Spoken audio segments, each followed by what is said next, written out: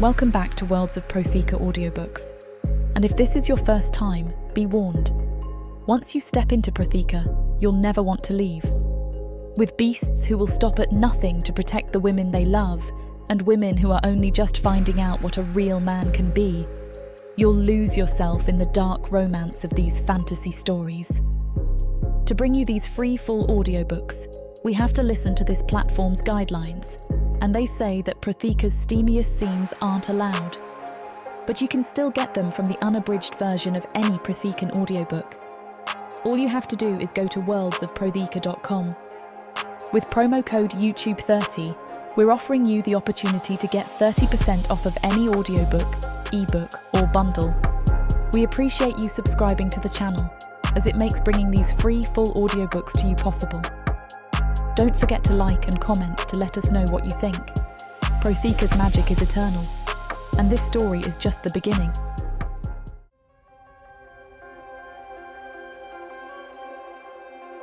Chapter 1. Valoa. I come to gagged and shackled, half drowned in pitch darkness that tastes of rusted iron and mould. The stench down here is enough to peel skin from bone, rank with piss, blood, rotting meat, and human despair. Someone retches not far from me, the sound wet and weak. It mingles with the ever-present groan of the ship's belly, the creaking wood, like the bones of something long dead, still shifting in its grave. The chains bite into my wrists as the ship lists. I slide half a foot before slamming into another body. Skin against skin, feverish, trembling, slick with sweat. I can't tell who it is. Doesn't matter. There are too many of us down here to name. Too many eyes dull with hunger and horror. Praj is gone, and all of us from it have been shoved into this floating tomb. My head throbs where they struck me. Left temple, swelling like a goose egg. I don't remember falling. I remember fire, screams, that smell when a home is burning with all its memories still inside. Then blackness. Then here. My throat's raw. The gag's nothing more than a rough strip of canvas tied too tight, soaked through with blood, mine and others. I breathe through my nose, shallow and shaky. Salt crusts my nostrils. The sea air trickles in from somewhere, barely enough to hint that the world still exists beyond this hold. Someone whimpers. A girl, by the sound. Young. Younger than me. I roll toward her, ignoring the pull of shackles grinding bone. Hey, I croak, the word shredded by the cloth gag. She doesn't hear me. Or she does and doesn't care. Probably the second. Nobody has the luxury of hope anymore. Not here. A cough explodes to my left, hacking and wet, and then someone else starts shivering uncontrollably. I know that sound. It's fever. I've heard it under better roofs, with better tools. My father's voice floats back to me, rough as sand. When it rattles the lungs, that's when it's ready to kill. Move fast, girl. Move fast. I dig my fingers into my belt, feeling through the grime and sweat for the pouch. Blessedly, they missed it. The elves searched my skirts but didn't bother much with the lining. Too many bodies. Too little time. Or maybe they didn't think a healer was worth the effort. Good. Let them stay ignorant. With trembling hands, I fish out a wad of cloth, old but clean enough. Pressed herbs wrapped in thin leather, tied tight with sinew. I work the knot with my teeth until it gives, all while praying the boat doesn't lurch hard enough to send me sliding again. My shoulders already bruised black from the last roll. The herbs smell sharp even through the rot. Mint, fever root, dried slices of bitterbell. I press a pinch of the mixture to the roof of my mouth, chew until the paste burns, then spit it into the cloth. It's not the most sanitary thing I've ever done, but it's what I have. I crawl toward the coughing man, dragging chains behind me like a damn ghost. He's thin, gaunt, more bones than skin. His eyes flutter when I touch his shoulder. I don't know his name, but his fever's real. Skin hot as boiled stew, He mumbles something I can't understand. Probably doesn't matter. I press the cloth to his lips. Swallow, I whisper. He flinches. It'll help. He doesn't, not really, but he tries. I lift his head. The cloth soaks through. He chokes once, then quiets. My hands are shaking. No water, no fire, no basin. But I can still help. I have to. A boy whines in the corner, maybe 6, maybe 8. I can't see him, only hear the weak cries between the groaning of the hull. Someone else moans beside him, too far gone to form words. Another hour and they'll be gone. I bite my gag to keep from screaming. You okay? A voice asks, cracked and male. Older. Across from me, barely a shadow. A flicker of kindness in the dark. Still breathing. I manage through clenched teeth. Can't say much else. There's a laugh, dry, distant. Then you're better off than most.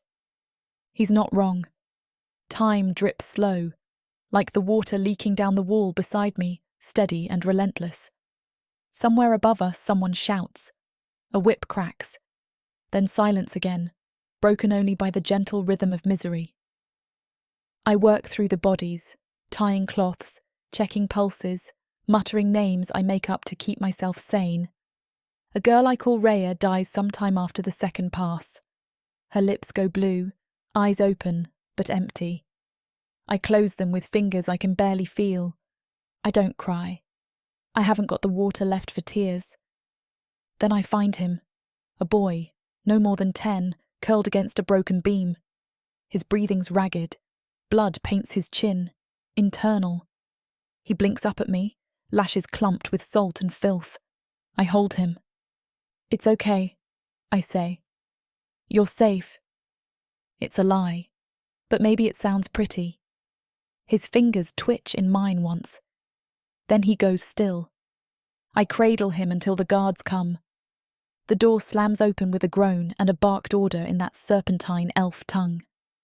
Bootsteps thunder down the stairs. 2 of them. One shouts, the other yanks the body from my arms without a word. I hiss, but I'm too weak to stop them. They drag the boy out like he's nothing, just meat, just garbage. There's a splash minutes later, cold, final. I lean against the hull and count my breaths.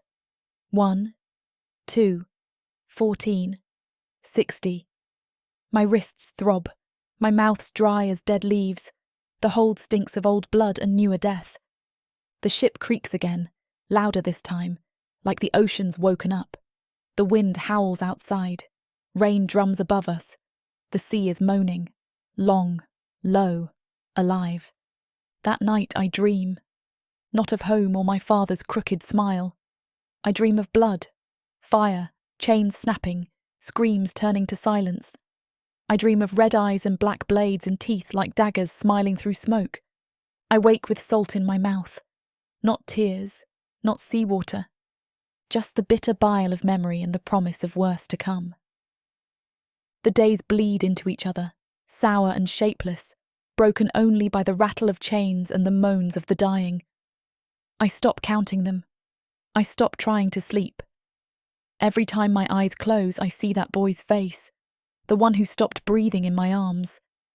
The sound of his last gasp is stitched into the back of my skull like a curse I'll never shake. I keep moving because if I stop, I'll shatter. I pour what's left of myself into wounds and fevers, dirty wraps, whispered comfort. I press lips to brows slick with sweat, knowing most won't make it. That doesn't stop me. Nothing short of death will stop me. The guards stomp through the hold now and then, barking orders or swinging fists for no reason but boredom. They don't talk to us. They don't see us. We're not people. We're ballast. Even when one kicks over a water bucket and soaks my herb pouch, I bite my tongue until it bleeds rather than speak. It's not cowardice, it's calculation. Some of them laugh when you cry. Some only hurt you when you make noise. I've learnt to listen for the laughter. That's when they're the most dangerous. Today, the wood creaks overhead and boots pound the deck. Then footsteps on the ladder. I glance up from where I'm wrapping a man's busted hand with a strip of my sleeve. I recognize the cadence. Arcos. Arcos is the worst of them. Even the other guards avoid his gaze when he grins. He grins a lot. Like the whole damn voyage is a joke only he finds funny. He's tall for a dark elf, broad across the shoulders, with skin like burned oil and teeth filed to subtle points. His armour's spattered with old blood that never quite washes off. He reeks of copper and rot, like he bathes in old slaughter. His eyes are yellow, not like honey or gold, like pus. Sick, glistening, wrong. He steps into the hold, scans us like meat hung on hooks, then points. You. Red. I look behind me. No, no. You. He grabs my chain and yanks. I stumble but keep my feet. I feel every gaze on me as he drags me out. No one says a word. Not even the old man with the broken nose who tried to shield a girl 2 nights ago. He hasn't spoken since they beat him half-conscious. The sun blinds me when we break into the open air. I blink against it, blinking past tears that are more from shock than anything else. The salt wind hits me hard, thick with fish and something fouler. The deck's slick with blood, some of it fresh. A gull screams overhead like it's laughing. Arcos hauls me to the rail, shoves me forward until my chest hits it. Airing you out, he says. You look like trash. I don't answer. He steps behind me, too close. His breath ghosts against the back of my neck. That hair's too red to waste down there, he murmurs. Sun likes it. I like it. My stomach clenches. My hands curl into fists. Say something, he purrs. Beg. That's what the others do. My silence enrages him. He grabs my jaw, yanks my head back. His fingers are wet with something I don't want to think about. Not much of a talker, are you? He chuckles, low and lecherous. Good. You don't need a tongue for... I don't plan it. My hand moves on its own. Fast, desperate. While he leans in to whisper filth into my ear, I twist my wrist and grab the hilt of the blade tucked under his belt. It's small, sloppy. A skinning knife, not a weapon of war. But it'll do. When he unshackles one wrist, I strike. I jam the blade into his thigh, deep and cruel, right above the knee. I twist. He screams. His voice is high-pitched and stupid. It doesn't sound like him. It sounds like a boy caught stealing pies, not a monster caught mid-rape. He staggers back, clutching the wound. Blood pours over his fingers, thick and black. I lunge at him again, aiming for his neck this time, but I'm not fast enough. Another guard crashes into me from the side, smashing me to the deck. My head cracks wood. The knife skitters away. Hands grab my arms, my hair, my ankles. Someone kicks me hard in the ribs. I gasp, teeth snapping together so hard my jaw goes numb. Kill her! One of them shouts. No! Snarls another. Not yet. They strip the knife from my hand, reshackle me tighter than before, iron biting deep. My shoulder dislocates in the scuffle. I scream. I can't help it this time. They drag me back below, kicking and half-conscious, body screaming with pain. My vision swims, red blooming in the corners. Someone punches my jaw. Everything goes dim. I wake gods know how long later, flat on my back, arms pinned, wrists bound tighter than before. The floor's sticky beneath me. My own blood or someone else's, I don't know. The man I saved earlier leans over me, eyes wide. You're mad, he whispers, awed. You stabbed a dark elf. Yeah, I rasp through cracked lips. Didn't kill him, though. I must be slipping. He helps me sit up. My shoulder's still out. I choke on the pain, fighting down the blackness threatening to swallow me whole. You're lucky, he murmurs. Lucky? I cough. Is that what you call this? They don't kill pretty ones quick. I laugh.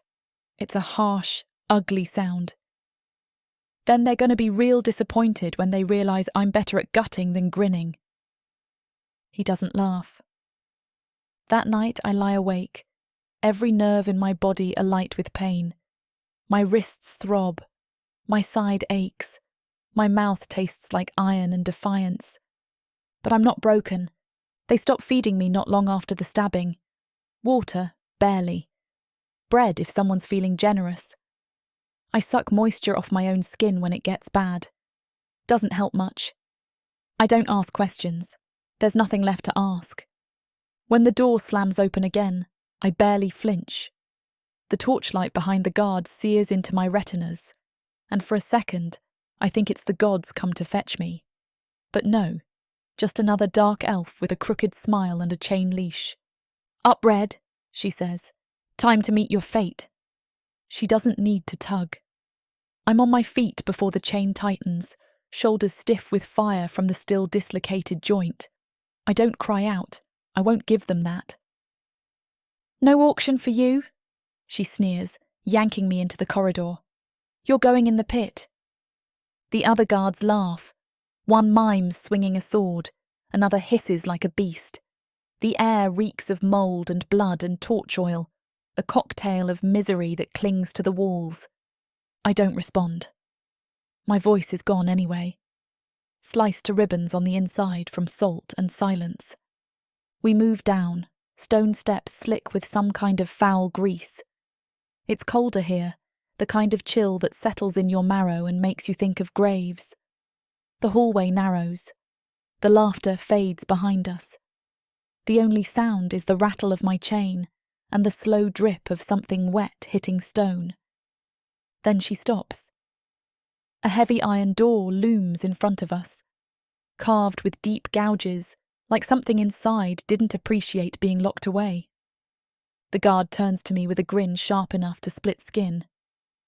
"Don't scream too much," she purrs. "He likes the quiet ones best." She unhooks my leash and kicks open the door. It swings wide on rusted hinges, moaning like the ghosts of 100 broken souls.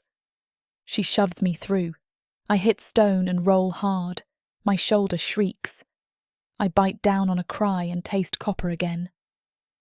The door slams behind me with a thunderclap, leaving only silence in its wake. For a moment I lie there, every breath scraping like broken glass through my chest. I don't think about what's waiting in the dark. I can't. The cell smells like rust and earth and something older. Stone dust coats my tongue. My knees are raw from the landing.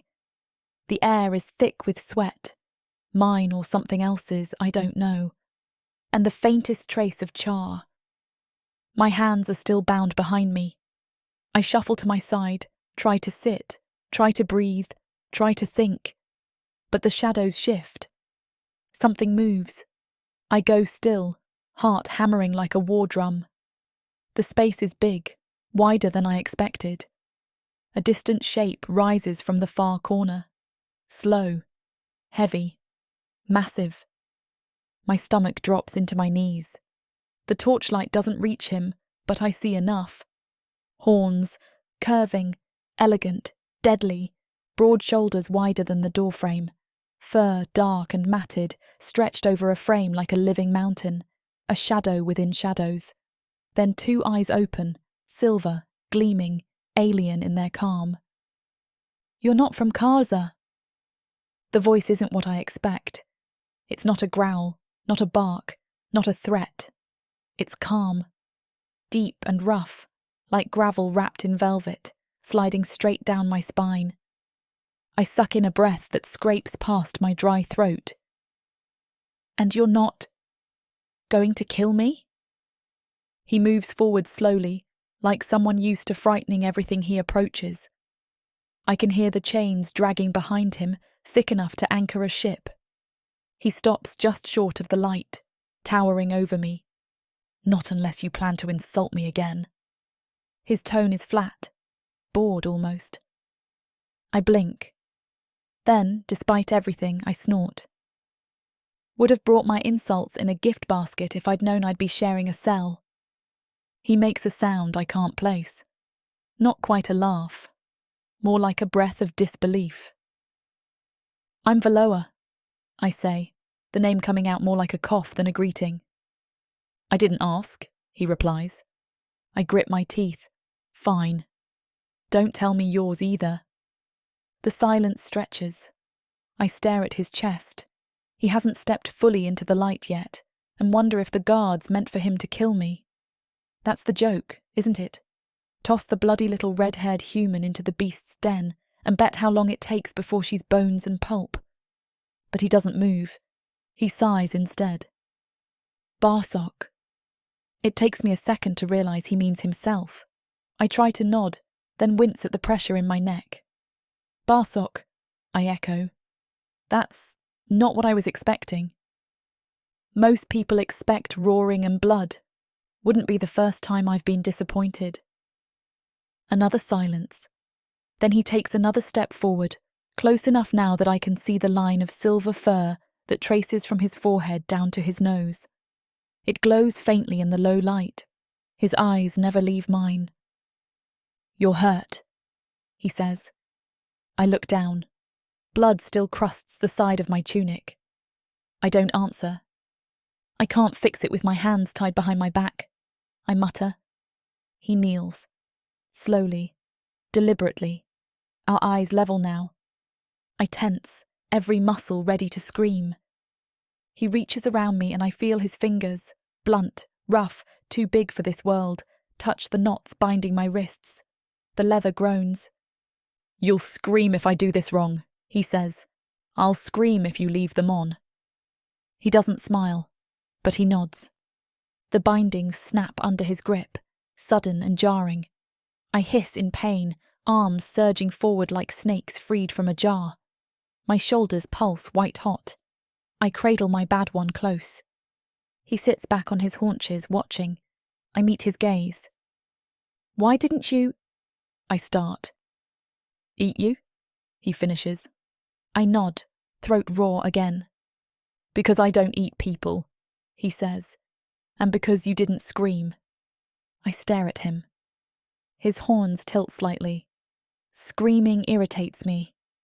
I laugh. It's cracked and ugly, but real. It feels good. To know something other than despair.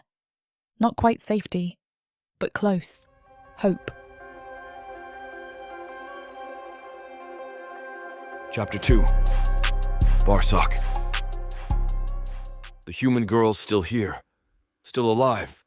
That alone makes her interesting. She doesn't sit like prey. She perches back to the wall, knees pulled up, hands pressed against the grime-coated floor like she owns it. Most break by the second hour. Cry, plead. Shiver so hard I can hear it over my own chains. She doesn't, not her. Valoa, she said last night, in a voice rough with salt and death and stubbornness. She'd bled all over the floor by the time she told me, but there was steel under it, not rust. I glance over as she shifts. Her lips split worse now, crusted and black at the edges, her eyes going purple fast. But she drinks from the cistern again, both hands cradling the stone bowl like it's sacred. You rationing that water? She asks, voice low. Always? She nods like that makes sense. She wipes her mouth on the back of her wrist and stares at the moss above the trickle. You know, she says, I used to dream of waterfalls. I grunt, tapping the side of my shard against the stone. You'll find a lot of things don't make it into dreams anymore. Yeah, no kidding. She doesn't ask for my name again. Already got it. Doesn't ask what I am. That's what they usually start with. What are you? How many men have you killed? Is it true you eat the bodies? Number. And if I did, I'd be fatter. She watches me as I drag the blade across the floor, each stroke ringing out through the dark like it's marking time. That little shard's more than a weapon. It's a reminder of when I stopped waiting to be saved. When I carved through a cell door with one arm busted and 2 ribs broken just to get one swing at the elf who broke my ship. Didn't kill him. Got thrown in here instead. You ever used that? She asks, gesturing to the blade. I nod. She doesn't look away. On who? Elves, mostly, she snorts. Can't say I feel bad about that. Wouldn't make a difference if you did. She frowns. Do you ever talk like a person? Or is brooding your whole vocabulary? I raise an eyebrow. You prefer screaming. I prefer not dying. You're already ahead of the curve, then. Her face softens just slightly. You always like this with strangers? You're not a stranger anymore. She considers that, turning it over like a coin between her fingers. That's supposed to be comforting? It's supposed to mean I haven't killed you. Yet. She leans her head back against the wall, blinking slow. The bruise on her cheek's worse than last night. Probably cracked something in the fall. I could reset it if they'd let me out of these damn chains, but they won't. I only get freedom when there's a crowd screaming for my blood. Or someone else's. She shifts again, gritting her teeth. I think they cracked a rib. Probably. I'll need to wrap it. You'll need to stay alive first, she grunts. Thanks for the medical advice, Dr. Horns. I snort. Can't help it. You got a sharp mouth for someone in a cage. Better than having a dull knife. I hold up my shard. I've got both. She stretches out a leg, testing the range of her movement. Her ankle's twisted, but she's doing her best not to limp. I watch her as she inspects the cell like she might find a secret exit no one's noticed for decades. There isn't one. Just stone, sweat, and the slow rot of forgotten prisoners. You used to be a healer, right? I ask, surprising even myself. Her head snaps toward me. How do you know that? You don't shake when people bleed. You didn't panic when you saw my hands. You think I'm scared of big hands? No, but most people are. She smirks. Well, I'm not most people. No, you're not. The silence returns, but it's not sharp like before. It settles between us like a blanket. Thin. Frayed. But warmer than nothing. She tilts her head. Barak? What? Thanks for not being what they said you were. I stare at her for a long time before answering. They always say we're monsters, I mutter, because it makes it easier to throw us in cages. Valoa drinks from the cistern again, slower this time, like she trusts it won't vanish between gulps. She wipes her mouth with the back of her hand and glances at me, her expression unreadable. You're not what I expected, she murmurs, voice low but steady. I don't respond. Let her fill the air with words. Let her think this cell is less than what it is. Talking's a bad habit. Makes you remember things, faces, homes, smiles you won't ever see again. Her voice lingers, though. It doesn't scrape like most do. It's jagged, yeah, but not cruel. Wounded, but not hollow. She sounds like someone who bled, but didn't break. That's rare. She turns slightly to face me. Do you ever stop sharpening that thing? No. Why? I tilt my head. Would you rather I stopped? She shrugs. I don't know. Maybe I just want to hear something besides that damn drip for once. Then talk louder. She does. What's your name again? I sigh through my nose. Barak.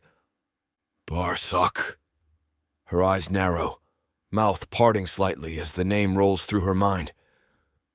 Wait. You're the Minotaur who killed 5 Maio in the pit last week? I shrug. They bled easy. She barks out a laugh, sharp and sudden, like it surprises her as much as me. She claps a hand over her mouth like she wasn't supposed to make that sound. Like laughter might draw the wrong kind of attention even here under rock and rot. I watch her laugh and something shifts inside me. It isn't rage.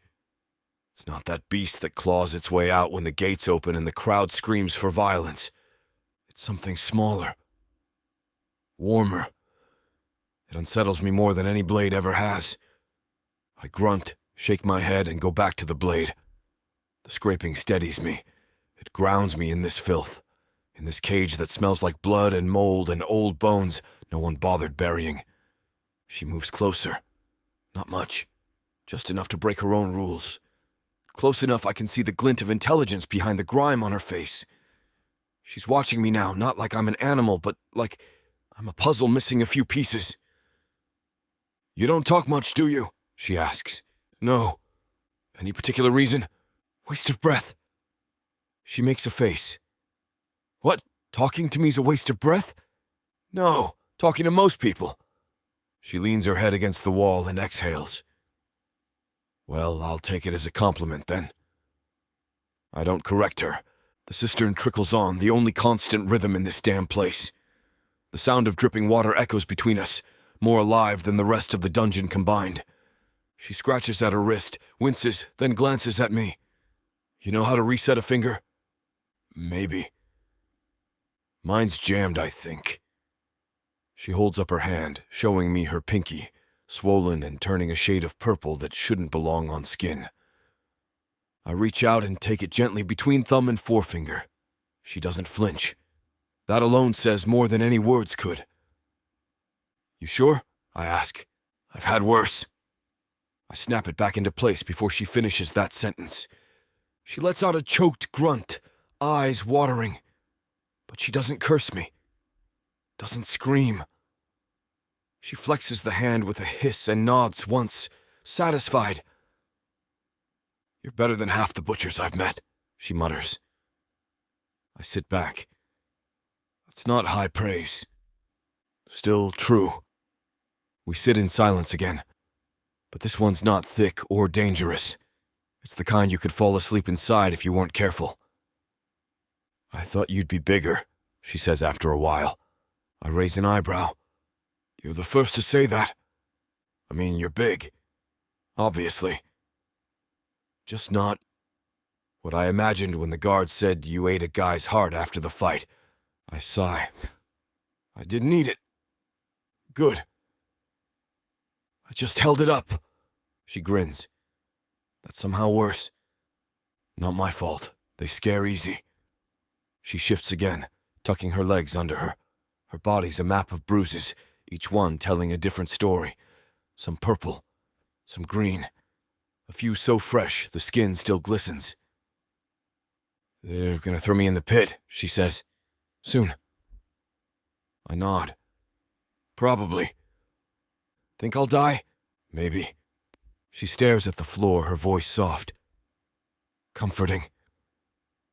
I scratch at the scar on my chest, the one that never healed right. You won't die easy. That's not the same as not dying.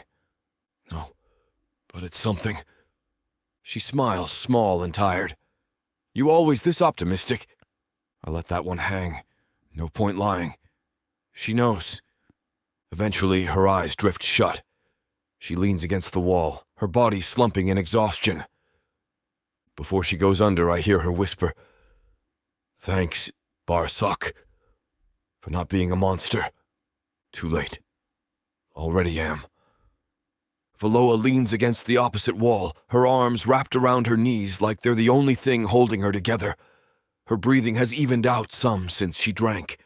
Her face still looks like it went around with a mace handle, but there's a glint behind her lashes now.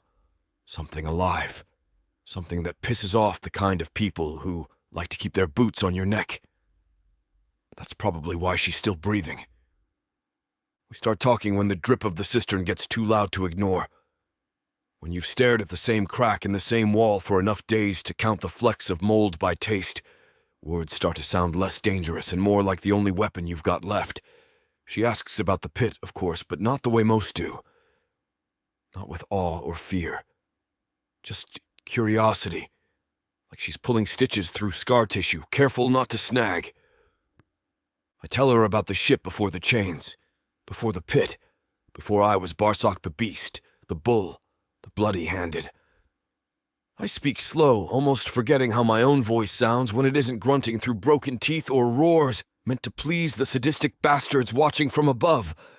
I tell her I used to sail the Crescent Reaches, a merchant captain with a silver-streaked horn and a ship that could outrun any storm. My crew was tight. My coin was clean. My rage was dormant. She listens like it matters. Not like she's taking a notes for gossip or barter, but like she wants to hold on to something that isn't this rot-stinking cell and the fear crawling under her skin. She tells me she was trained by her father, A surgeon from some quiet little town on Praj that doesn't exist anymore. She doesn't weep when she says it, which makes the pain in her voice cut deeper than any scream. Her hands move when she talks, as if remembering the weight of scalpels, of twine, of pressing a palm against a wound to keep someone's insides from spilling onto the floor. She asks questions no one's bothered with in years. About my shoulder, about the way I breathe when I move, about the scar that stretches across my left rib like a brand. She scoots closer as we talk, her voice low, her movements careful. When she reaches out and lays her fingers on my shoulder, I don't flinch. I don't growl or bare my teeth. I let her touch me like I'm not something to be feared, like I'm not the horror story whispered between guards over mugs of fermented slime water. Her fingers are cold but not timid. She traces the edge of a fresh gash I didn't know was still bleeding, clotted halfway and crusted with filth. "This one needs cleaning," she murmurs, leaning close, inspecting it like it's just another puzzle to solve. "You let it sit. It'll rot from the inside. You'll start feeling fevers in your bones." I grunt, but don't move. "Didn't notice." "That's the problem," she says, brushing some of the caked dirt away with the hem of her sleeve. "You've stopped noticing when you're in pain. That's a bad sign. Means I'm used to it." "No," she says, her voice sharper than before. "Means you've let them take more than they had a right to." I don't know what to say to that. No one's talked to me about rights in years, not without laughing after. She sits back, hands in her lap, eyes fixed on my chest like she's waiting for another wound to announce itself. Her gaze isn't afraid. It's searching, like she's trying to map the shape of the man under the monster. "You should sleep," I mutter. "So should you." "I don't." She tilts her head. "Why?" "Because sleep lets the ghosts in." She doesn't argue, just leans against the same wall I'm backed into, close enough now that I can feel the warmth of her skin bleeding into mine. She doesn't curl into me, doesn't press, doesn't ask permission. She just lets herself rest in the same air I'm breathing. Her presence is quiet, respectful, as if acknowledging a kind of trust neither of us is willing to say aloud yet. The cell is quiet, save for the hiss of water trickling down the stone and the distant roar of a crowd somewhere above us. They're probably watching a kill, maybe a spectacle, something with fangs and a lot of screaming. Valoa's breathing deepens beside me, soft and rhythmic. She's not asleep yet, but she's close. The space between us feels less like a void and more like a barrier broken. "You ever kill anyone outside the pit?" she asks suddenly, her voice just above a whisper, barely brushing the air. "Once." "Did they deserve it?" "More than most." She exhales slowly, like that answer gives her something she didn't know she needed. I glance at her, studying the curve of her jaw, the dirt smudged across her collarbone, the dried blood at the corner of her mouth. She's a mess, and still, she looks right, like she's carved from something older than this place, tougher than the filth clinging to our skin. I shift, easing my weight so I don't brush against her. She notices and her hand moves to rest just shy of my arm. Not touching, just near. A promise, maybe. Or a question. I say nothing. The silence stretches long again. Not uncomfortable, just full. I breathe it in. The stale, copper-heavy stink of the dungeon fades for a moment. The memory of chains pressing into bone goes quiet. I feel the warmth of her body beside mine and forget, for just a moment, that we're waiting for a dragon to tear us limb from limb tomorrow, or the next day, or whenever the guards get bored enough to feed it. In the stillness, I let my eyes close. Chapter 3. Valoa. I wake with my face pressed into coarse fur, warm and musky and real. For one fragile moment, I think I'm home, curled beside father's old hound by the hearth. The illusion shatters the second I inhale deeper and get a noseful of rust, mould, and dried blood. My eyes flick open to the shadows of Barsok's cell. My pillow is no hound. It's his arm, thick as a tree trunk and about as yielding. His breath puffs across my scalp in slow, even intervals, each exhale scented with something earthy, feral, and slightly bitter, like singed bark. I lift my head slowly, ears tuned to every creak of chain or distant footstep. My cheeks damp, probably drooled on him. Lovely. I brace for him to yank away or shove me back into my corner, but Barak doesn't move, not even when I shift my weight. He just lets out a low huff and adjusts slightly so I don't fall off. The chains rattle against the wall when he moves. His eyes stay closed, but he's awake. I can feel it. Didn't mean to use you as a pillow, I whisper, voice raw from sleep and weeks of dehydration. You're light, he grumbles, words slurred like sleep's still fighting him. Didn't notice. You noticed. His lip twitches. Not quite a smile, but close. We both know it can't last. Nothing good does in this place. The moment's shattered by the shriek of hinges. The cell door groans open like it hates its job, and the world rushes back in. Boot falls, laughter, the stink of sweat and cruelty. Barsuk's body tenses beneath me, and I jerk upright as two guards swagger in, all smugness and polished cruelty. Their skin gleams obsidian in the dim torchlight, eyes red as coals and twice as cold. One of them carries a whip looped around his waist. The other has a ring of keys and breath that stinks of fermented blood fruit. Rise and shine, little healer. The one with the keys sneers, his voice like oil on hot metal. Boss says you're too useful to rot. Barak growls low in his throat. A warning, not for me. I scramble to my feet just as the guards move. One of them grabs my wrist, jerks me forward hard enough to jolt my spine. Don't touch her, Barak snaps, voice thick with venom. The whip flicks out, Barak lunges, the chains scream in protest, dragging him back like a yanked marionette. His shoulder slams into the stone with a sickening thud. Dust falls from the ceiling as he snarls, teeth bared, horns tilted forward like he might charge through the wall if he could. You want another lash, beast? The whip carrier grins. Barak doesn't answer. He just glares. It's enough to make the grin falter. They drag me into the corridor. I don't resist. Resistance gets you hurt. But I glance back, locking eyes with Barak as the door slams shut. His jaws clenched, shoulders tight. He wanted to protect me. Couldn't. The walk through the lower levels of Kaza's arena is a labyrinth of rot and misery. Every corner smells like fear. The torches spit black smoke that burns the back of my throat. The guards say nothing as they shove me through a heavy iron door and into what passes for an infirmary down here, if you're feeling generous. The room is little more than a wide alcove carved from rough stone. No windows, no clean linens, just a cracked slab that might have once been a surgical table, a basin of foul-smelling water, and piles of blood-soaked rags. A stack of rusted tools sits on a shelf. Hooks, shears, bone saws. Some of them look like they haven't been cleaned since the first reckoning. The air is thick with the coppery tang of old blood and the sour stench of unwashed bodies. They throw me forward. I hit the ground hard, palms scraping stone. My knees burn as I push up, eyes adjusting. There are at least 8 gladiators in here, all wounded, all watching me.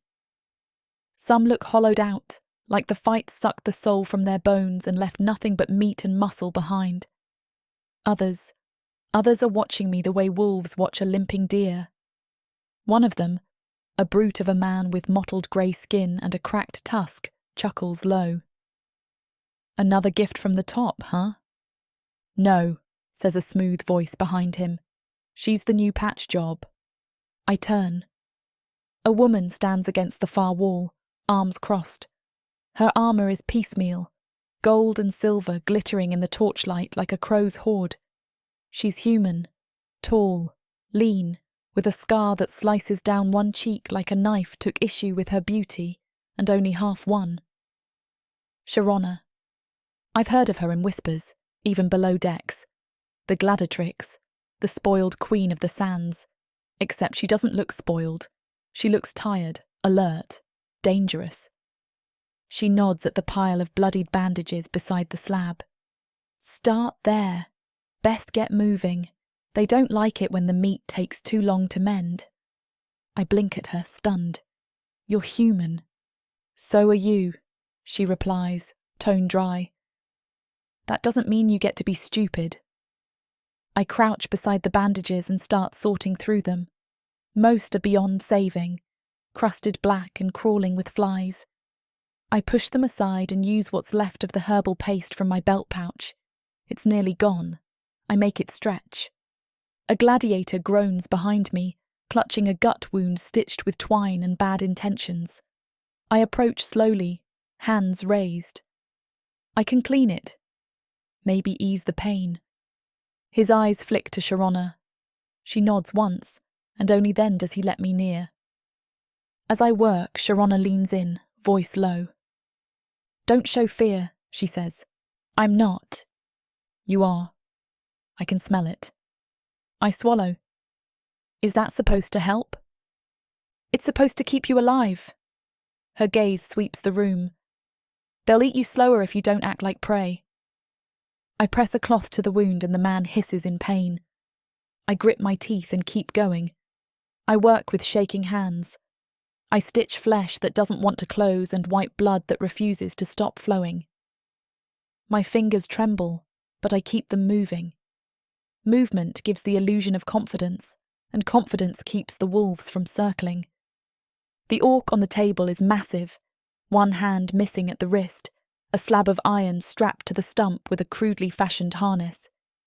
His green skin is marbled with scars old and new, and his chest rises in shallow, ragged breaths. The gash across his ribs is deep, angry and still seeping, infections already settling in. Hold still, I say. His eye cracks open, red and sharp, narrowed with contempt. Try not to sew me crooked, Red. You want pretty stitches or to live? I thread the needle with what passes for gut twine and press the curved tip against the ragged edge of the wound.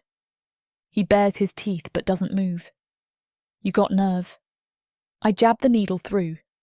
He doesn't scream, but his fingers curl around the edge of the table until the wood creaks. You got name, nerve girl? He asks between gritted teeth. Valoa. Dirk. He spits to the side, missing my foot by inches. They call me Dragon Slayer. Earned it. Didn't ask for it. I loop the thread and tie the knot, snipping it clean with my belt knife. Well, Dirk Dragon Slayer, you're lucky the guards need you alive. Otherwise, you'd be pissing blood into the afterlife by now. He snorts, something half between a laugh and a cough. You talk big for someone without tusks. You bleed like everyone else. His eyes narrow, then his lips curl into a grin. You'll do. Sharona watches from the wall, arms still crossed. Her expression hasn't changed, but there's a flicker of something. Approval, maybe, in the way she nods once and turns away. The guards don't say a word when they come for me again. They just yank me from the makeshift infirmary and toss me back into the black corridors like discarded laundry. I don't fight them. My arms ache, and my legs feel like water, but I keep my back straight and my jaw clenched. I walk back to the cell on my own feet, bruised but unbroken. The door opens with the same grating moan, and Barak is already there, crouched by the wall, chains loose enough to let him rise if need be. His eyes flick to me the second I step inside. He takes in the blood on my arms, the weariness in my gait. He doesn't ask questions. Dirk lives, I mutter. Then you've done more than most, he replies. I slide down the wall beside him, the cold stone leaching the heat from my skin. My fingers are sore, my shoulders scream, but I'm here. I'm not dead. I don't mean to start talking. The words just come, quiet at first, then faster once they begin. I tell him about Prague, about the fire and the shouting, the smell of burning wood and screaming horses. I tell him about the way my father fell, the way his blood fanned across the dirt like spilled ink, his fingers twitching once before going still. I was under the cart, I whisper, choking on the memory. He shoved me there. Said not to make a sound. I watch them, dark elves, 6, laugh as they ran him through. Barak doesn't speak, he doesn't need to. The silence stretches long enough that my vision blurs. I blink fast, but it doesn't stop the tears. They fall thick and hot, streaking down my face and into the grime on my cheeks. I bite the inside of my lip until it bleeds, but the sob rips out of me anyway, ugly, wet and raw. I curl into myself, fists tight against my knees, trying to keep it quiet, trying to keep it together. But I can't. I don't hear Barak move. I just feel his hand, massive and rough, settle on mine. It's not a gesture of pity. It's something else, something older, more honest. I don't pull away. When I finally catch my breath, when the shaking slows and the ache in my chest dulls just enough to speak again, I look at him. What about you? His gaze is far away, like he's staring into something I can't see. Milthar, he says. That was home. Islands in the far sea, white cliffs and black sand. We fished, traded, kept our ships close and our honour closer. I was a captain, 3rd generation, had a vessel with golden sails and a crew who knew the waves like their own names. What happened? I ask. Storm caught us near the Kazan coast. Hull split. Survivors got picked up by raiders. They took my ship, killed the rest, spared me for the arena.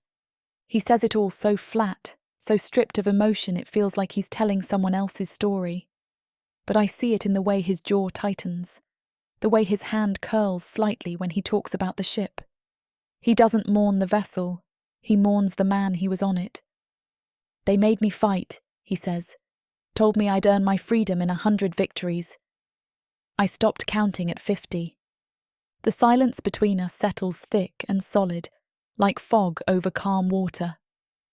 I lean against the wall, closer to him now, close enough to feel the warmth that rolls off him like a hearth fire. We're both lost, I murmur. Broken different, but still broken. Barak grunts. Not broken, changed. Maybe. He doesn't move his hand. The torches outside the cell sputter low, casting more shadow than light. The dark creeps in and stretches across the stone like a living thing, curling into every crack, crawling up the walls and swallowing the ceiling whole. I count each breath like it might be my last.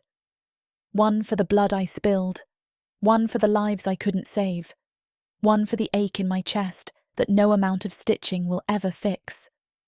Barak hasn't spoken in what feels like hours. He doesn't move either. He sits beside me, broad shoulders brushing mine every so often, steady like a mountain refusing to fall. I want to ask him if he regrets telling me about Milthar, about the sea and the life he lost. I want to ask if he ever thinks about drowning. Not the kind that ends breath, but the kind that steals the will to fight. I don't ask. I don't have to. He turns to me slowly, his eyes unreadable in the low light, their silver sheen dulled by exhaustion and time. The silence shifts, grows tighter. Something invisible crackles between us, stretched thin by everything we've said and everything we've been too afraid to say. He leans in, hesitant at first, like he's testing the water for sharks. I don't move away. Our mouths meet, not in hunger, not in desperation, but in a kind of aching quiet. It's not the kind of kiss I imagined I'd ever have. It doesn't burn. It doesn't take. It doesn't demand. It just is. Soft questioning. Careful. His lips brush mine, and I forget the stench of mildew and blood. I forget the iron bite of manacles and the bruises blooming beneath my tunic. I forget the guards, the cell, the dungeon, and the fact that tomorrow might be my last. For a moment I exist only in this kiss, It ends before it really begins. No grand gesture, no spoken word, just a breath shared between broken things trying not to crumble completely. He pulls back, eyes flicking down to the dirt like maybe he's ashamed. But I'm not. "Thank you," I whisper, surprised by the sound of my own voice. His brow lifts. For what? For not pretending. The tension in his shoulders loosens. He leans his head back against the stone, exhaling through his nose in that slow, measured way he does when he's thinking more than he wants to admit. I don't ask what it meant to him. I don't try to define it. We sit there, breathing each other in. I lay my head against his chest again, careful to avoid the angry bruise near his collarbone. He doesn't flinch this time. His arm shifts, settling around me like it belongs there. His heartbeat is slower than mine, heavy, certain, like waves hitting the shore again and again, unconcerned by anything but the rhythm. My fingers curl into the fur at his side, and I try to memorize the shape of him, the warmth, the quiet strength that's carried him through years of violence without breaking. I'm not sure when I fall asleep, only that I do. There's no nightmare waiting for me tonight, no fire, no screams, just the thud of a heart I want to understand, and the breath of a monster who kissed me like I was something worth saving.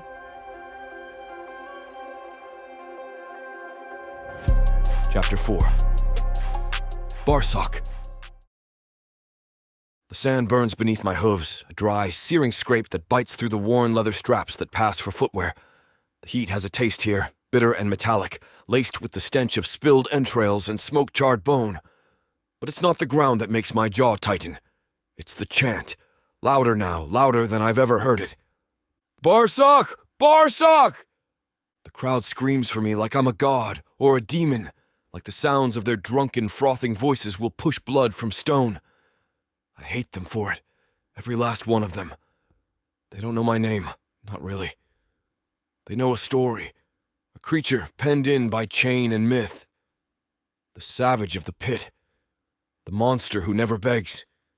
They see the horn and the rage, not the rot under the skin. The arena gates creak open behind me.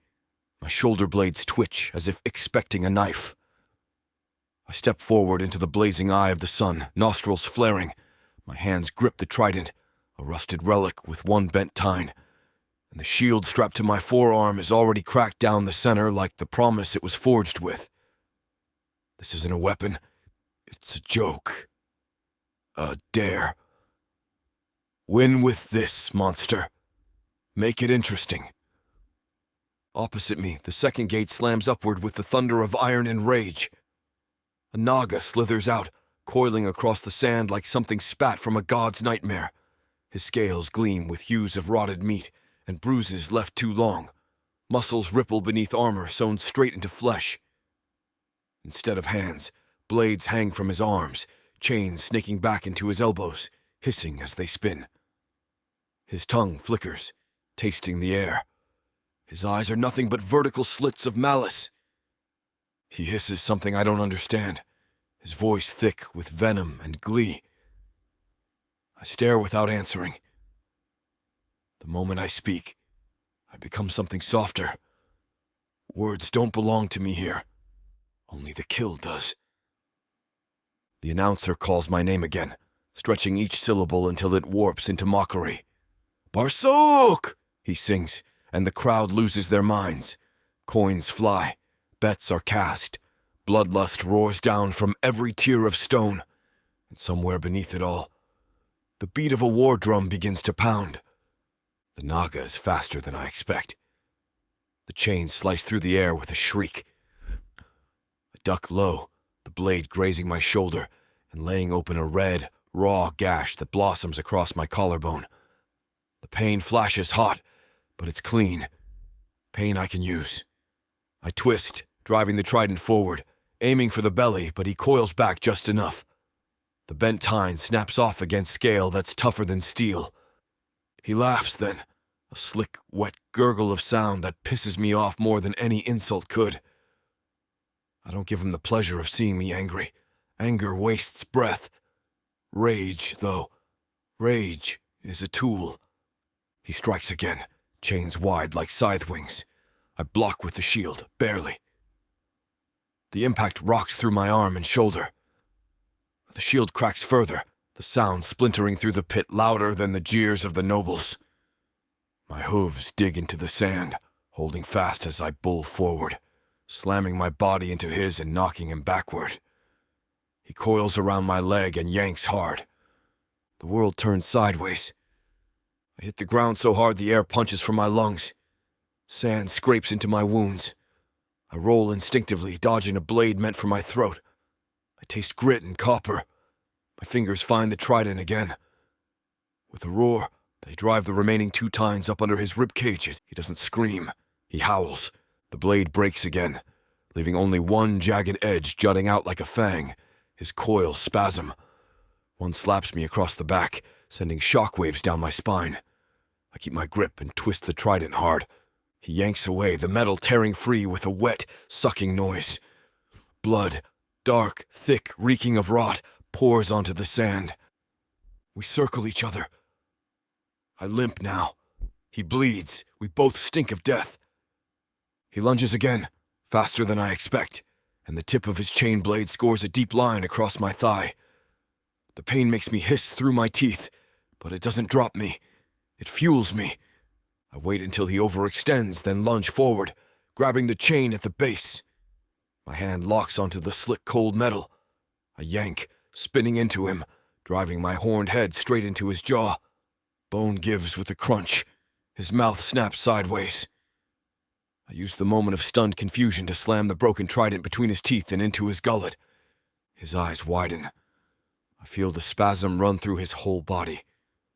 I don't stop. I drive it deeper. His tail lashes, striking wild. One final twist, and the trident's edge tears through something vital. He sags. When I release the weapon, he collapses in a heap, the chains unwinding in slow, twitching spasms. His chest shudders. Once. Then again. Then not at all. The arena is silent for a heartbeat. Then the screaming starts. Barak! Barak! Their roar crashes over me like a tide. Their lust, their glee, it curdles in my stomach. I raise what remains of the trident high overhead, the weapon cracked and blood-soaked. I don't smile. I don't bow. I let them scream. My eyes rise to the royal box, where the worst of them waits. Baron Loder leans forward, his white hair gleaming like spider silk under the shade of his parasol. One hand rests on a goblet, the other tangled in the hair of the human girl kneeling beside him. His smile is wide, toothy, pleased. He raises his glass to me. I stare back, cold and unmoved. I turn my back before the gate even creaks open, the broken trident dragging behind me through the sand like an anchor. The blood trail I leave is thick. The pit drinks it all. They throw me meat, still steaming, and a bowl of wine that smells half-spoiled, but I take it just the same. I need the protein, the burn. My jaw aches from gritting it through the fight, and my ribs feel like someone stomped them with a hammer. The wine helps dull the edge, but it's the company that does more for me than any drink. Valoa crouches behind me, her fingers cool and insistent as she threads a needle with shaking hands. I know that tremble isn't fear. It's fury. Worry turned hard and sharp. She's angry that I'm alive, but in pieces. You're a damn fool, she mutters, pulling the thread tight through a tear along my shoulder. You let that snake bastard get behind you. I had it under control. You almost had your kidney on the outside of your body. I grunt, half in pain, half in amusement. She's scolding me again, and God's help me, I like it. It's the kind of anger that reminds me I'm still a person and not just a weapon on legs. She talks to me like I matter, not like something caged and broken. Her hands press a poultice against the gash above my hip. The sting is immediate, and I bite back a snarl. She hears it anyway. I told you to stop catching blades with your ribs. I'll try to duck faster next time. She thumps the back of my head gently with her knuckles. You better. There's a silence after that, but not the empty kind. It's the thick sort, filled with unspoken things. Her breath tickles between my shoulder blades as she works. I feel the warmth of her knees brushing my sides, the faint scent of herbs and sweat clinging to her skin. She's so damn close I can feel her heartbeat. That's the kind of thing you don't forget, not after years of only hearing your own echo in the dark. She finishes the last stitch with a hiss of satisfaction. There. Try not to tear it open again for at least today. No promises. She leans against the wall beside me, folding her arms. You enjoy it, don't you? The fighting. She nods, not looking at me. I think about lying, about pretending it's all for show. But she deserves the truth, even if it makes her hate me. I don't know anymore, I say. Maybe I used to. Maybe it was the only time I felt like I was in control. But now I fight so they don't forget I'm dangerous. That makes her glance over. Her eyes are tired, but there's a sharpness to them. A keen edge like a scalpel. They'll never forget that, she says. You scare them even when you bleed. I don't respond. I drink the rest of the wine, letting the bitter aftertaste coat my tongue. There's something crawling beneath my skin tonight. It's not just the fight. It's the weight of a plan forming, slow and awful and real. The cell door creaks open without warning. The guards don't speak. They never do. But the figure that steps through isn't one of them. Beltran. He moves with the arrogance of someone who believes in his own cleverness. His cloak swishes behind him like it has somewhere more important to be. His eyes flick to Valoa, then settle on me. You look worse than usual, he says, a thin smile playing on his lips. I didn't realize you cared. Oh, I don't. But your survival is advantageous. Valoa stiffens beside me. Her fingers curl into fists, but she stays quiet, watching. Beltran steps closer, hands behind his back, the picture of noble grace hiding a snake's heart. You've become quite popular, he says. The crowds love you. Even the merchants are wearing Minotaur sigils now, thinking it brings them luck. You're more than a gladiator now. You're a symbol. Symbols don't bleed like this, I growl, jerking my thumb toward my stitched-up side. Exactly. His grin sharpens. That's what makes it real. He paces a slow circle around me like I'm some warhound he's considering buying. I keep still. Barely. There's opportunity in your fame, he says. You could be useful. To the city. To me. Useful how? Loder is unstable. Dangerous even to his own. There are those who would see a different ruler on that throne. Someone with sense. With vision. But change requires fire. You, Barak, are fire. I meet his gaze, my voice low. Go to hell. Beltran doesn't flinch. He only chuckles and pulls a small silver token from his pocket, dropping it into the dirt in front of me. Think on it, he says. There's more to your story than blood in the sand. He leaves before I can answer. Valoa exhales sharply. I don't like him. Neither do I. You're thinking about it, though. I nod, staring at the token where it gleams like a lie in the dust. If I get close enough to Loder, I murmur, maybe I can break the chain. Or hang yourself with it, she warns. I look at her then, really look. Her face is still smudged with blood, her hair tied back with a scrap of cloth, but her eyes burn like emerald fire. She's scared. Not for herself. For me. Maybe, I say, but I'm tired of being someone else's beast. She doesn't reply, but she moves closer, pressing her side to mine, grounding me again in something real. We sit there in silence, both of us staring down a path neither of us wants to walk, but knowing, somehow, we're going to walk it together. Valoa stays with me that night. She doesn't say it, doesn't need to. The way her eyes hold mine says more than words ever could. We're both shaking, not from cold or fear, but from the pressure of something building between us that neither of us knows how to name. It's raw, It's real. It's a wound and a balm, all at once. The cell is quiet. Outside, the arena's drums have long since fallen silent, and the corridors beyond these bars echo only with the muffled sounds of chains and water. I sit against the wall, my legs sprawled, ribs bandaged and bruised. She settles beside me slowly, deliberately, like she's still not sure this is allowed. Her hand brushes mine, tentative at first, then firm. Our lips meet again. This time it isn't gentle. There's no ceremony to it. No slow exploration. Just hunger. Desperation. Like we're trying to swallow the pain out of each other's mouths. She climbs into my lap, straddling me with a kind of wild grace, her fingers gripping the sides of my face like she's afraid I'll vanish. I hold her waist, feeling her pulse beat beneath her skin. Her breath is hot against my cheek, ragged and full of need. When she pulls back to look at me, her eyes shine in the torchlight. "Barak," she whispers, voice cracking. "Don't stop." I wasn't planning to, I manage, though my voice is lower than it should be, rough with emotion. Her tunic falls to the side as she shrugs it off, bearing a map of scars that cut across her torso and back. Some thin and white like old whispers, others newer, angrier. My hands tremble when I reach for her, but not from hesitation, from reverence. She's not delicate, she's not fragile, but tonight, I touch her like glass because she deserves to be worshipped. My mouth follows my fingers. I kiss every mark she carries like it's a prayer. Her shoulder, the arch of her collarbone, the crescent just beneath her ribs where a blade nearly took her.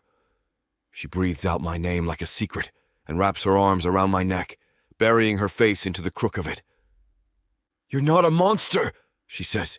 "Not to me." Her words hit harder than any blade. I don't deserve them, but I accept them like a sinner drinks from a holy cup, because I want to believe them. We come together like broken things trying to be whole. There's no violence in it, no savagery, just two people remembering what it feels like to be wanted without pain. Our bodies move slow and then fast, and then slow again, finding rhythm not in lust, but in sorrow and hope tangled into one. When it's over, we don't speak. Words would ruin it. Her head is on my chest, my hand in her hair. I feel her fingers trace lines across the old scar near my hip, idle and soft. Her breath warms my skin. I haven't let anyone this close in years. I forgot what peace could feel like. She kisses my jaw, lazy and content. Chapter 5. Valoa. The roar of the arena has a cadence now, a cruel, brutal rhythm I've come to know like a second heartbeat, low and thunderous at first, then rising to a fevered pitch, always followed by a silence thick with tension. That silence is worse than the screams. It means someone is dying, or already dead. I live in that silence, down in the repurposed stone chamber beneath the stands, where the scent of sweat, steel and blood clings to the walls like mould. The torchlight flickers off the damp stone, casting shadows that jerk and twist with every scream that echoes through these halls. This is where they bring the broken bodies when the crowd is too satisfied to care what happens next. My hands are raw, my fingers stained crimson from too many makeshift surgeries. The water here is always tinged pink no matter how often I change it. There are no proper instruments, no clean linens, only what we scavenge, steal or repurpose. I work with bone needles sharpened against rocks and silk thread torn from a dead merchant's robe. Nothing is sterile, nothing is safe. But they keep surviving somehow. Barak is always last. He comes limping in long after the others have been dragged off, groaning or silent, his massive form dwarfing the narrow archway. He smells of dust, blood and metal, his body a map of fresh wounds layered atop old ones. I never speak first. Neither does he. We just look at each other, and that gaze says everything we're too scared to say aloud. Tonight, his trident is gone, shattered in the pit, I hear. His chest bears a new gash, shallow but jagged, like someone tried to carve him open and the blade lost the argument. I gesture for him to sit on the stone bench as I wring out a cloth in what little clean water remains. "You're late," I say, voice low and dry as I press the damp fabric to his chest. He flinches, just a twitch, but I notice. "Got distracted," he grunts. "Oh? By what? A naga's spine cracking under your heel?" His lips twitch into something like a smile. "Slipped in the blood. Almost made it look accidental." I try not to laugh. I fail. The sound bubbles up, small and tired, but real. He watches me, and that look in his eyes, the same one that pins me in place every time, burns a little hotter. We never talk about that night. The night the world outside our cell faded away, and all that existed was sweat, skin, and desperation. We haven't so much as brushed fingertips since, yet the air between us still buzzes with its ghost. Every time I touch him, it's there, unspoken, electric. "You should rest," I murmur as I dab antiseptic on the gash. It's a weak brew, made from boiled roots and moss, but it keeps infection at bay. "Can't," he mutters. "They want me back out there in 2 days." "Idiots." He chuckles. "Tell them that." I smooth a strip of linen over the wound and press my palm flat against his chest to hold it steady as I tie it off. His heart pounds steady and strong beneath my fingers. It makes mine stumble in rhythm. "You're good at this," he says, voice rougher than usual. "I learnt from my father," I reply, then pause. "He died. During the raid. They killed him in front of me." Barak doesn't speak, but his hand reaches out, slow like I might vanish if he moves too fast. He lays it over mine, big and warm and careful. I meet his eyes. "They made me watch," I continue, throat tightening. "Then they dragged me away and stuffed me in the belly of a goddamn ship like I was nothing. And now I'm here, stitching monsters back together." "You're not nothing," he says. His voice doesn't rise or soften. He just says it like it's fact. I want to believe him. I want it so badly my chest aches. He shifts slightly, grimacing as the linen pulls at one of the deeper cuts on his side. I press a clean rag against it and start sewing. Small, precise stitches, the kind that leave only the faintest of scars. His muscles tense under my hands, but he doesn't flinch again. "Will you keep fighting?" I ask, not sure why I'm brave enough to ask it now. "I have to." "Why?" His eyes meet mine again. There's a storm there, silent but wild. "Because if I stop, I forget who I was."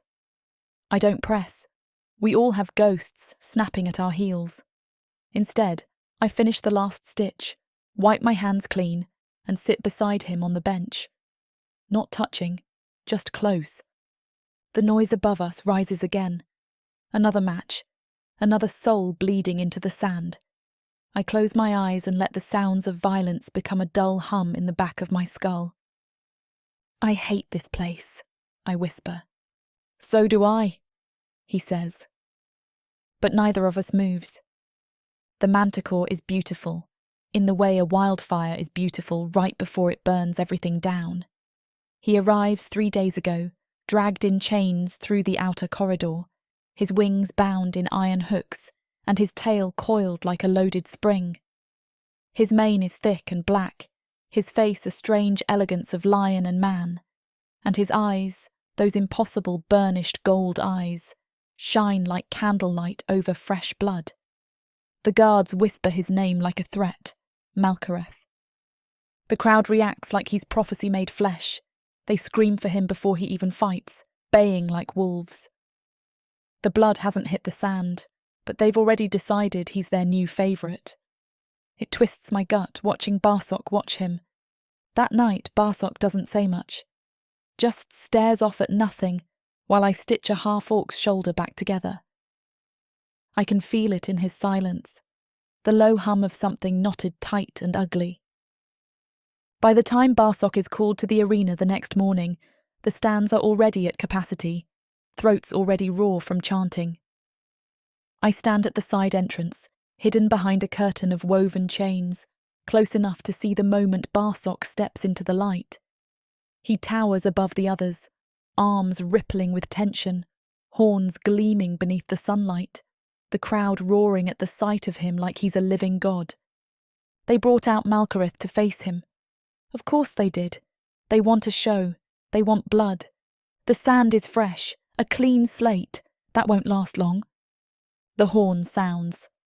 Malkareth moves first, tail lashing through the air with a crack like thunder. The sound shakes my bones. Barak shifts to the side, narrowly avoiding the poisoned spike as it slams into the ground where he stood a second ago. Sand explodes upward in a gritty spray.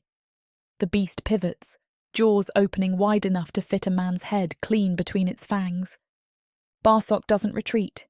He steps forward into the jaws, shoving the blunt head of his trident sideways into the manticore's mouth. The weapon splinters instantly, but it buys him a second. Just one. Enough. The two clash in a tangle of claws and fists. Malkareth rears up, wings thrashing against their chains, his tail coiling and uncoiling like a serpent. Barak ducks a swipe of razor-sharp talons and punches upward, driving his fist into the beast's lower jaw with a crunch that echoes through the amphitheatre. The crowd gasps. The tail comes again, this time aiming for Barak's throat. He catches it. Gods, he catches it. His muscles strain, veins bulging like cords as the poisoned barb trembles inches from his neck. Sweat beads along his brow. The whole crowd rises, breath held in a single suspended moment. With a roar that shakes the stands, Barak plants his hooves and lifts. He lifts the manticore. Over his head. Malkareth thrashes in the air, wings beating uselessly against his restraints, claws scrabbling at empty sky. Barak turns in place like a mountain rotating and slams the beast down hard into the sand. Dust explodes from the impact. Bones crunch. Malkareth goes still, dazed, his chest heaving. The crowd loses its mind. They chant so loudly the stone trembles. Barak, Barak, Barak. I forget to breathe. I forget where I am. Barak stands over the creature, panting, a cracked bit of metal still clutched in one hand. His chest heaves. He could end it. The arena wants him to. They thirst for it. He doesn't. He steps back. The entire stadium holds still. It's more shocking than any death. Mercy. Barak lowers his arms. He looks up, at the topmost stand, where Lotor sits swathed in silks, surrounded by wine and slaves and sycophants. Lotor stands. No applause, no sneer, just a single motion. He turns on his heel and vanishes from view. That's the closest thing to fury I've ever seen on a dark elf's face.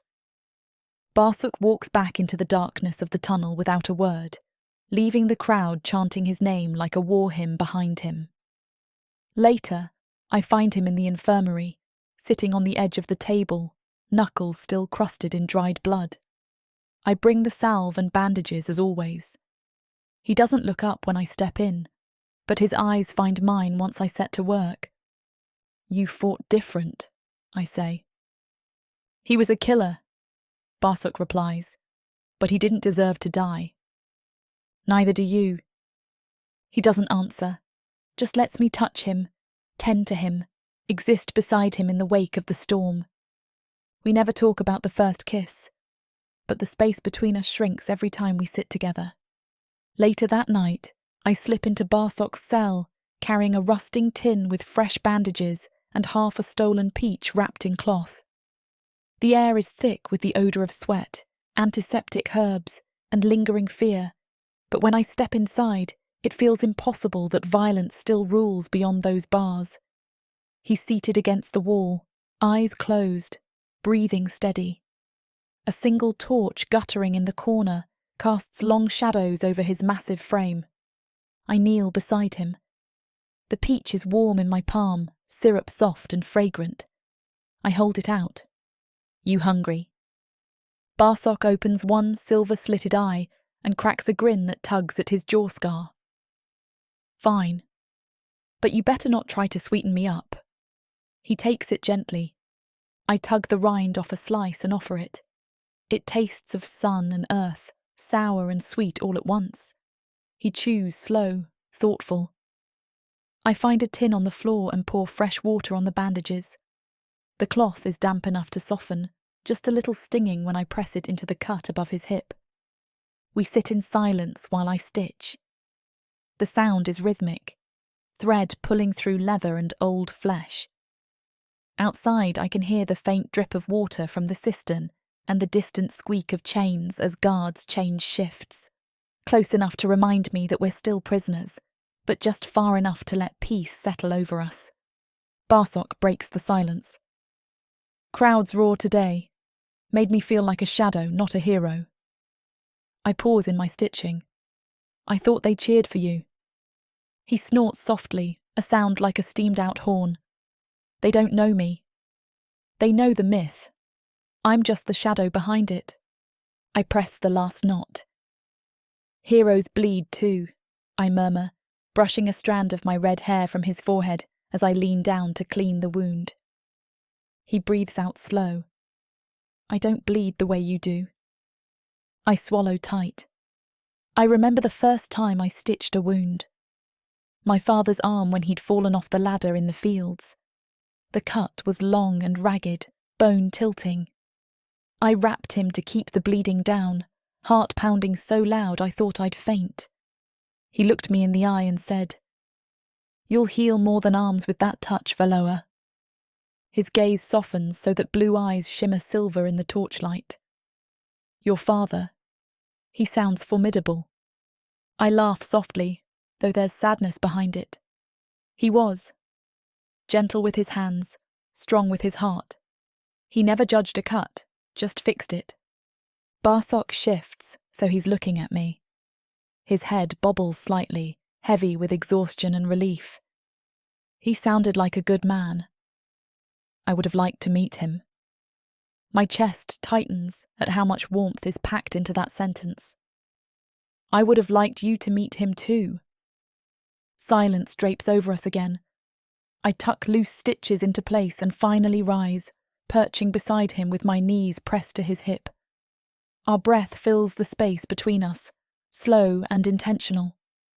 Nothing more needs to be said. He watches me, my hair, the bandages, then finally reaches for my hand. Fingers as thick as tree branches curl around mine, but careful, not crushing. I feel the pulse in his wrist, slow and steady, like the sea in morning calm. I dreamt you were alive, I whisper. My hand reached and... My voice catches, his hand squeezes, and now I am. We lay side by side on the rough stone floor, not touching, but not apart. His shoulder aches, but he doesn't shift. My cheek rests on the edge of his arm. Our breaths fall into the same rhythm, two struggling souls lighting the same dark. Sleep drifts in gentle waves. I dream of his hand brushing mine across that gap between us, snug and warm. Then I wake, eyes adjusting to the faint torch glow, and find it already there.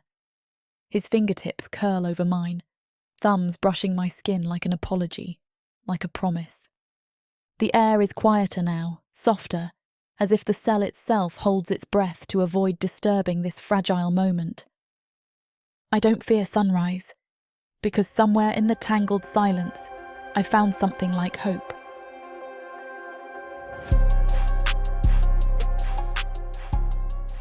From the depths of the darkness of Protheka, or clawing up from the realms of fantasy, come the most fearsome beasts you have ever seen. These monsters are done watching from the shadows. Now, as they step into the light, something unexpected grips them. Something even they can't fight off. Love. Vampires. Demons. Dark elves. Gods. Minotaurs. Creatures of light and dark. They will protect their mates.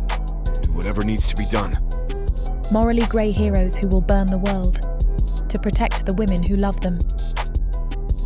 10 audiobooks. fall into over 60 hours of fantasy romance. 20 ebooks. Over 1 million words of these brutes who will protect their women.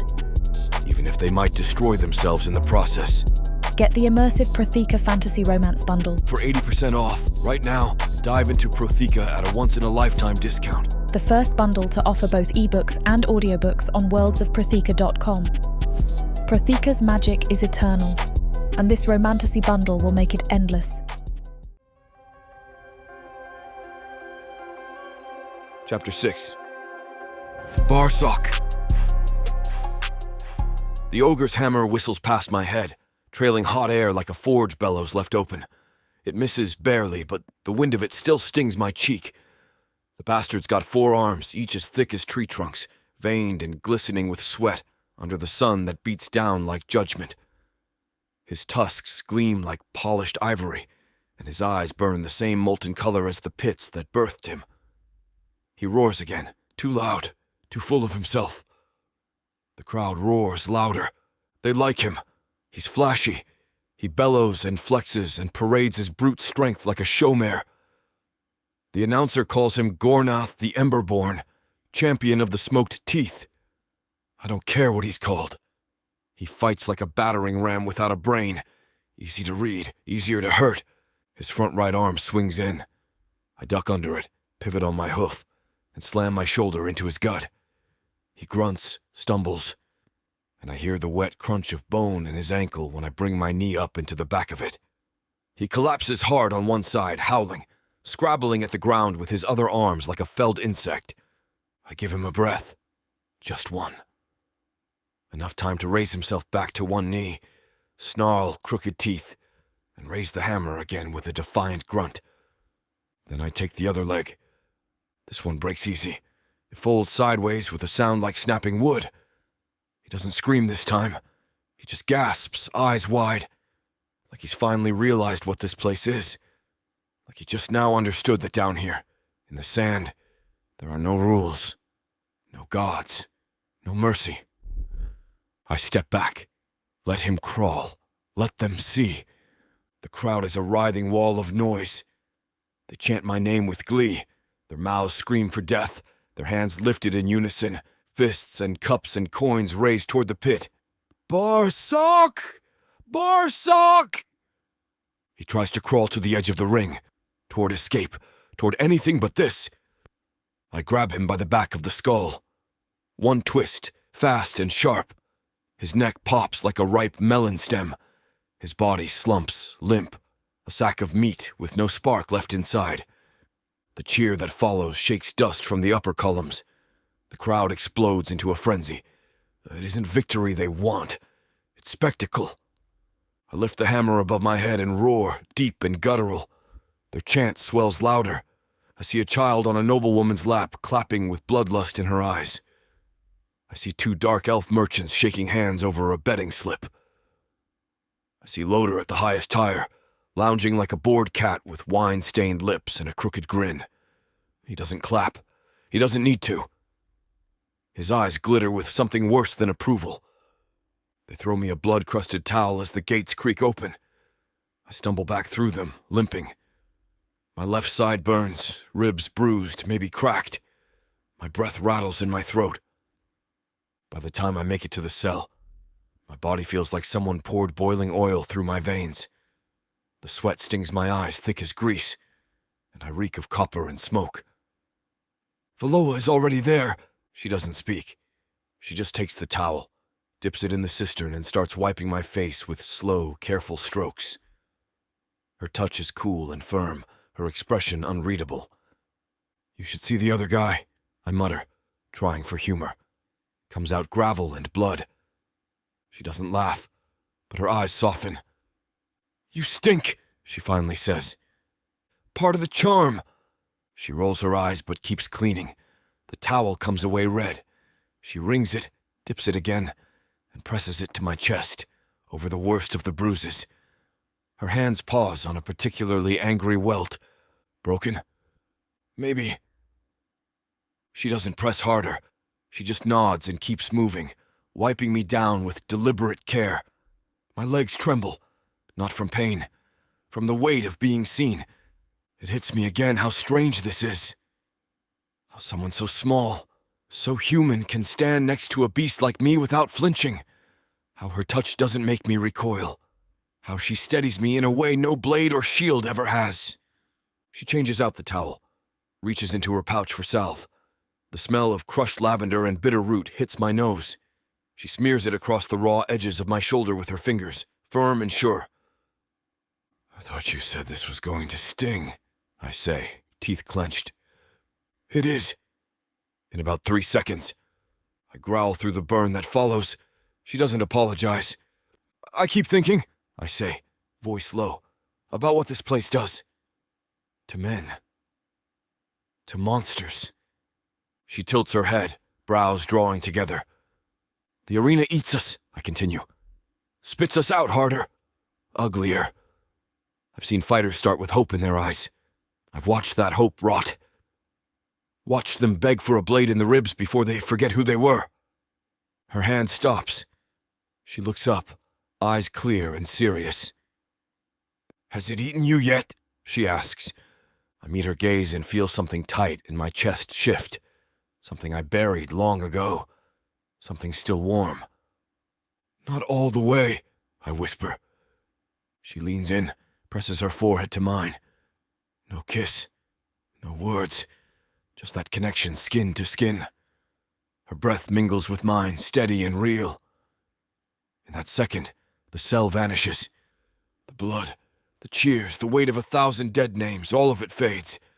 It's just me, her, the quiet between battles.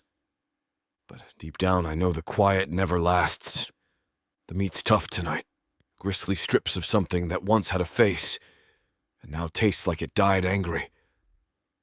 I chew through it anyway, leaning against the cool wall, trying not to think about how long it's been since I tasted anything fresh. Salt and blood coat the inside of my mouth. My jaw aches from the last fight. My ribs still throb, wrapped tight under the salve Valoa pressed in with hands softer than they had any right to be. The cell door grates open, hinges crying like tortured metal. Durk Dragonslayer limps in, dragging his busted leg like it's made of rusted iron. His armor clinks with every step, mismatched plates strapped over thick green skin, and old scars that run like rivers across his chest. "Nice place," he mutters, eyeing the room like he's never been inside before. He smells like old leather and burnt herbs, and I can already tell he's 3 swigs into something strong. He tosses a bottle toward me. I catch it with one hand. The glass is warm and slick from his grip. A faded label I can't read curls off the side. "Fermented snake milk," he says. "Brought it back from the pits last week. Thought you earned it." I pop the cork and take a whiff. It hits the back of my throat like a kicked beehive. Sour, heady, tinged with something sharp. I grin, then take a pull that burns all the way down. Durk grunts approval and drops to the floor across from me, his weight making the stone groan. "Your woman's got guts," he says, rubbing the bandaged stump where his hand used to be. "Kept me from bleeding out last week. Didn't even flinch when I told her I'd bite her nose off if she touched me. I should correct him. Tell him Valoa isn't mine, that we're not anything. But I don't. I don't say anything for a long second. Just let the words hang there warm and close. I like the way it sounds. Your woman. There's something about the phrasing that sticks, takes root deep in my chest. She's not mine. Not yet. She's tougher than she looks, I finally say. Durk snorts. Ain't that the truth? We drink. We share the bottle until it's halfway gone, then stand and head to the sandpits. The sun's dipped low, bleeding orange across the stone walls of the arena. The training yard is quiet this time of night, most of the others too sore or too drunk to bother.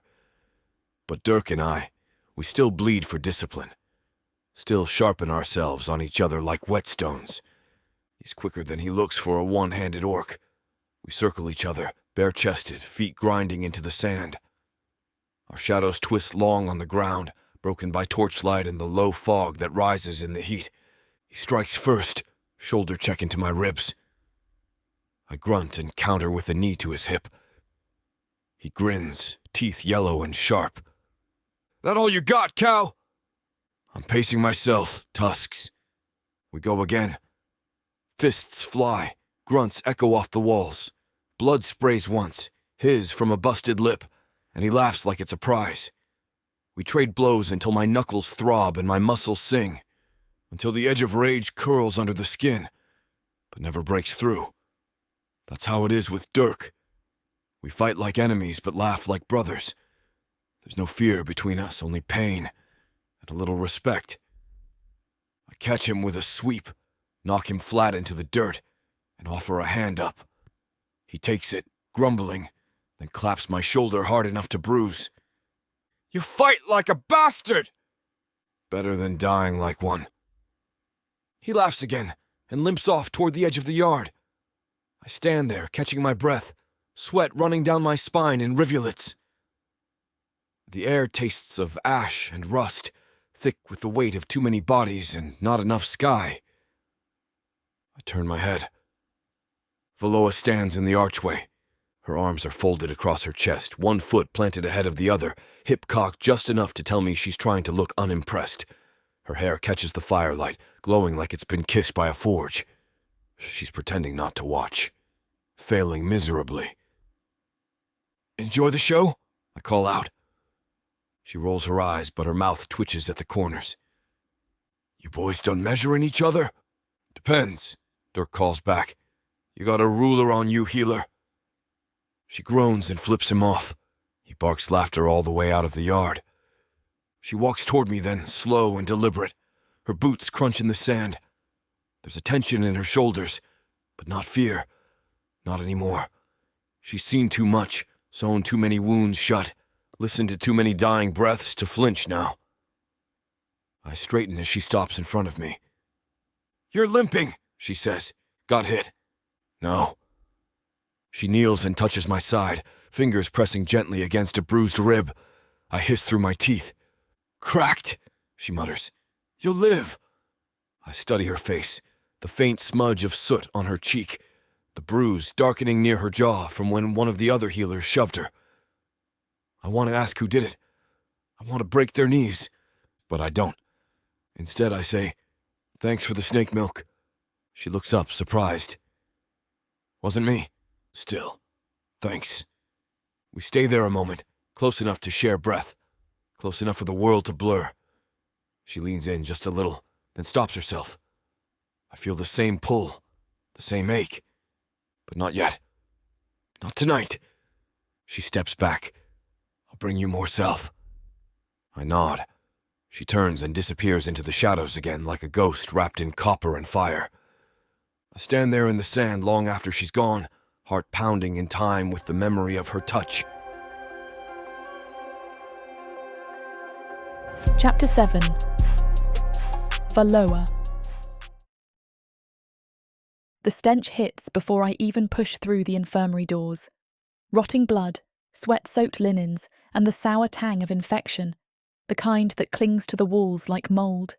The air's thick, wet with breath and agony, the sound of coughing layered over low groans and fever-slick murmurs. I know what this is. I've seen it before, in backwater villages where bandages were rinsed in river sludge and knives were never cleaned between amputations. This is no different. Just a grander cage, a bloodier one. I push past a moaning human whose eyes roll white in their sockets, pressing the back of my hand to his brow. Boiling. His skin burns like hot stones under thin parchment. Another man has black streaks crawling up his thigh, the wound beneath crusted with old pus. I curse low under my breath, snatch the blade from the table, still wet from someone else's blood, and hurl it across the room. It clatters against the stone wall, then drops to the floor with a sick slap. "You filthy bastards!" I scream, turning toward the guards lounging near the door, their armour barely buckled, lazy smirks tugging at their mouths. "You rewrap bandages and reuse blades like they're toys. Do you want everyone in this pit dead?" One of them shrugs. Not everyone. I stalk toward him, fists clenched, heart thudding like a war drum behind my ribs. The taller one steps in front of me. "Mind your tone, healer." I don't. I slap him hard enough to snap his head sideways. The other one laughs like it's the funniest thing he's seen all day. I don't see the hand coming until it crashes into my jaw, spinning me sideways into a stack of stained linens. My head rings, mouth full of blood and spit. I spit both at his feet, red streaking down my chin. He's still laughing when he leaves, locking the door behind him with a cheerful, "Sweet dreams." I sit there a moment, stunned and trembling, the left side of my face throbbing like a plucked drum. Then I get up, because there's work to do. Always work. The oil lamps hiss in the corners, sputtering shadows across rows of broken bodies. I clean the wounds myself this time, properly. Boiled water, fresh cloth. My fingers move on instinct, even as my shoulders sag and my eyes blur. I whisper to the unconscious.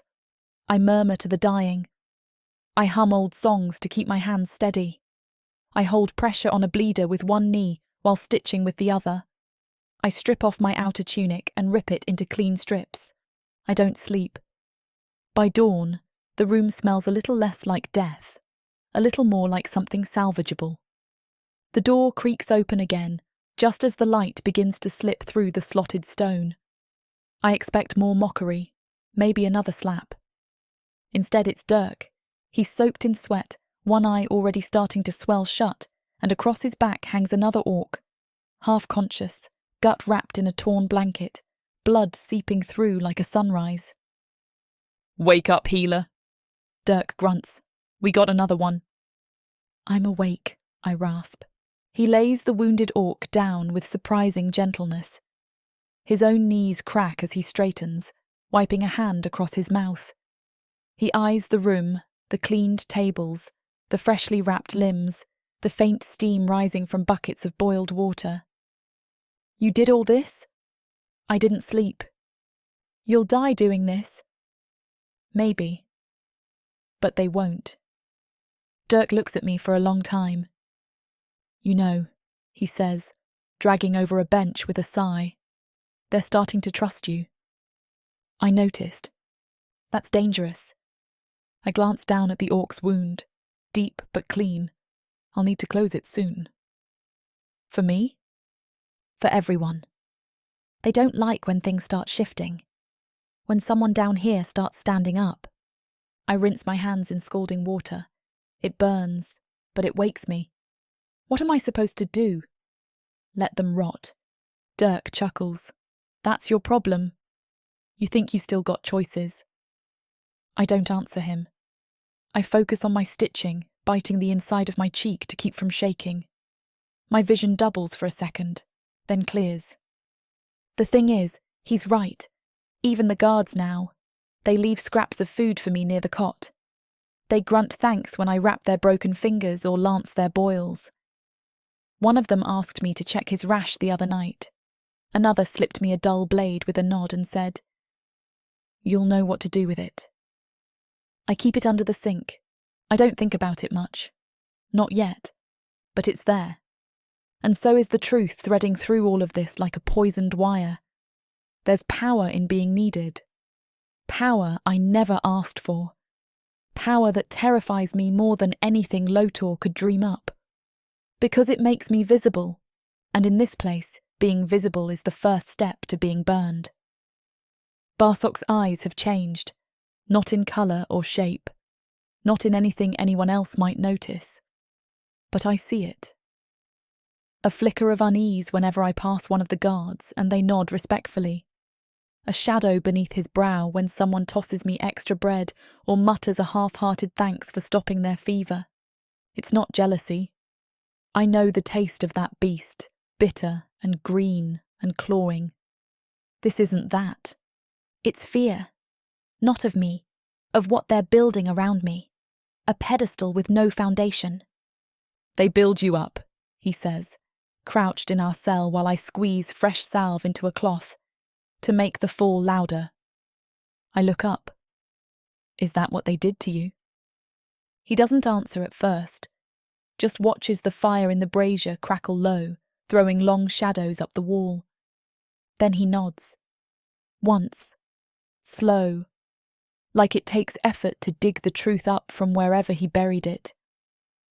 "Louder than thunder," he mutters. I set the salve aside and move toward him, but he turns his face away slightly. Not from me, from the memory, from the storm I can't see. "Maybe they will," I say softly. "Maybe they're waiting to watch me burn. But they'll have to try harder than that." His jaw flexes. His fingers curl into the straw. His silence says everything else. That night, I leave our cell alone. I don't mean to wander. I just need to breathe. The infirmary reeks of vinegar and blood, and the tension in Barsok's shoulders wraps around me like wire. I slip through the corridor between the lower cells, torchlight flickering like a heartbeat against the stone. He steps out of the dark like he was waiting for me. One of the new gladiators, young, too young, hair slicked back, tunic cut low, breath thick with sour wine. "Well, well," he drawls, dragging a thumb along his jaw. "The healer with the magic hands." I freeze. My pulse stumbles. I glance past him, but the corridor narrows here. No one nearby. No exit close enough. "Just going to my cell," I say, stepping sideways. His hand slams into the wall beside my head.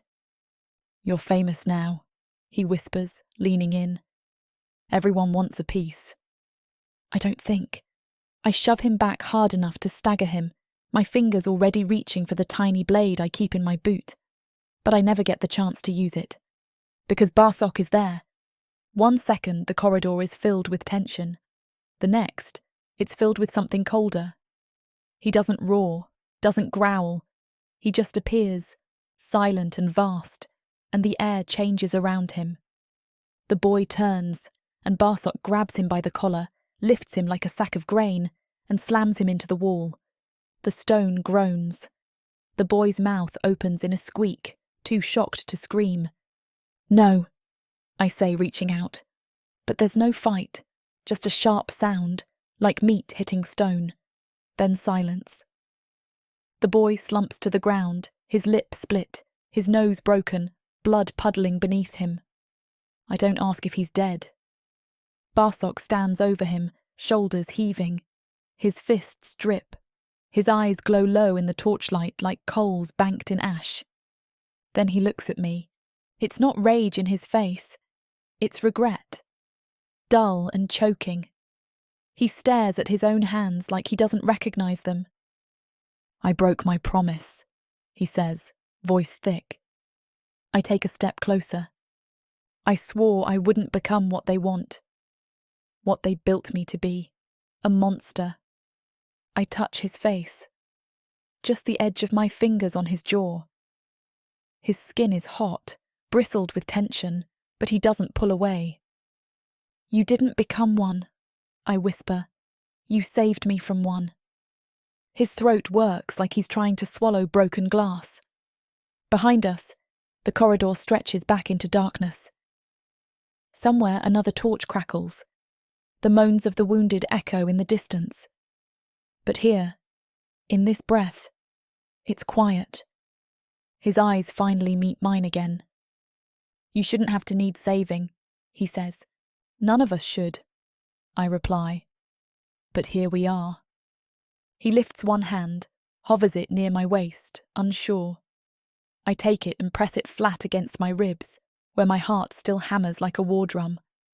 "We all fall," I say. "Some of us just land closer to monsters than others." He exhales like it's the first breath he's taken in hours. I guide him back to the cell without speaking. We pass no one, no guards, no prisoners. Just silence wrapped in blood. Inside, I rinse his knuckles in the basin. He doesn't flinch when the salt stings. I press gauze to the worst split. He holds still the whole time. When I finish, he speaks again, barely above a whisper. "I don't want to lose this, whatever it is." "You won't," I tell him. "Not unless you let go." He doesn't. The torchlight bleeds down the hallway in sickly orange stripes, casting flickering shadows on the stone walls as we return to the cell. The blood on Barsok's hands has dried into rust-coloured lines. I can still smell it, sharp, metallic, with that faint trace of sweat and earth that always clings to him. But I don't recoil. I don't ask questions. I already know all the answers that matter. Inside, the silence wraps around us like a second skin. The air is heavy with everything unsaid. He sits on the edge of the straw pallet we've managed to make less terrible with stolen blankets and flattened rags. I kneel before him, slowly, not because I am weak, but because something about the moment demands reverence. Like this isn't just a man covered in scars, like he's a temple of pain that only I get to enter. He watches me with those storm-dark eyes, his expression unreadable, carved from stone but trembling at the edges. My hand finds his wrist. His pulse jumps against my thumb. I lean in, my breath fanning against his throat, and press my lips gently where that beat drums beneath the surface. A kiss, not of passion or claim, but of recognition. He lets out a sound, not quite a sigh, not quite a sob, and tilts his head so our foreheads meet. We stay like that, breathing together, not speaking, not needing to. My fingers trace the edge of his jaw, where the fur gives way to skin scarred from more battles than he'll ever recount aloud. His arms encircle me slowly. No urgency, no hunger. Just care so precise it nearly undoes me. He's massive, bigger than anything in this God's forsaken pit.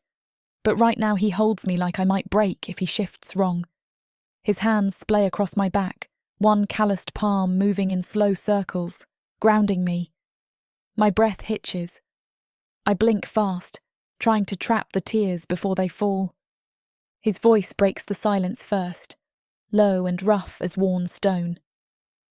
You sure? I nod, barely moving. You? He nods too. His horns graze the stone wall as he leans back against it, drawing me with him. I rest my cheek against his chest. Beneath the fur and muscle, his heart beats steady, slow, a rhythm I could fall into if I let myself. No more words come. We lie down together side by side. No kiss, no wild press of mouths or skin or need. Just warmth, just closeness. I tuck my face beneath his chin, feel the weight of his breath stirring the loose strands of my hair.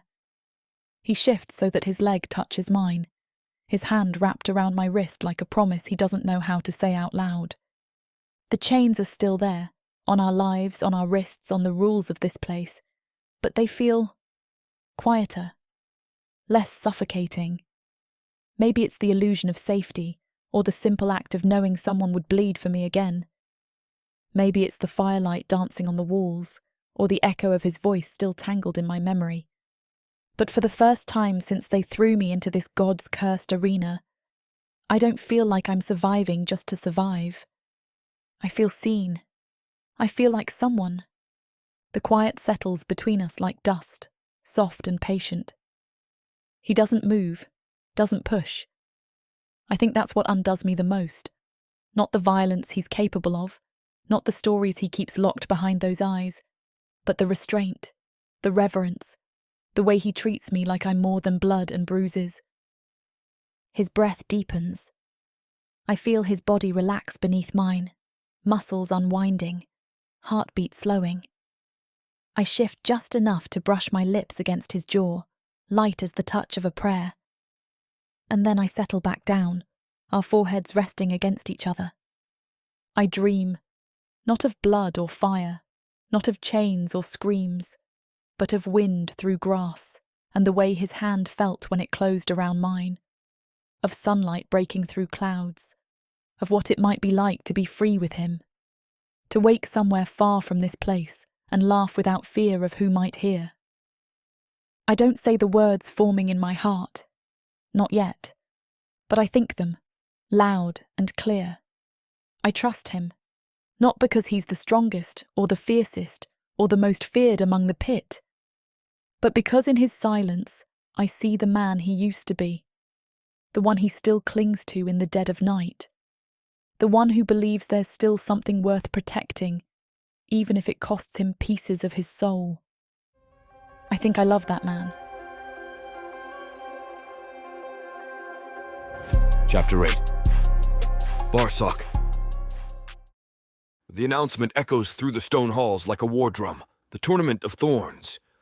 A week of sanctioned slaughter dressed up in gold filigree and silk banners, a celebration of death masked as spectacle. The pit swells with anticipation. Murmurs stretch like thread between slaves, guards, gladiators, and merchants. Everyone's got something to gain or lose. I'm just here to survive. Again, the arena transforms overnight. No longer a killing ground of sand and rot. Now it's dressed like a temple to some blood-hungry god. Saffron-dyed tapestries hang from the iron arches. The stench of roasted meat coils with incense and ale. Music grinds through the corridors from flutes and bone drums. Even the guards wear polished greaves, as if war's a gala. Foreign nobles arrive in clusters, wearing masks carved from ivory and lacquered beetle shells. They laugh through thin lips painted crimson. Their eyes trail every fighter who walks by, more interested in scars than smiles. Loder shows himself midday, flanked by servants in veils and jeweled sashes. He reeks of wine steeped in rosewater and arrogance. His voice cuts the crowd like a blade when he announces the roster. I'm on it, of course, every day. No rest. 1-on-1, 2-on-1. Doesn't matter. They want me center stage. They want carnage. They want their monster. Play nice, Valoa mutters when they come for me. Her fingers ghost over a cut on my brow. You're the star of this circus. I grunt, the closest thing I can give her to a promise. Day 1 is a warm-up. If a minotaur breaking a lava-bred drake's spine can be called that. I crack its armor-plated jaw with a stone hammer and watch the fire behind its eyes snuff out. The crowd screams. Loder waves his jeweled fingers in approval. I don't remember the drake's name. I don't think they gave it one. Day 2 hurts more. They send me out with the noon sun high enough to blister skin off bone. The crowd's restless, buzzing on bloodlust and fermented honey wine. I stand in the center of the sand with a rusted axe in one hand and a buckler cracked down the middle in the other. The gate across from me screeches open. What slithers out looks like it crawled from the bowels of a dying world. It's long, thicker than a tree trunk, black scales gleaming like oil. But it's the heads that chill me.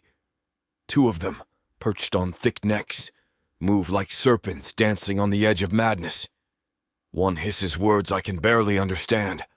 Riddles, curses, prayers I don't know. The other snarls, froth bubbling in its throat, acid dripping from its fangs like green tears. The crowd loves it. Loder loves it more. The serpent lunges first. I roll under the first head and bash the buckler against the second, but it barely registers. Acid hisses against my armor, eating through leather and cloth like rot through fruit. Pain burns a path down my arm. I snarl and dive left, letting instinct guide the blade. The talking head chuckles. One must die so the other may feed, it hisses, eyes glowing like coals. Which do you choose, Horned One? I choose silence. I growl and drive my axe into its throat. It shudders, shrieking in a tongue I don't speak. The other head thrashes wildly, tail lashing the air like a whip of thunder. The ground cracks beneath me as the beast coils, trying to crush me. I heave upward, muscles screaming, and slam my shoulder beneath the serpent's midsection. My hooves dig into the blood-soaked sand. Stupid, I mutter, straining. Stupid God's damn idea. With a roar that tears through my ribs, I lift the thing, at least half its weight, and flip it onto its back. The crowd gasps. They weren't expecting that. Neither was I.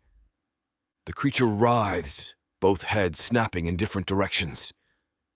One spits a stream of acid that melts the nearest pillar into bubbling stone.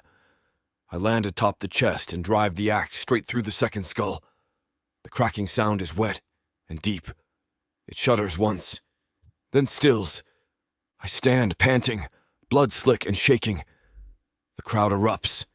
My name rains down from the stands like a chant of war. Barak! Barak!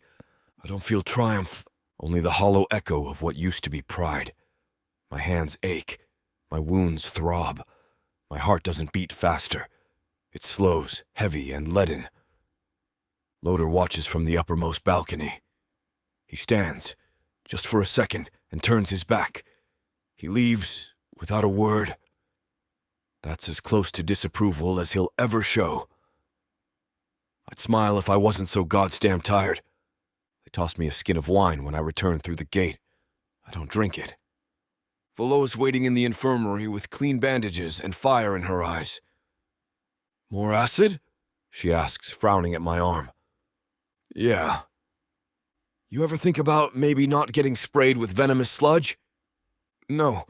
She presses a rag to my shoulder. I don't flinch. We say nothing else, because there's nothing to say. Valoa's fingers tremble as she threads a needle through torn flesh, but she doesn't stop.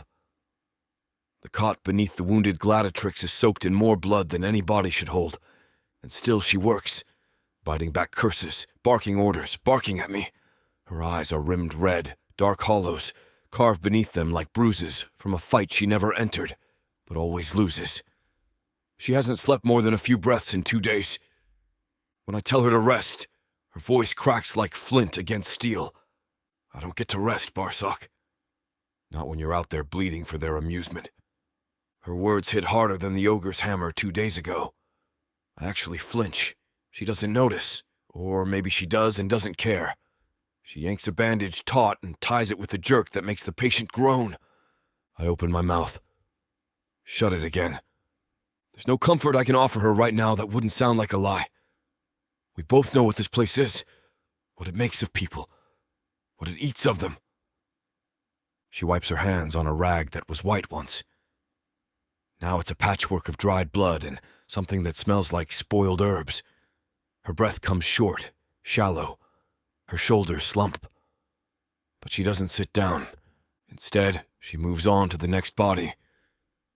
It takes everything in me not to lift her, not to carry her back to the cell, to force her to sleep, but I know how that would end, with her gone cold in my arms or screaming to be let go. So I stand there like a statue, my fists clenched tight enough that I feel the sting of my own nails cutting skin. By midnight, the infirmary reeks of sweat, piss, blood, and boiled poultices. I sit on a bench near the far wall. My armor's in a pile at my feet, caked in gore and grime. My back is stitched and bruised, and I haven't eaten since morning, but all I can do is watch her. She moves like a shadow half the time, flitting between cots, fetching salves, whispering something I can't hear to dying men with hollow eyes. The rest of the time she moves like a wildfire, snapping at guards, snapping at survivors, even snapping at Dirk when he stumbles in with a cracked rib and tries to flirt. "Don't you have a wall to smash your head into?"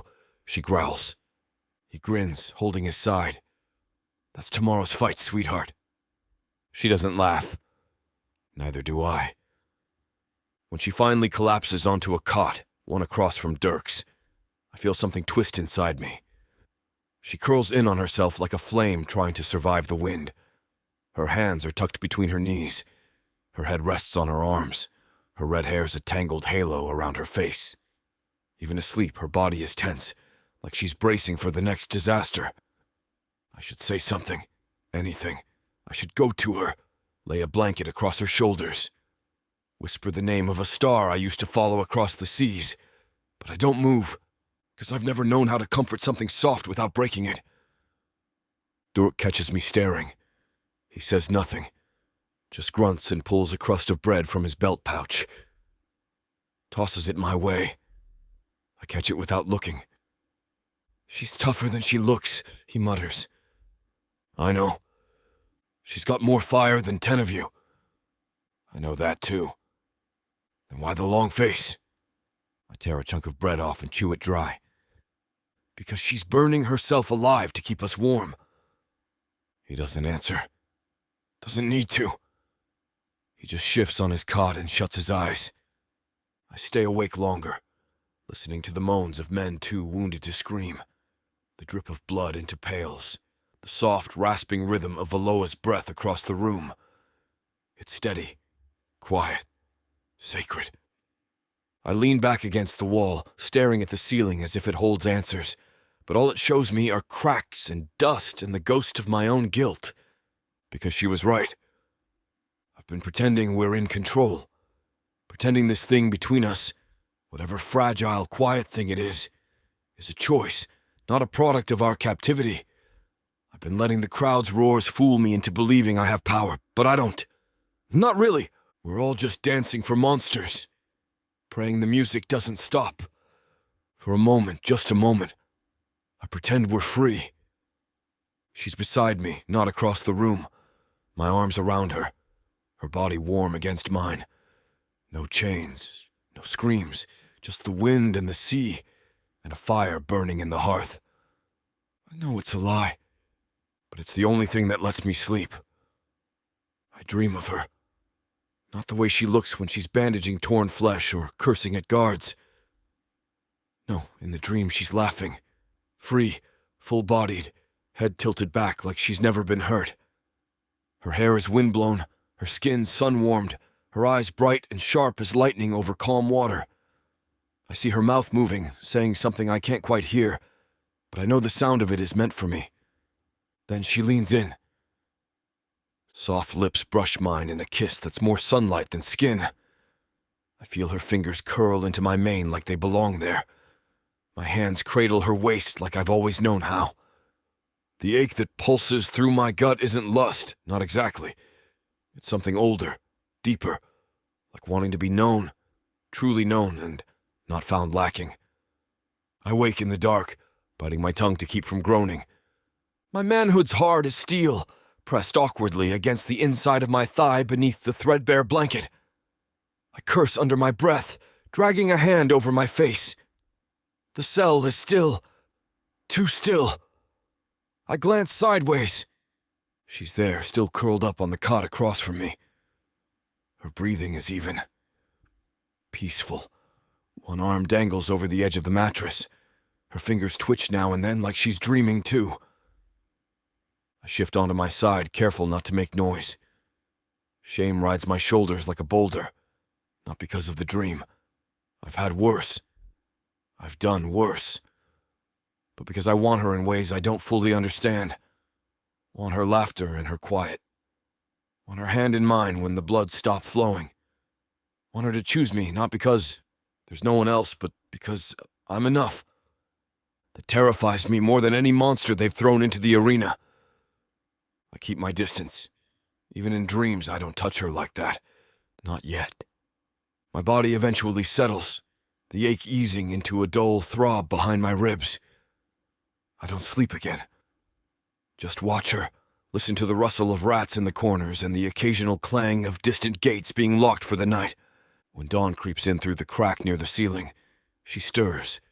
Her eyes blink open, lashes thick with sleep, and she frowns like she's trying to remember where she is. Then she sees me. She doesn't smile.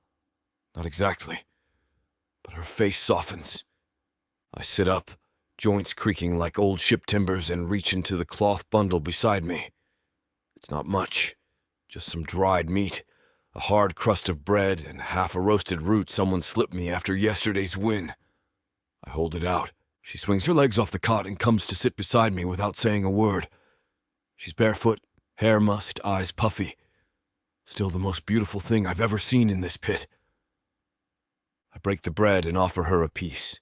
She takes it from my fingers, not bothering with manners or distance.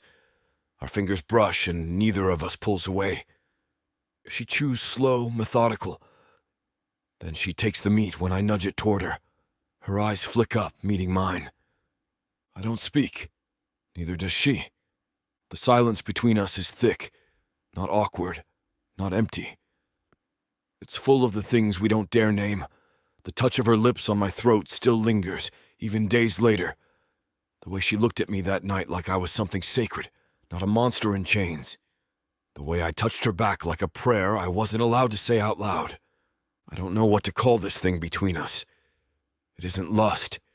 It isn't love. It's some raw, bleeding thing that we cradle between us and pretend not to see. You didn't sleep, she says softly, tearing the meat in half before handing me my portion. I watched you, I answer. She gives me a look, one brow raised. Not in a creepy way, I add. Just made sure you were breathing. She laughs, short and dry. You think I'm gonna die in my sleep? I don't take chances. She finishes chewing before responding. You're sweet.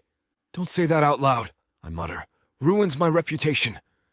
She nudges my knee with hers. Too late. We finish the meal in companionable silence. She leans back against the wall beside me, her shoulder brushing mine. I let it stay there. Her warmth seeps through my skin and into my bones like medicine I didn't know I needed. I hate it here, she murmurs. I know. I hate that I've gotten used to it. Me too. She sighs. Sometimes I pretend I'm somewhere else. Just for a second. Somewhere with snow or fields, somewhere clean. Miltar's cliffs, I say. Where the wind cuts so clean you feel it in your teeth. She closes her eyes. That sounds good. Better with a fire. And whiskey. And no screaming. No chains, she adds. No arenas. We sit with the fantasy for a while. I think she knows I'm building it just for her. I think she's letting me. Later, when the guards come pounding on the gate, I stand first. My back still aches from the serpent fight, and my legs are stiff from sleeping on stone. She rises beside me. Don't die today, she says. Wouldn't dream of it, I say. You still owe me a story about the time you set your kitchen on fire. She smirks. I was 5. Still counts. She steps forward suddenly. Her hand brushes my jaw, light, hesitant, sacred. I lean into it without meaning to. I'll be here, she whispers. I nod once. That's all we say before I walk out, the gate slamming shut behind me like the mouth of some waiting god. Chapter 9. Valoa. The arena's roar is never far now. It follows me into the infirmary, where the air tastes like vinegar and rot, and the walls sweat with condensation and old blood. The tournament has turned this place into a slaughterhouse. Every day someone dies. Every night someone arrives with fresh wounds or fevered lungs. The stench of death clings to the torches and tarnishes the stale air. Sharona, the glory of the pit, lies inert on a cot tonight. I've never seen her this still, this quiet. She's pale beneath her dark hair, chest rising in shallow gasps. Her breaths echo faint in the hollow chamber filled with groaning bodies. Even the guards pause before her bed. She's the star they all bow to. But here, the star has gone dim. I work and stitch until my fingers go numb. My threads fray, soaked in sweat and antiseptic brine. My back aches. My knees protest from crouching beside slabs too narrow to cradle so much broken flesh. I yank off bedding from a cot that belonged to someone now gone, twisting the cloth into tourniquets stiff with dried blood. When a man's arm bleeds harder than his ribcage can keep, I wrap it tight until the shaking stops. The wail of distant fighting bursts through the walls like a reminder I don't want. I fling open the door and shout at the nearest guard, "Get me water!" Now. The guards stand silent like stone, unwilling. I repeat the order until fingers tremble. A bucket sloshes into existence. Water stinks of iron and dust, not clean. I pour it into cups and press them to fevered lips. I drip cold fluid from my fingers into eyelids sealed shut. I hold tarked towels to scorched ribs and whisper nonsense. Praise, prayers, anything to make them stay. Faces blur now. I don't see the men and orcs and dark elves I stitch. I only see the wounds. The ragged scars drained of life. The invasive clean water burning through infection. I don't see the person inside. A scream rattles the room. A new gladiator collapsed. I rush to him, part the crowd of sick onlookers to press my fingers into his bleeding leg. I don't see fear, I only see death wanting to come. It continues like this until the echo of horns far above signals end of the day's fights. A hush falls over the infirmary, as if no sound should follow that trumpet. For a moment, there's nothing but the drip of water, the soft hum of broken breathing, and the faint click of chains being locked down. Then Barak staggers in. He leans against the lintel, each breath catching ragged through the slash across his chest. The wound is gaping, exposing muscle pink and slick beneath torn fibres. Blood seeps out, a slow but determined drip, staining his armour and turning sand-brown rags red. I nearly lose myself in the sight. I run to him, nearly collapsing on my knees before I can get my fingers moving. My hands shake as I press a cool cloth to his wound. My fingers slip on the slick muscle. I taste copper and fear. "You said you wouldn't let them break you," I whisper, voice trembling. He doesn't speak. He stands so tall and wide, shoulders heaving, chest heaving, whole bloody torso still upright beneath the wound. His breath hisses when I lift the cloth to clean the edge of the slash. Steam rises from his skin where cold water strikes fresh blood. "My God," I murmur, panic rising. "Why didn't they stop you?" He closes his eyes for a moment, pressing my hands to his sides to keep from clutching the wound. His voice rumbles low, like distant thunder across the cliffs. "They haven't." My throat burns, tears sting behind my eyes, but when I look up, he says, almost too softly, "Yet." I press another cloth. Bandages. Salve. Shut the wound closed again as best I can. His chest rises and falls under my chest. His breath steadies. I don't speak. We both know that "yet" is full of teeth.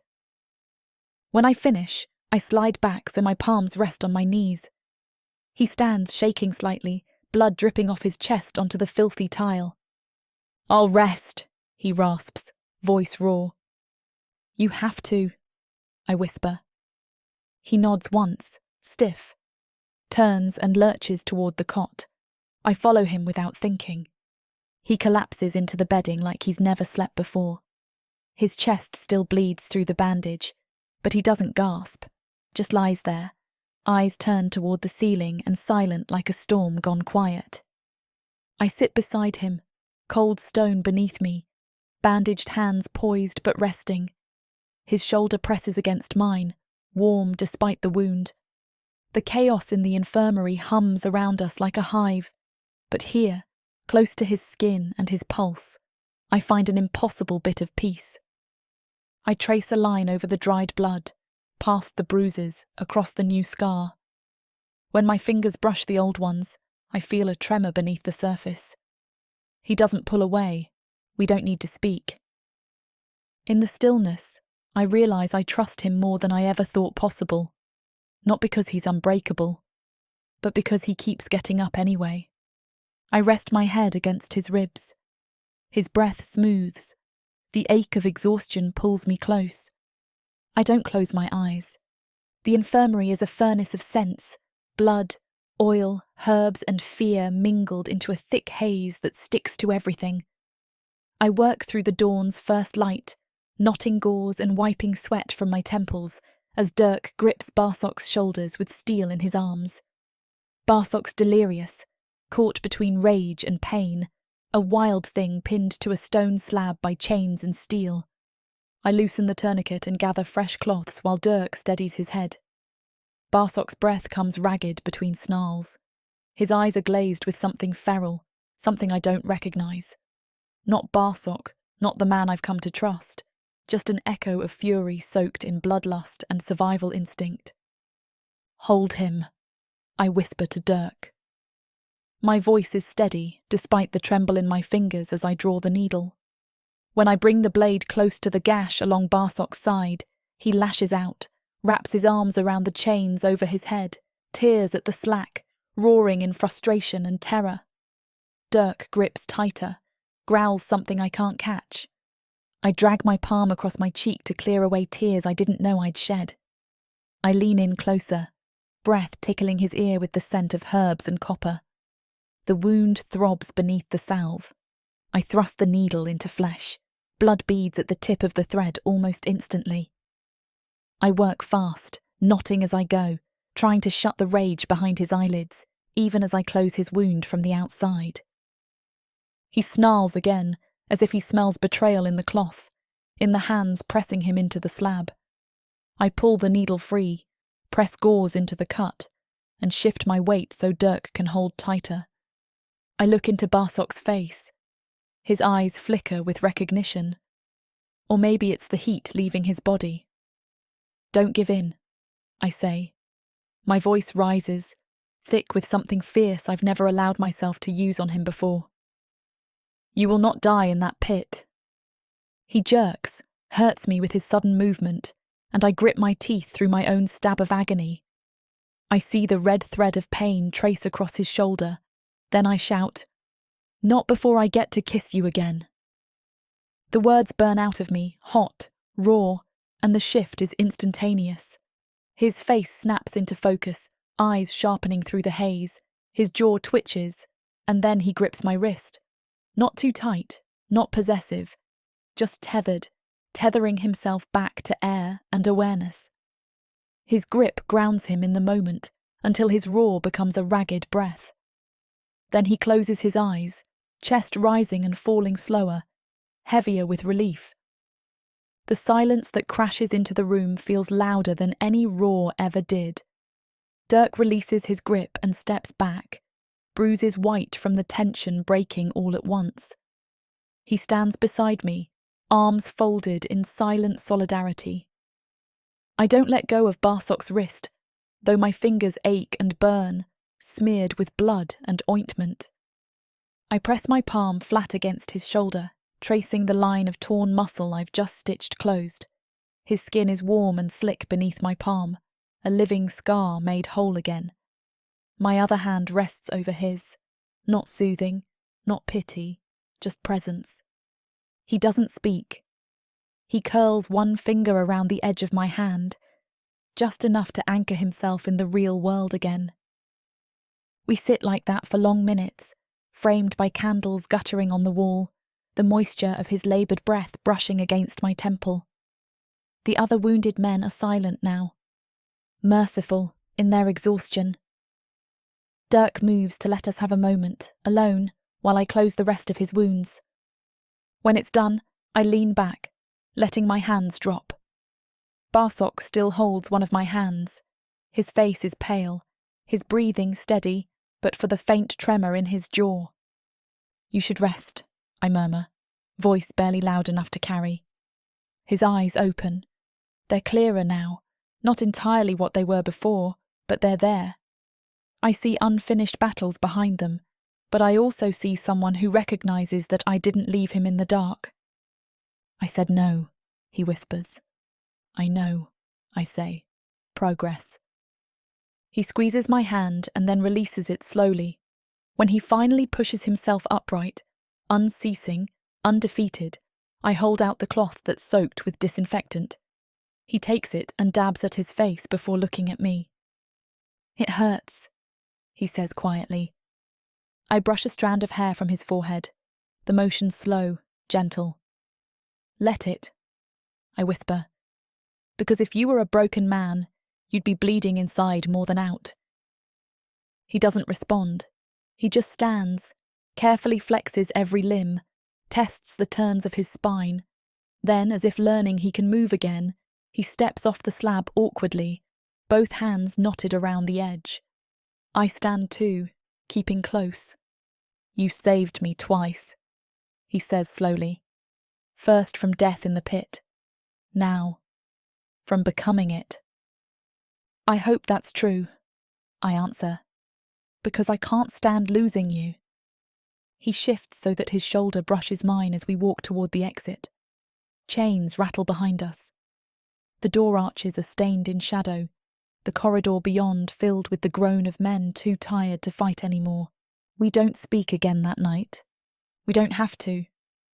When we lie down on opposite cot benches, foreheads touching, fingers laced, The world outside this flimsy sanctuary doesn't exist. Not for a moment. Not until I drift into sleep, comforted by the weight of his breath in my hair, the faint beat of his heart under my palm, and the certainty that, however fragile, he's here, holding me instead of letting me fall. The corridor goes still sometime after midnight. The torchlight outside the infirmary gutters low, reduced to amber ghosts that flicker against sweat-stained stone. The smell of iron hangs heavy. Bodies shift in sleep. Ragged breath, the occasional cough, and the low moan of pain are all that remain of the day's brutal symphony. When I'm sure the others have finally surrendered to exhaustion, I rise from my cot with bare feet and trembling hands. I move through the darkness like something half-haunted, fingers trailing the wall for balance. The night wraps itself around me like wet wool, thick, suffocating, but safe in its concealment. Barak is already awake. I see it in the way his shoulders tense when I near. His breathing slows, deliberate now, no longer the shallow rhythm of slumber. Still, he doesn't move, doesn't speak, just makes room for me in that narrow cot with the quiet acceptance of someone who understands need. I slide in beside him, the chill of the stone floor forgotten the moment his warmth surrounds me. No words pass between us. Words would shatter this fragile thing we've built, this quiet tether holding us above the abyss. We lie chest to chest, leg to leg, no barriers, no pretense. My cheek rests against his collarbone, the hollow there cradling me like a secret. His skin smells like salt, like iron, like something raw and real. The faint ridges of old scars press against my thighs where his legs twine with mine, a map of violence etched in flesh. One of his hands finds the small of my back and rests there, not possessive, not hesitant, just present. Then he hums. It starts low, almost imperceptible, like the hum of a tide rolling in slow over sand. The song is wordless but soaked in meaning, notes carried from Milthar's coasts, where the winds shriek over cliffs and fishermen sing to ward off storms. His voice rumbles through his chest and into my bones. It's not a lullaby. It's a lament. Grief-given melody. My eyes sting. I bury my face in his throat, feel the steady pulse there, feel my breath sink with his. My fingers curl into the fur at his side, and I clutch him like he's the only solid thing left in a world made of smoke and blood. "Keep humming," I whisper, voice muffled. He does. The song wavers once, cracks at the edges, but then it returns stronger, steadier. It wraps around me like a spell, like armour. My eyes drift closed. The rhythm of his breathing, the slow rise and fall of his chest beneath my ear, becomes the only thing I trust in the dark. I sleep like that, curled against him like a child, like a storm shelter, like prayer made flesh. And in the morning, I wake first. The light from the corridor is grey, feeble, barely strong enough to outline his silhouette. I don't move, not right away. I lie there and listen. To the way his breath hitches softly in sleep. To the slow thump of his heart, steady and slow beneath my palm. I trace lazy patterns against his sternum, not daring to shift too much lest I wake him. I've never felt safer in my life. Not in my father's arms, not beneath mountain stars, not even when I thought freedom was still a possibility. This impossible moment pressed between war and survival, this is what my heart names sanctuary. And it terrifies me, because safety, real safety, is a thing that can be taken. It's a thing people ruin just by touching it. If the Dark Elves knew, if Lotor so much as suspected, he'd flay us both for the luxury of love. I've seen what they do to people who dare care too much. I've stitched their bodies, dug their graves. I know. "Stop thinking," Barak murmurs, voice thick with sleep. I freeze. His arm tightens around my waist. His voice is muffled by my hair, but he nuzzles the top of my head like it's the most natural thing in the world. You think so loud it shakes the damn walls. I laugh, softly, helplessly. Sorry. You should be, he growls. Ruined a perfectly good dream. What were you dreaming about? I ask, voice barely audible. His hand shifts, brushing over my spine like he's memorizing every vertebra. The sea, he says, not the real one. The one in my head. Blue skies, wind at my back. You were there, laughing, hair loose. I press my forehead to his throat again. I don't laugh much. You did in the dream, he murmurs. Sounded like freedom. I squeeze my eyes shut. I feel tears gathering at the edges and do everything I can to keep them from falling. You scared me last night, I whisper. I thought I was going to lose you. He lifts my chin with one calloused finger. When I meet his gaze, there's no softness there, just truth. You won't, he says. Not unless you walk away. I'm not walking anywhere, I answer, and I mean it. The silence that follows isn't heavy this time. It's warm, full of things unsaid that don't need to be spoken. We lie like that until the world comes calling. Until the hall outside stirs with footsteps and shouting, and the scent of sweat and steel starts to return. Slowly we part. He sits up first. I press my hand to his back before I leave the cot. My palm stays there a second longer than it needs to. His head tips toward mine in wordless understanding. I return to my cot just as the door clangs open. The day has begun. The killing will resume. But for a few stolen hours in the dark, we remembered what it was like to be human. Chapter 10. Barak.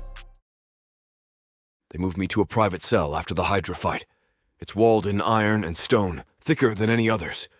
Steel locks clamp tight, and guard posts flank the gate. It feels less like a sanctuary and more like a shrine. A prison-turned mausoleum. The walls are colder here. The floor is colder. Even the air tastes sharper, as though it's been filtered of everything kind. The crowd now demands me as the main event. They chant in the streets. The Horned Storm! The Horned Storm. They weave my name into songs, rumors, wagers, and threats. I enter the pit dressed in gold-streaked fur and cracked armor like some twisted king born on suspicion. The cool crowd roars not out of respect, but because they think they own me. I'm less a gladiator now and more a legend they feed on. I eat alone in this cell. The guards slide in me meals on iron platters, salted meat, hard bread, water in chipped bowls. I chew through it without taste or thought. I train alone in a dirt yard behind the reinforced bars. No sparring partners, only shadows. I swing my axe in slashes and arcs, sweat clinging like grime. I feel every blow in my bones and curse the silence beyond my own breathing. But at night, they let Valoa in. She's earned that much authority for now. The gate jangling open is the only sound I wait for. When she steps through, she moves like daylight into the darkness. Worn leather boots, blood-stained bandages, but unwavering stride. The cell door clanks shut behind her. Every time I damn near drop to my knees. But I don't. I won't. She carries fresh linens folded neat. She brings clean bandages, herbs in cloth pouches, and once a small carved figure of a minotaur, chipped and dusty. She says, "I found him in the ruins under the infirmary." He looked lonely. I reach out and take it. The wood is smooth where someone else's fingertips once touched. It fits in my palm like home. We don't need words. Mostly she touches my scars, new and old, with gentle certainty. She dresses the deep cut from the Hydra. She murmurs old words, not whispers, more like prayers. It will stitch. Breathe deep. Her hands are cool. Her scent is lavender and earth and something raw in between. Occasionally I ask for water again, Not the rust-stained bowls, just water pressed between my lips. She brings it with both hands. I drink it and taste the future. One night she stays beyond midnight. I wake to her humming, quiet, raw in the dark. A lullaby she swore she didn't know she remembered. She swipes a strand of hair from my face with a gentle thumb. "You dream too loud," she says. "I like it more than being awake." She smiles, leaning in closer until her warmth is pressed between my ribs. I hold her wrist, twist it gently. "Stay." She nods into the shadow of my chest. No else need say it. We don't make love. Not yet. Just breath. Just skin pressed together. Fingertips trailing outlines. Scars, muscles, memory, mapping out peace in the only territory we still own. When dawn filters over the stones, Valoa stands, adjusting her skirts, hair tangled, eyes dull but steady. "You need rest," she says, because of course she reads me. "Not yet. Tomorrow's fight is bigger." I don't argue, not this time. She climbs out. I hear the lock, the click, the turn of chains on the other side. Silence returns, thicker than the iron door. I hold the wood minotaur figure in one hand, feel the heft of the memory. When I ask her if she thinks about escape, I watch her hands fold over fresh bandages, slow and precise. She doesn't look up at first, just straightens a line, smooths a rag, breathes deep. Her scent, her quiet, fills the cell like an unshakable promise. Then she meets my eyes and says, "Every hour." She ties the knot, pulls the cloth taut, and finally meets my gaze again. Her lips curve, iron with longing. "But it's not time yet." I don't ask how she knows things like that. She doesn't need alphabetized clues or spoken proof. She just does. She's the steady drumbeat under the terror of this place. Better than prophecies. Durk appears at the cell gate that night, his limp heavier, his armor scratched, exhaustion lining his face deeper than death. He drags in the heavy cot behind him and drops down across the floor. His voice rattles like metal on rock. "You're going soft, man." When I raise a brow, he swears again and adds, "You're hesitating in the arena these days. Not killing as fast, drawing the mess out. I'll be damned if it isn't because you think about her." I want to punch him. Instead, I open my mouth and shut it. His words hit harder than the ogre's hammer. He tosses his head, boots scuffing the dirt. "Don't risk dying for a feeling, Horned Storm. That kills more men than anything." I don't argue, not because he's right, but because the thought of being right terrifies me more. I swallow. I feel the sick weight of visibility in here. Guards slipping scraps, whispers in the halls, the carved figure I carry tucked beneath my tunic like a beating heart. Maybe I am going soft. Maybe nights of her breath in my hair have turned me into something less savage than before. The next day, the chorus in the stands shifts when I enter the pit. Loader's box creaks with luxury and disgust. He sipped wine as the twin-headed Hydra died. Now he's draped in silk again. His gaze flicks down at me in a tilt, like he's inspecting if the price is worth it. The crowd roars every time I turn, every time my shadow falls on jagged sand. I face another match. A brute who fights with a war club bigger than my head. He swings once with a sound like thunder. I hesitate. Not enough to ruin the counter-strike, but enough that I see Valoa's face behind the gates in my mind. Worried eyes, clenched jaw. I grip the haft tighter. I spare him until I hear the snap of ribs, not because I think he'll rise again, but because I want to return whole. This game is bigger than the kill. It's hollow if I lose myself for their cheers. The blade comes down. The crowd gasps. The death is quick. The roar follows. I'm supposed to hold my axe up high. Instead, I wipe it on the sand, dirty it again. Back at the cell, a guard brings water before the door opens wide. Valoa slides in like dusk, easing across my side. She kneels beside me, presses a damp cloth to my cheek, despite the gathering depth of bruises. She doesn't say anything, only breathes strength into my skin. When I ask if I should train harder, she leans forward, voice low. Train smarter. Because I need you carving through that dumb show not as a star, but as everything I'll find in the ashes. I stare at her mouth the moment she smiles. Not for me, not to charm, but because she sees me. And that's dangerous for both of us. The rest of the war day is edges and shadows. Each fight I enter cleaner, faster, careful. They calibrate their bets accordingly. But I keep my secrets. The half-finished scars I carry because of her. The hesitation tightening like a knot in my chest only when the crowd knows my name too well. Night falls. The torches gutter outside. I return to the cell. Valoa is crouched, lighting a small fire in a brazier made from a rusted basin. Sparks spiral upward. I feel the heat. It's small, but enough. Dirk leans against the wall across the cell. I sit near Valoa, and there's no need for talk. Her fingers pull thread back through fresh wounds. Our thighs touch, just once, like a vow. I breathe her in. Her scent is parched dirt, lavender, faint cinnamon from the stew she stole from me. Dirk blinks and clears his throat like he remembers he's guarding, not giving blessings. He staggers off to sleep. The cell door clicks shut. Valoa stops stitching. She looks at me, head tilted, face battered but resolute. I catch her wrist again, careful. No words necessary. My thumb digs into her palm just enough to ground us both. We lie side by side again. No spoken promise. Only presence.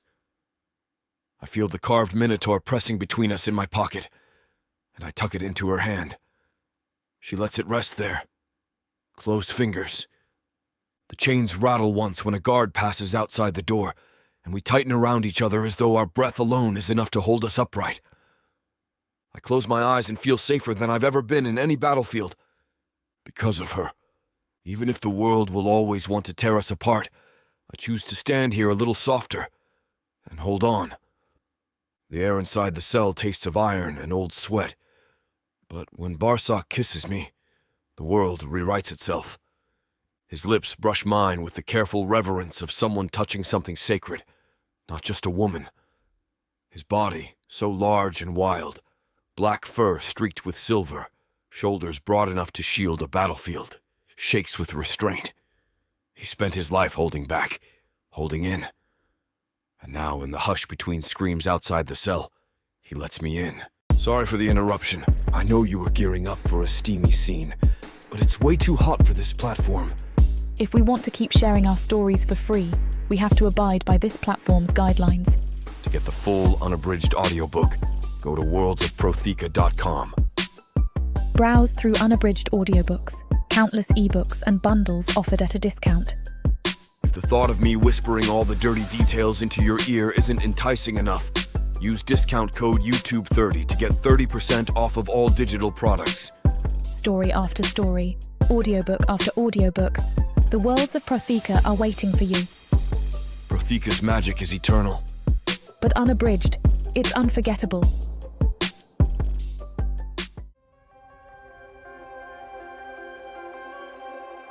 Chapter 11. Valoa.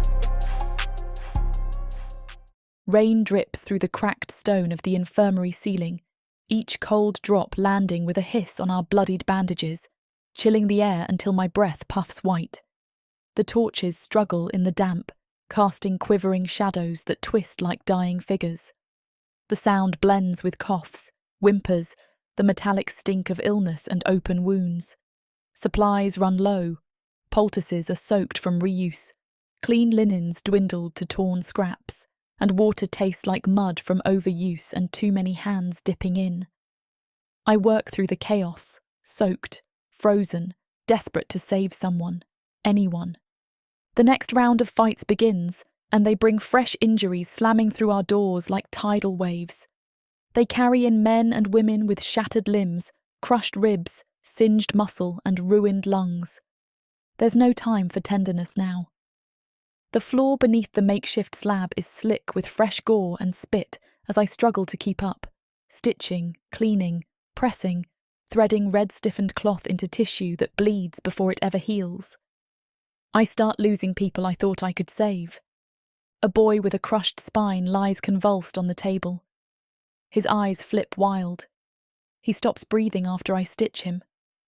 I watch the chest fall still, inhale hard, and move on before tears pour out.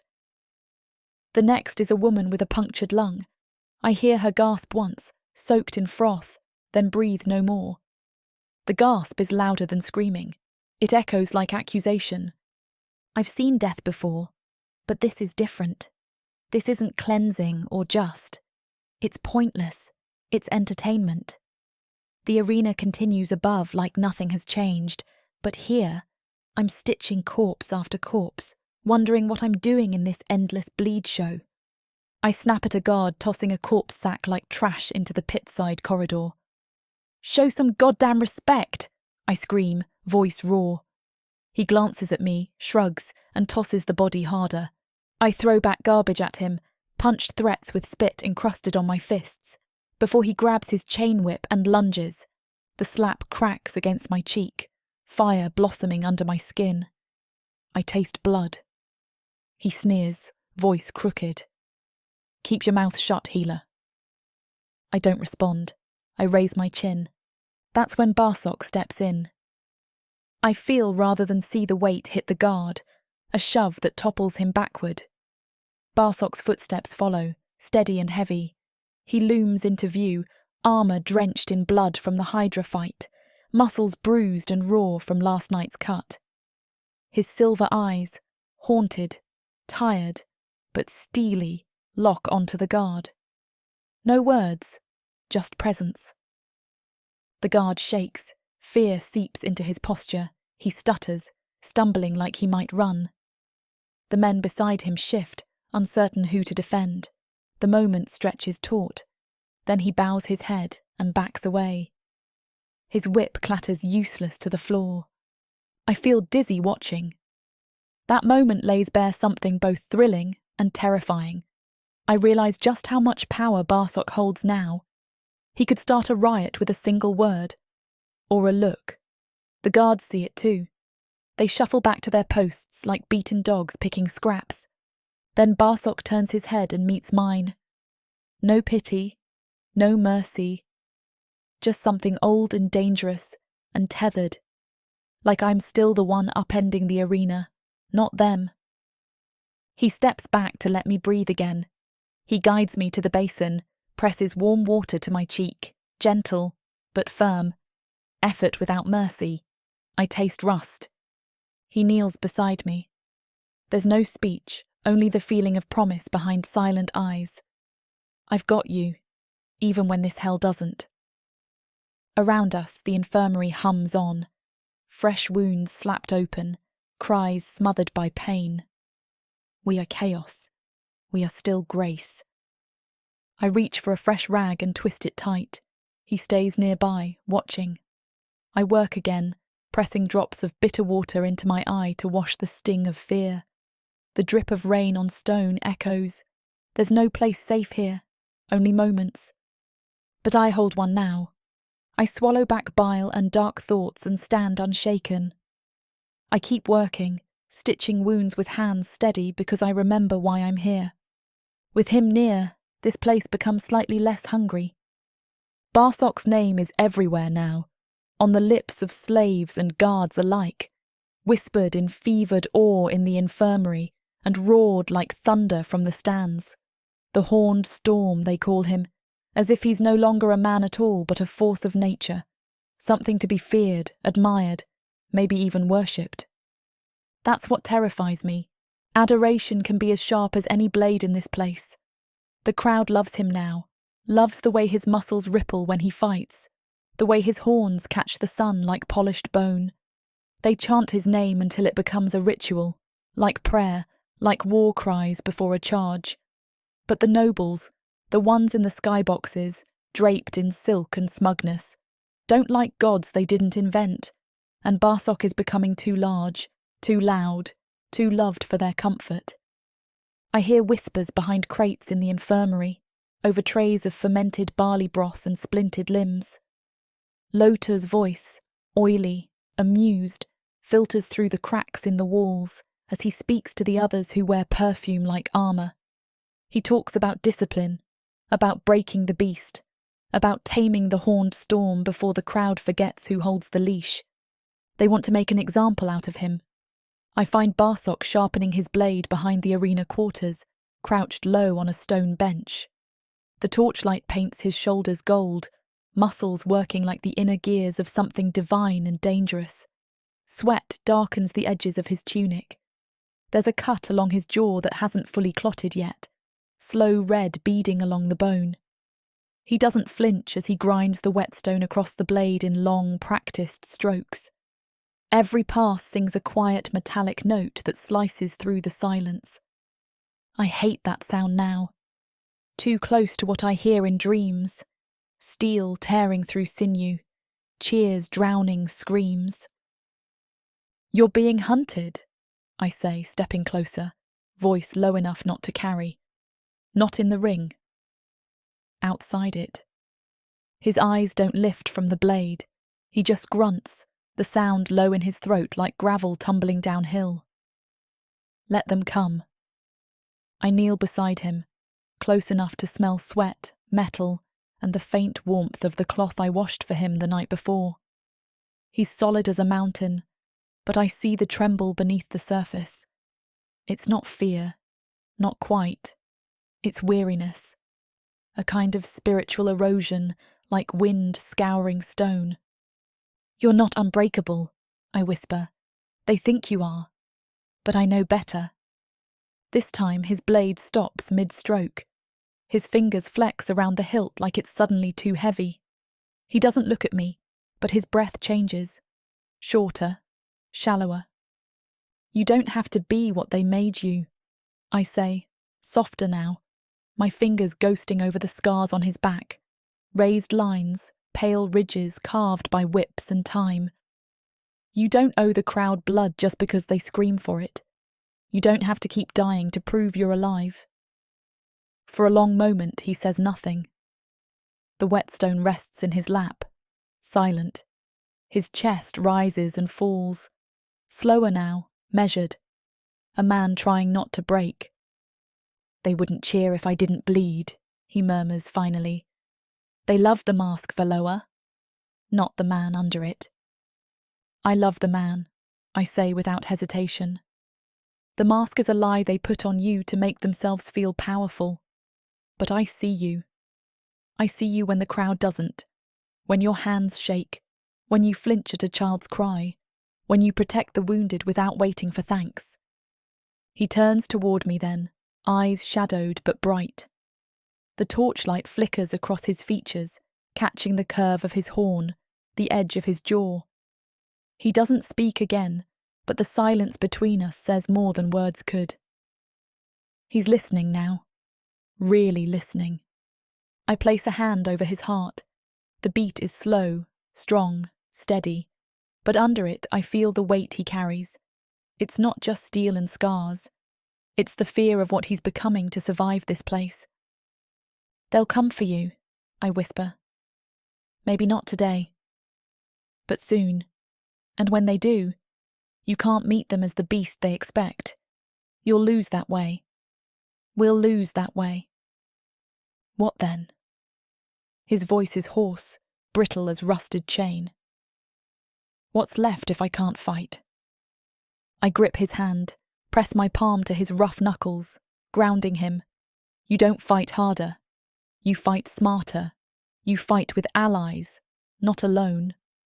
He nods slowly, just once. His shoulders slump, not in defeat, but in relief, like letting down armor he's carried too long. He leans forward until our foreheads touch, breath warm against my cheek. "Stay with me tonight?" he asks, voice low enough it's almost a thought. "Always," I answer, without hesitation. We stay like that until the torch burns down to sputtering coals. Neither of us moves. The world narrows to breath and heartbeat, and the stillness between storms.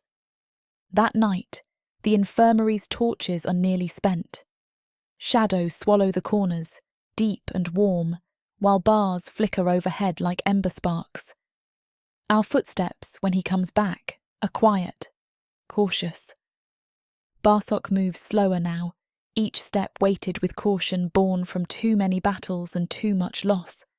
I stand in the soft glow of the dying light, remembering what calm felt like before the abyss.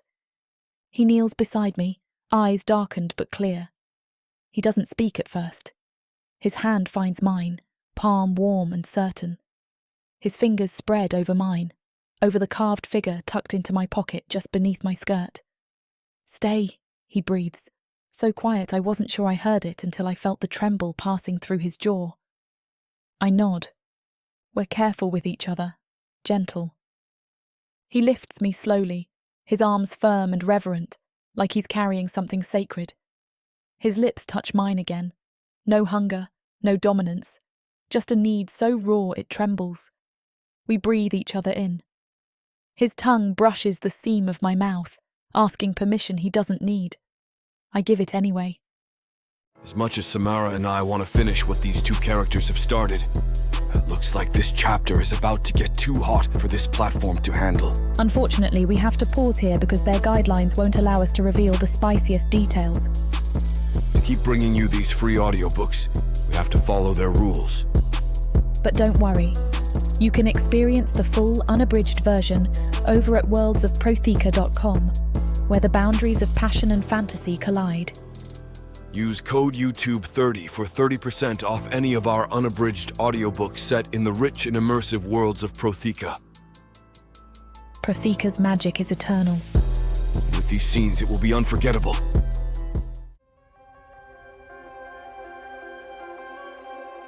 Chapter 12. Barsok. The arena rumbles like a living thing. Horns blast, drums pound, voices tear through the air like fury incarnate. My face stares down from banners draped across the high walls, painted snarls and shining horns. I've become a spectacle. The horns storm, the living emblem of violence they adore. Every time I kill, they roar approval. Every time I spare a challenger only to kill them later, they scream for more. Blood becomes their language, and I, their reluctant narrator. They don't call me savage anymore. They call me legend. I breathe in their cheers and taste iron in my mouth. The sand underfoot shakes with their appetite. Steel scrapes flesh. Bone cracks. I don't remember who I was before this. The man under the horns is buried somewhere deep, lost beneath rituals of violence. Only Valoa keeps me tethered. When the gates clang shut, when the last roar fades and the smell of sweat and dust rides the corridors, I limp toward her like a man returning from war. My muscles burn. My lungs pull fire beneath the chainmail. My ribs throb like a wounded drum. Yet every painful step reminds me, someone will stitch me back together. Someone will breathe life back into more than my flesh. The infirmary is my haven. Walls soaked in rot and mercy. Bodies stacked in heaps. No pretense here. No cheering. Just blood, breath, and healing. The torches hiss and spit, shadows flickering across hollow faces. And in that half-light, I see her, Valoa, waiting. I shoulder into the cell door. The other surgeons step away. She meets me at the threshold, eyes bright under dark rings. She wears an apron stained with herbs and clay, hands trembling but steady. I don't speak. I can't. My jaw clenches. I lift one hand to touch her cheek, feel the softness under my calloused palm. Her breath flutters and she leans into the touch. My fingers trace the curve of her jaw, memorizing the lines no crowd will ever see. Not her scars, her strength. "How bad?" she asks. "At least 3 broken ribs," I rasp. She swallows, lifts her chin and says, "Then they're mine now." I let her pull me to the slab. She sets a basin of boiling water near the edge. The steam curtains the room in morning light.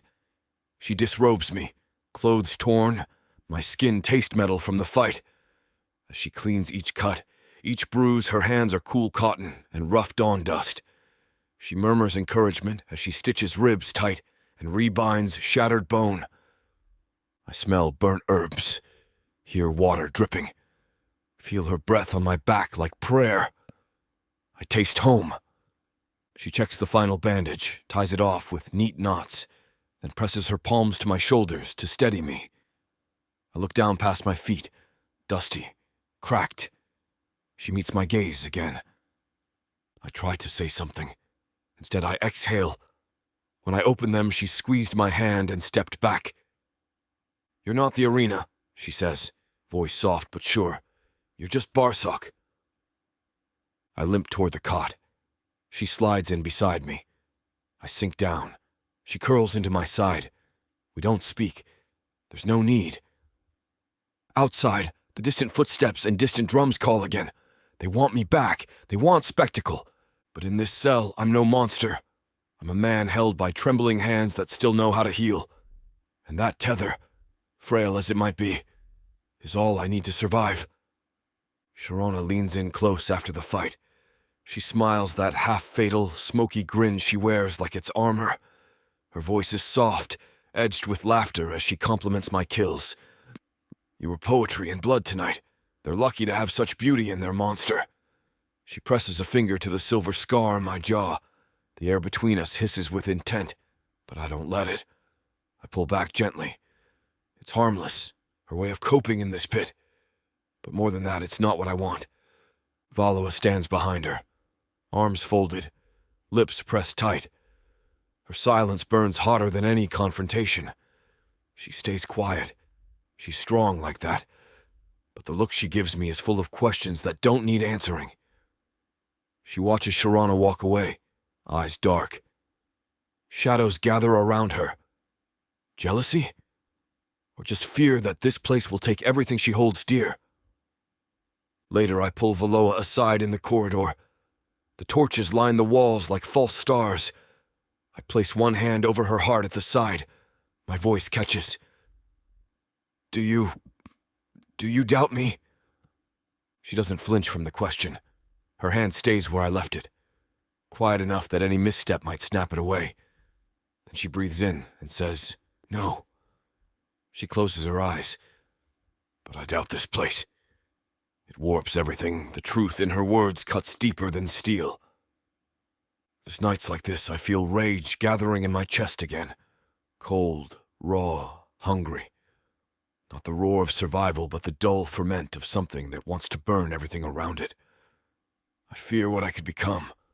And in this fear I see another danger, that I might turn it on her, that I'd rip hope from the only source I've clung to. She opens her eyes. I catch the ghost of the same fear there. I lean in close, too close to speak easily. I see it in her eyes, smoldering in torchlight.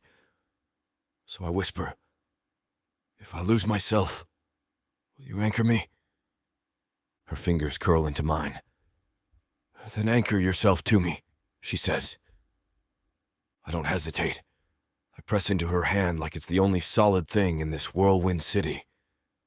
I lean until my forehead rests against her temple. I breathe her in, the faint tang of herbs, the clean line of her skin, the scent of quiet after chaos. And it steadies me. We don't need to say more. Hours later, I step into the pit again under a sky heavy with rain. The crowd's war cries are distant thunder now. I feel their hunger, but I also feel something else. A quiet tether pulling me away from the edge of unfurling rage. Valoa is waiting in the infirmary. I know she is. I fight. I kill. But I hold back. Not because of mercy. Because I still want to go home. I still want her hand on my scar, the carved minotaur tucked in her palm.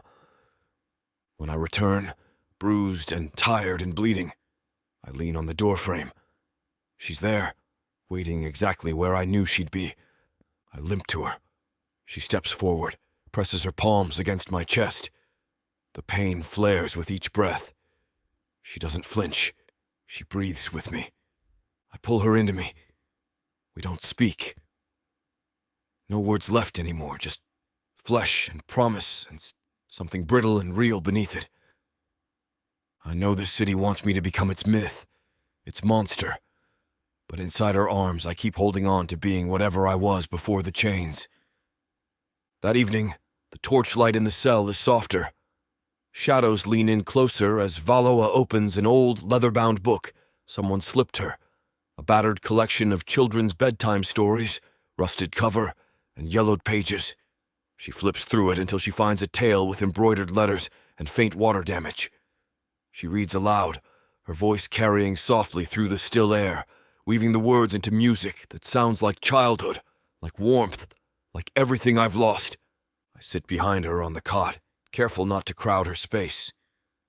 The cell feels quieter than it has in weeks, hollowed out for simple peace. As she reads of princesses and forests, I take a loose strand of her hair and start braiding it. It slips between my fingers like silk. Each braid is deliberate, reverent, something sacred in this war-forged world. I don't know how she sits so still, letting me do this. Though, if I pulled taut, she'd glance back and smirk. She reads the next line in a voice that trembles with laughter and surprise. She mispronounces a word, and it cracks the story open. I feel something in my chest knot and loosen all at once. Her laughter rumbles like a spring breeze stirring deep roots. She leans forward to fix the braid when I wrap it tight at the nape of her neck. She shivers like she feels it, fingers tracing the braid where my teeth held the end. Our eyes meet in the torchlight. It's not shame. It's something municipal and tender. Like she sees my mapping of her scars as a blessing, not a claim. We don't touch again. We don't need to. I coil beside her, careful that my weight doesn't crush her breath. I drape my hand across her chest, fingertips spread wide, pressing over the pulse beneath her skin. It thumps steady and strong, like a drum calling me back from the edge of rage every time everything else goes silent. She sets the book aside, tucks the pages beneath her pillow, and rests her face against my arm. I breathe in the faint scent of old paper, fire, and lavender she washed with. Torch smoke curls through sour-sweet air. Words left unspoken slide between us. No need for more promises. We rest in presence. When I close my eyes, I feel her heartbeat against my palm. A slow, bright arc of sound.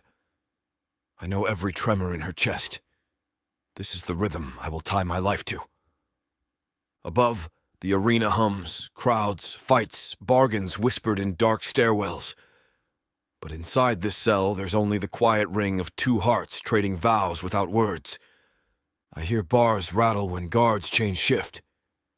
I smell stale barley and blood that will rise again in the morning. I feel the ache of old wounds beneath bruises I haven't tended to yet. Still, I stay. Her heartbeat hums the only song I want to learn. It calls me back from something dark inside me. If the world outside demands I be a legend, I don't care. I'd burn the whole city, stone and banner and steel, to protect that heartbeat. Someday, maybe, I will. But tonight, I let sleep claim me as her arms stretch into mine. I sleep anchored in warmth rather than hatred. Chapter 13. Valoa. A fresh shipment arrives before dawn. Noble spectators escorted in under gilded banners and velvet robes. Their chatter fills the gates like birdsong before a storm. They smell of wine and perfume and entitlement, like nights when mercy is currency and death is entertainment. Among them, a patron known for importing exotic beasts strides through the infirmary doors himself, his robes rippling like water over stone. Under his arm, seated atop a gilded cage, is the chimera, a grotesque horror with goat horns, lion's body, serpent tail, and eyes hungry for blood. They pit it against enslaved gladiators who have no glory left to lose. I'm ordered to stay after the match, tend to the wounded once the rows of victims are brought out on littered stretchers. They call this a spectacle. They call it sport. What I see isn't a battle. It's a massacre wrapped in ceremony. Limbs shredded, spines snapped at the ankles. Half of the orc fighters lie still, faces frozen in the last moment before they realised it was over. One Naga, not fully dead, hisses for his mother in a child's voice, a whisper of mist before the flame. My stomach reels. I swallow and hold it, but it's too late. I vomit into the corner bucket, bile steaming in the cold air. Guards don't flinch, slaves don't cry. I do. I stay on my knees, pushing breaths through nausea, until Valoa appears behind me like a shade, steady, calm. She grips the basin's edge, then tilts until I can lean and dry heave again.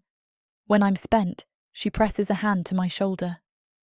"You did good," she says quietly. "Let them be monsters. Promise me you won't become one." When I can stand again, I gather wounds with numb hands, stitch torn flesh and broken bones. The smell of burnt hair and acid from chimera venom etches into the cold stone. I taste iron. I breathe death. I tend what's left.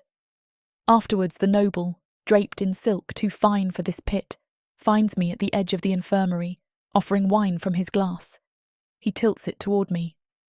"I can transfer you to my house," he says, voice too smooth. "Softer life. Privileges.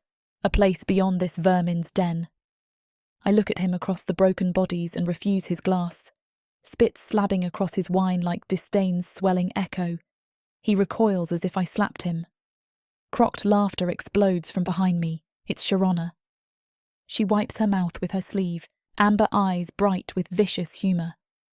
"I hear house slavery suits you," she calls before swaggering out. I feel the noble's cold fury, his lean toward me until I see Barak appear behind him, shoulders squared, body swallowed in shadow.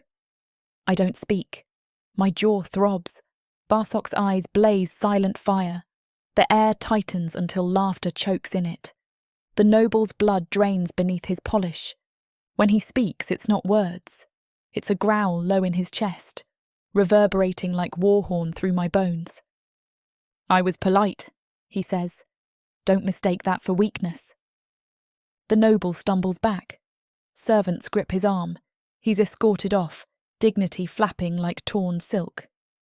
The guards close ranks instantly. Barak turns back to me.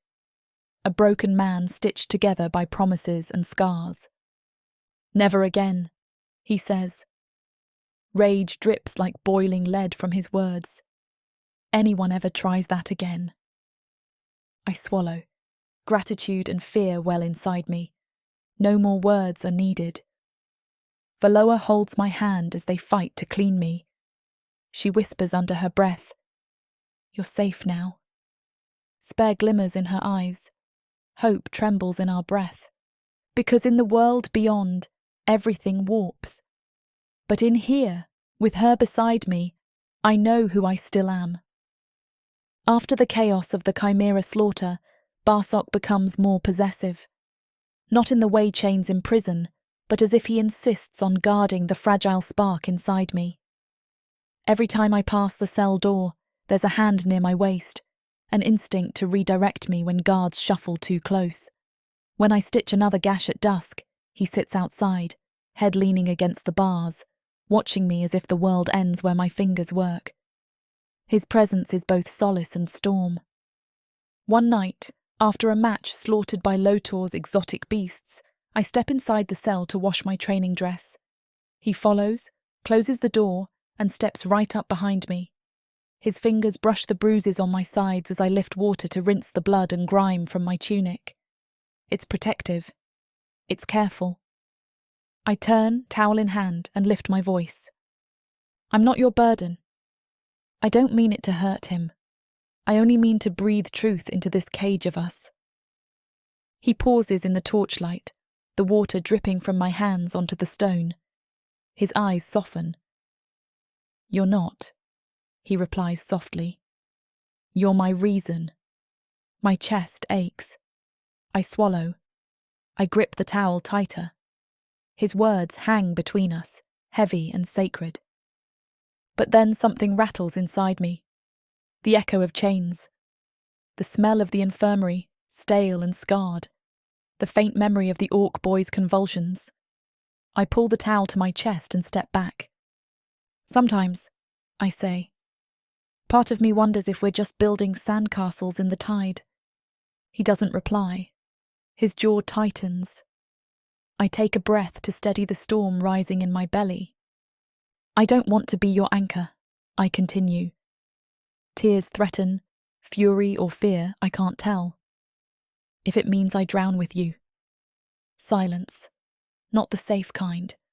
The kind where worlds shift and something breaks. Then his hand comes up and catches my elbow, not holding me, guiding me. You're stronger than you know, he murmurs. I look into his eyes. I see vigilance, watching, a man trying not to drown himself too. That's why I protect you, he says, because you keep me safe too, not with strength, with you. My vision blurs. I try to resist the swoon, heart pounding, words swimming in my throat, but I fail. My knees weaken. I gasp. He catches me, arms steady but warm. He holds me close enough to feel each breath, each scar, each word. He doesn't speak again for a long moment. I can't promise there won't be storms, I whisper, voice trembling. Then I promise I won't let you face them alone, he replies. Night curls over us like a promise. The door clicks. Another guard passes by, doesn't open, doesn't speak. We stand there for minutes that feel like years. The austerity of stone around us softens in his chest, in the heat of his body against mine.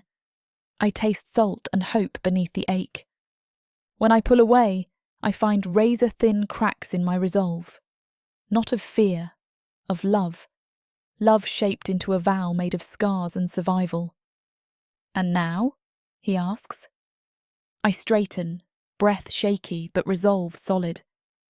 Now we build something worth saving.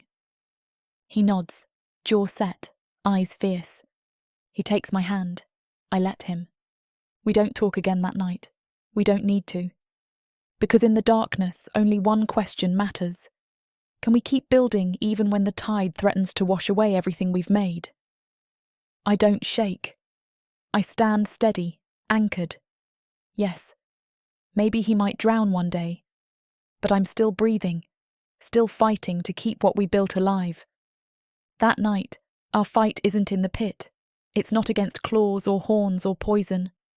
The fire waits for us behind closed doors.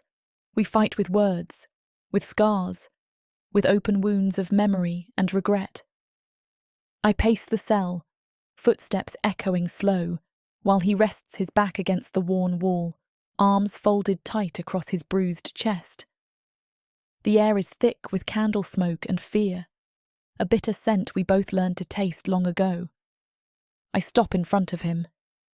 You're suffocating me, I say, voice blunt and trembling. I feel you everywhere before I even speak. He presses his jaw tight, the muscles standing out in his neck. I'm trying to keep you alive. But at what cost? I whisper, stepping close enough to feel his breath mingle with mine. Your soul? Your peace? My words sting like salt. He snaps. If you can't trust me to protect you, then what good am I?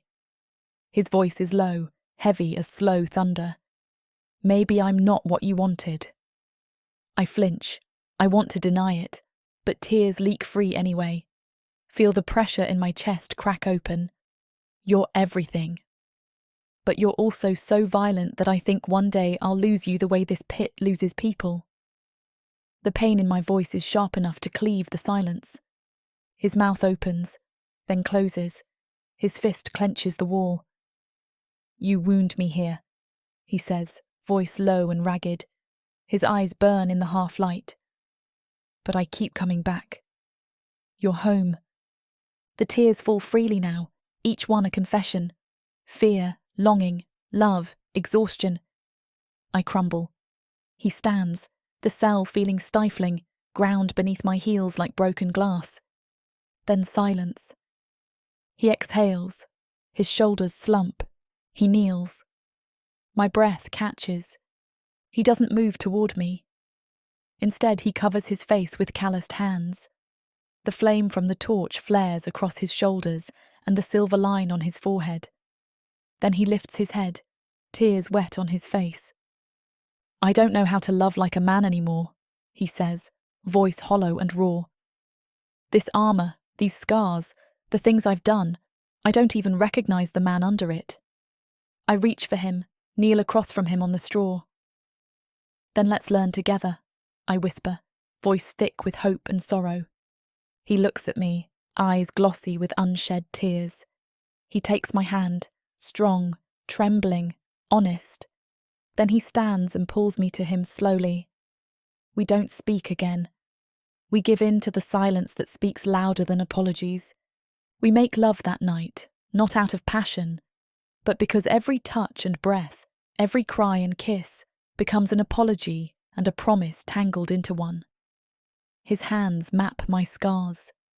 My fingers trace the line of steel etched into his chest, where the chimera's horn crushed flesh months ago. Every gasp, every broken moan, every whispered name becomes a vow. When he kisses my tears away, I taste salt. When I kiss the scars on his chest, I taste battle and longing and release. The world outside the cell, crowds, battles, death, fades into distant rumble. All that remains is breath and heartbeat, raw flesh pressed against raw flesh, confession braided into skin. We fall asleep wrapped in each other, tangled limbs heavy with the weight of survival and the fragile bloom of hope. It's not perfect. Our bodies ache. We wake in pain, bruises, tight joints, nightmares ringing loud. But when we wake, he holds me. I trace the line of gold his horns cast on the ceiling. All I know is this. He looked into the depths of my fear and chose to stay. I looked into his past and refused to run. It's not perfect, but it's ours.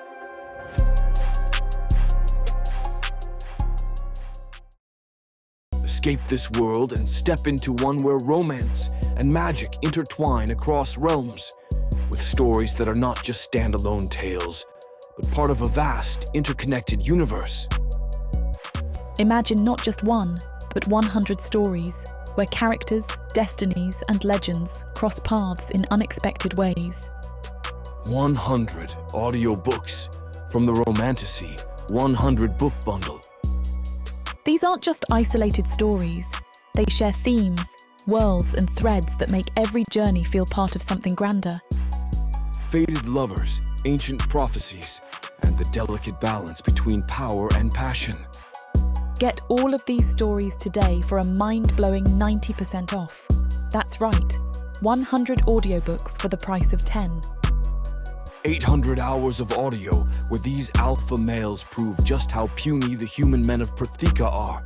12 complete series where they show their human women what they've been missing and more.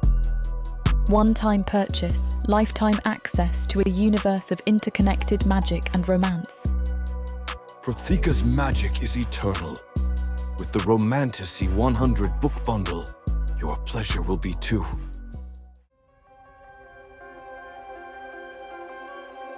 Chapter 14. Barak. The blare of the trumpets hits me before I step through the arena gates. They've blindfolded me at Loder's command.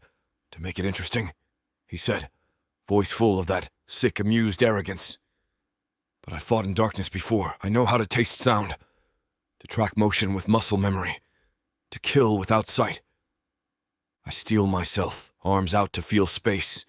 The sand is soft beneath my hooves, unexpected after all the fights. I breathe in deep, salt sweat, the roar of the crowd, the tang of fear and flame.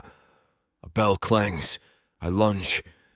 I hear bone crack, a grunt, sand spray. Then someone screams. The sound cuts me like a blade. Cheers rise. Volume explodes as if every voice in the city wants something more. When the bell clangs again, I know it's over. The blindfold comes off. I blink through torchlight, see bodies kneeling, broken on the sand. My opponents. I kneel once, breathe slow, then rise. The chant swells, Barak, Barak. Pain lances my ribs, fresh fractures jag a breath. But the crowd doesn't hear that. They see the spectacle, the monster proofed in darkness. I limp across the pit ramp, sweat and blood drying crust beneath my horns. The gates swing back open. The guard at the threshold bows. I nod and step through. Valoa stands at the threshold of the infirmary before I even enter. Torchlight silhouettes her. She's still, spine straight, arms crossed. The wild strands of hair tickle her face. I feel the weight of my victory, of every ounce of violence I've become. She doesn't move, doesn't smile, doesn't step forward. I feel the silence stretch longer than the roar ever lasted. "I'm broken," she finally says, voice low but clear. "This place is breaking you." I swallow, breath tasting of metal. "It broke me a long time ago," I say, voice flat. Her eyes glint, something volcanic behind them. She steps forward, lifts one hand. The slap cracks like a weapon. My cheek burns, not from the hit, but the truth in her voice. "Then let me put you back together." I don't know how to respond. Her words strike harder than any strike in the pit. Under the torchlight, I see every scar I carry etched in her eyes. Pity, fear, rage, love. It's too much. I step past her, through the door, and walk away. Silence yanks me with its weight as I stride. The infirmary doors hiss shut behind me like a promise long broken. Later, I lie awake on the cot. Her voice rings in my head. Her eyes. Her strength. She didn't beg.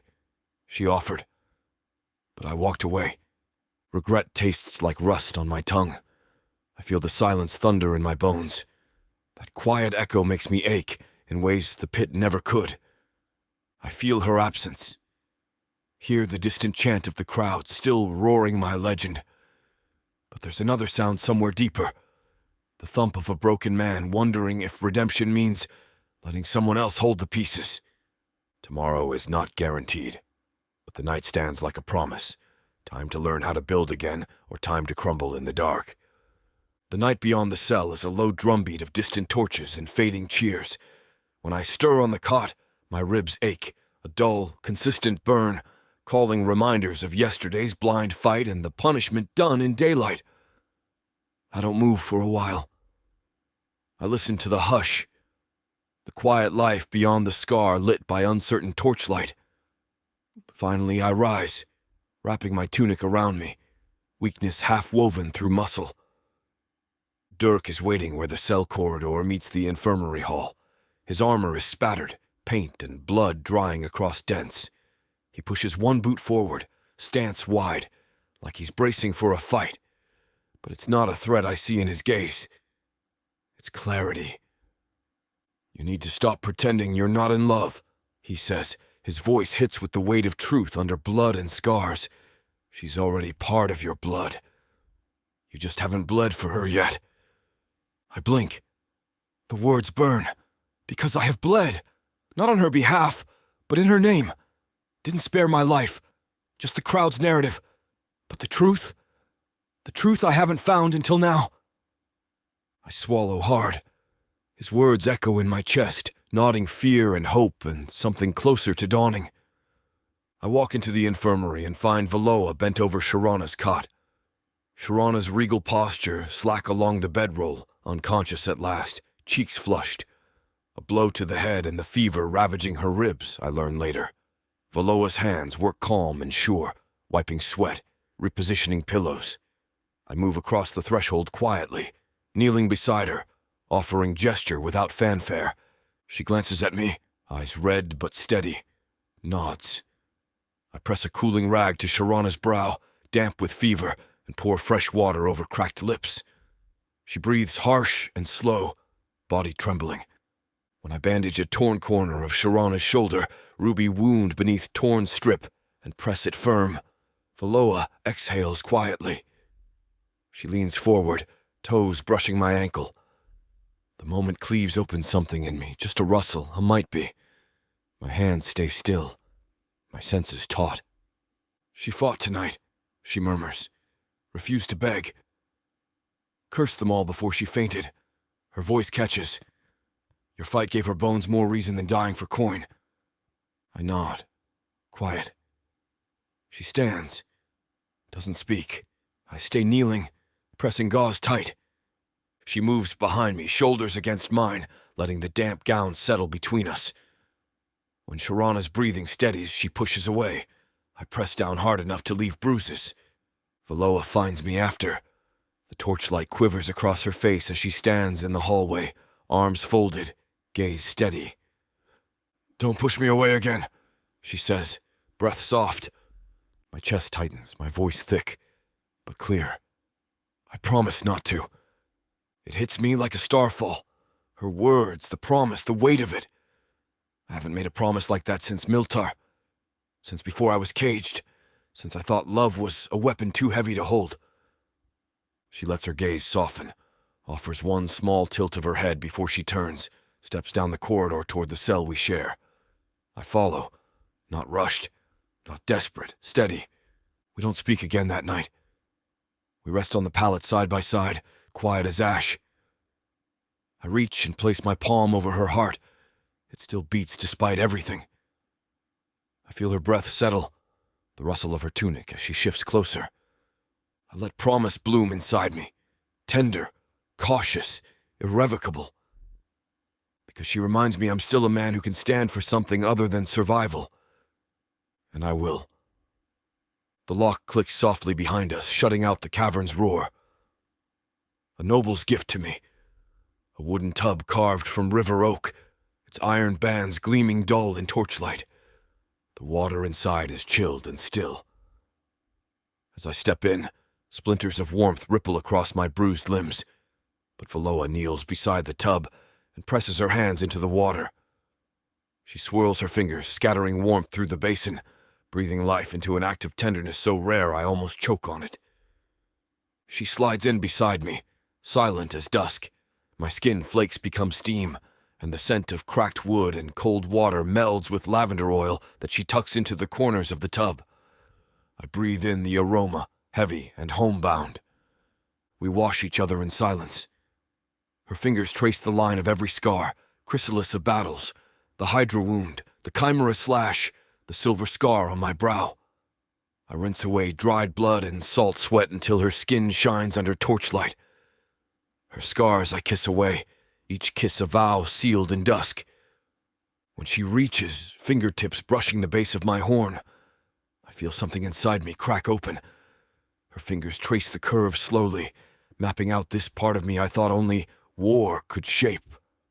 The ache beneath them loosens. I want to stay in that moment forever. She pulls the water over me gently, her voice almost breathless. "You smell like rain." I open my eyes. Can't speak. She dips cloth into the basin and lifts water to my jaw, scrubbing clean the grime of the cage and scent of steel. We breathe each other in, pulses slowed, hearts unarmored. We don't make love, not tonight. But we feel love in every stroke, every breath, every moment her skin presses against mine, carrying me away from the pit and closer to something named softly. When I rise from the tub, water drips from my horns, each droplet cold like memory. She wraps me in cloth, presses it tight against wounds. I pull her close and tell her, voice low and raw, "I would die for you." Without flinching, she rests her forehead against mine. "Then live for me instead." Her hand settles against my chest, light, burning, steady. In that moment, the cell door might as well be sky. I know I will, not for legend, not for death, but for love born from scars and survival.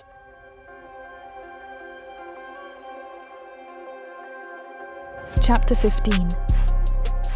Valoa.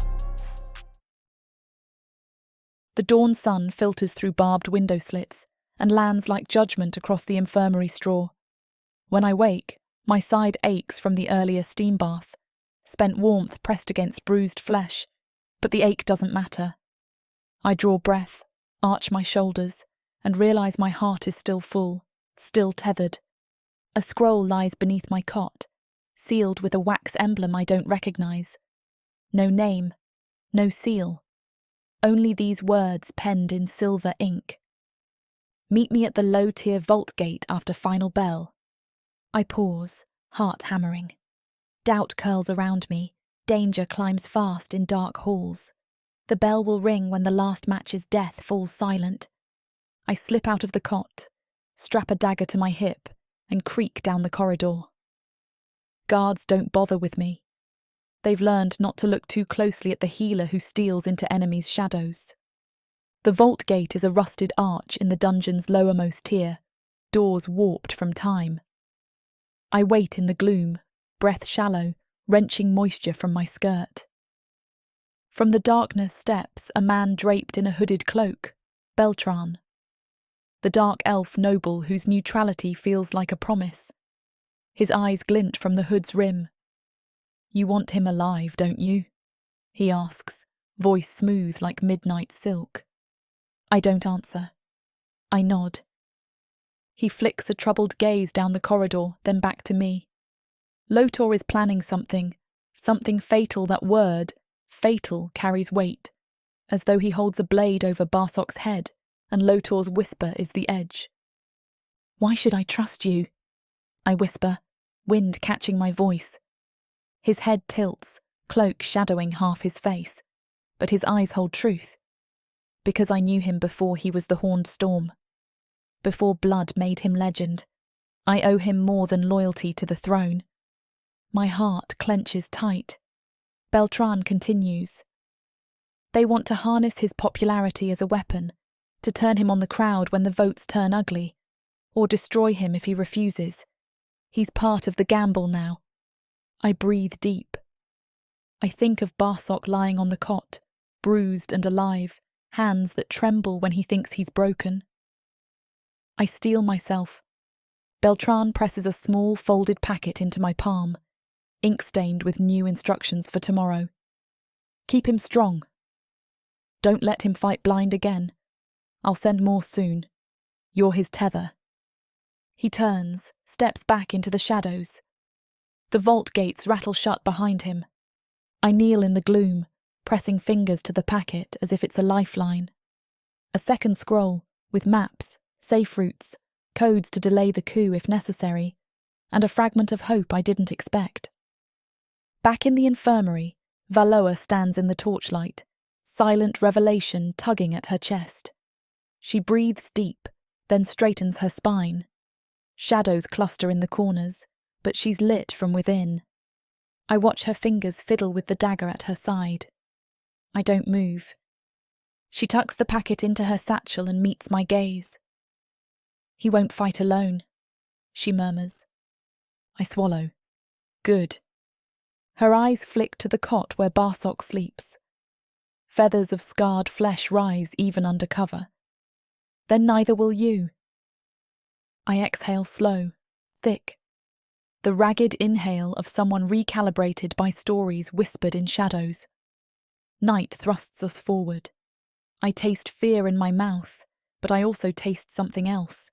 Defiance. Tomorrow might be the day the arena falls. But tonight I've chosen.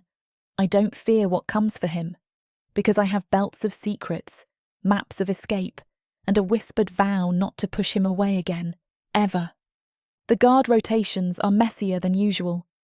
I pass the infirmary thresholds, now smelling sweat and steel over worn linen in broader strokes, like someone turned the lamp up on danger. Guards watch Barsok longer than duty calls. At dinner rations, they glance at me as often as they glance at him. Lota's voice drips through the upper galleries. The Horned Storm has served well. But it's the way he says has that slices open every silent corner. It's correctable, replaceable, disposable. I feel fresh panic under my skin, cold and simmering. I slip scrolls and maps into my satchel as though they breathe. I don't tell Barsok about Beltran. Not yet. Not until I understand what's entangled beneath it all.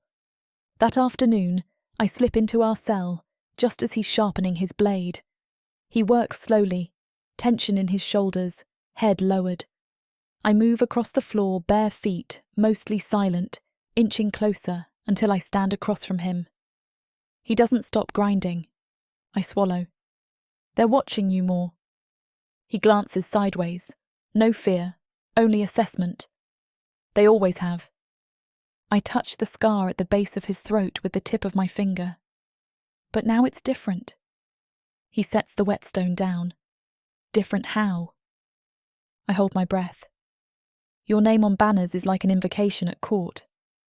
That means someone is expected to fetch ends when it fails. If they're planning something, if Lotor's sharpening his blade, then it could go inside you. He stands, jaw worked tight. His shoulders rise.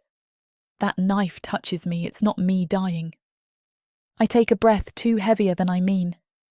You're scared, he says, not accusing, observing. I flinch, scared. The word trembles on my lips. I don't like that. He watches me, expression taut.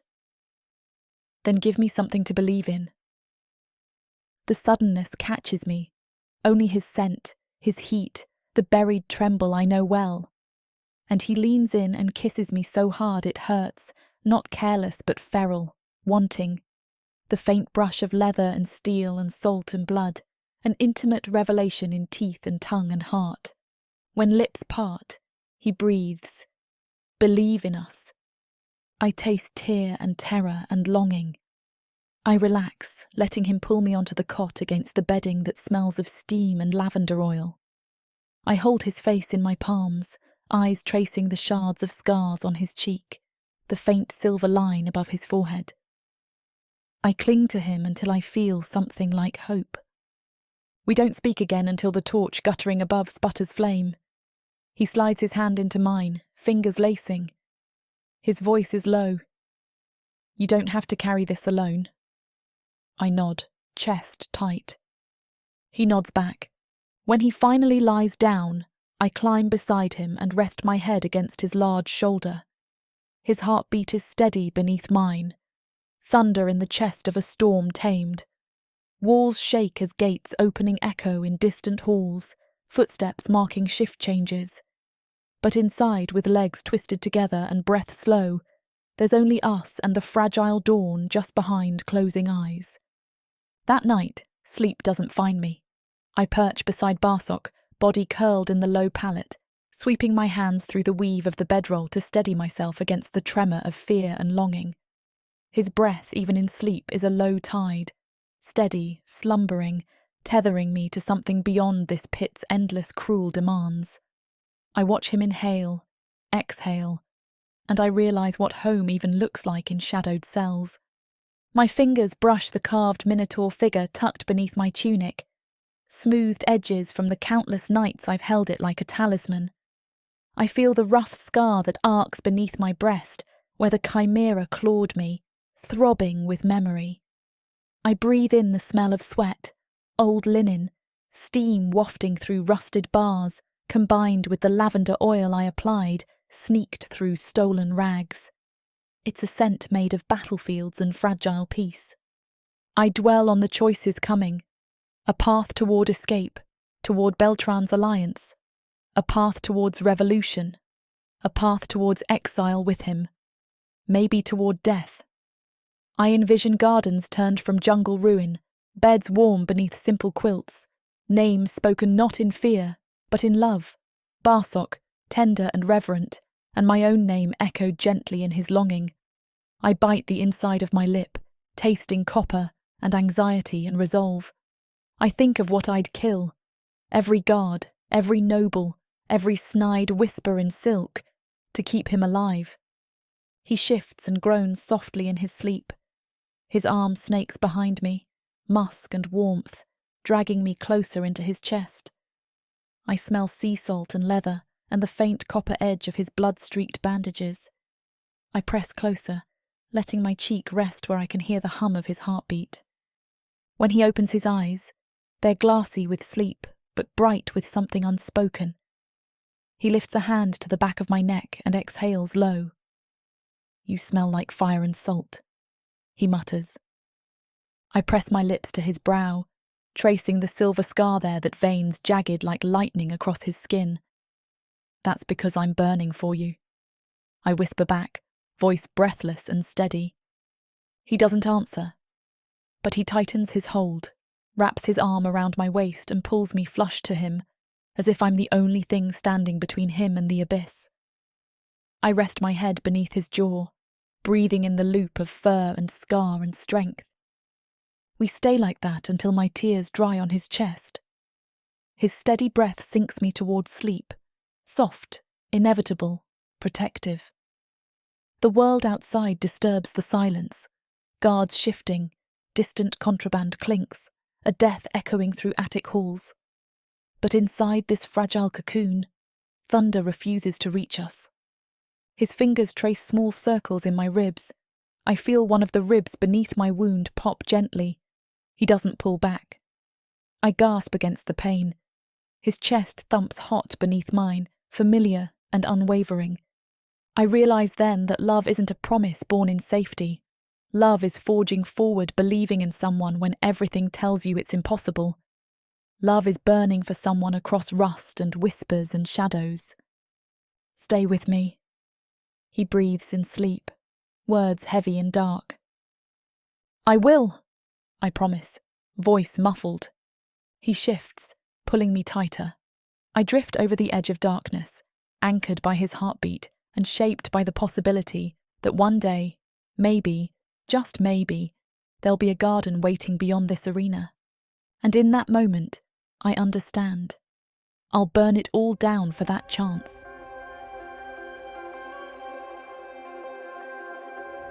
Chapter 16. Barak.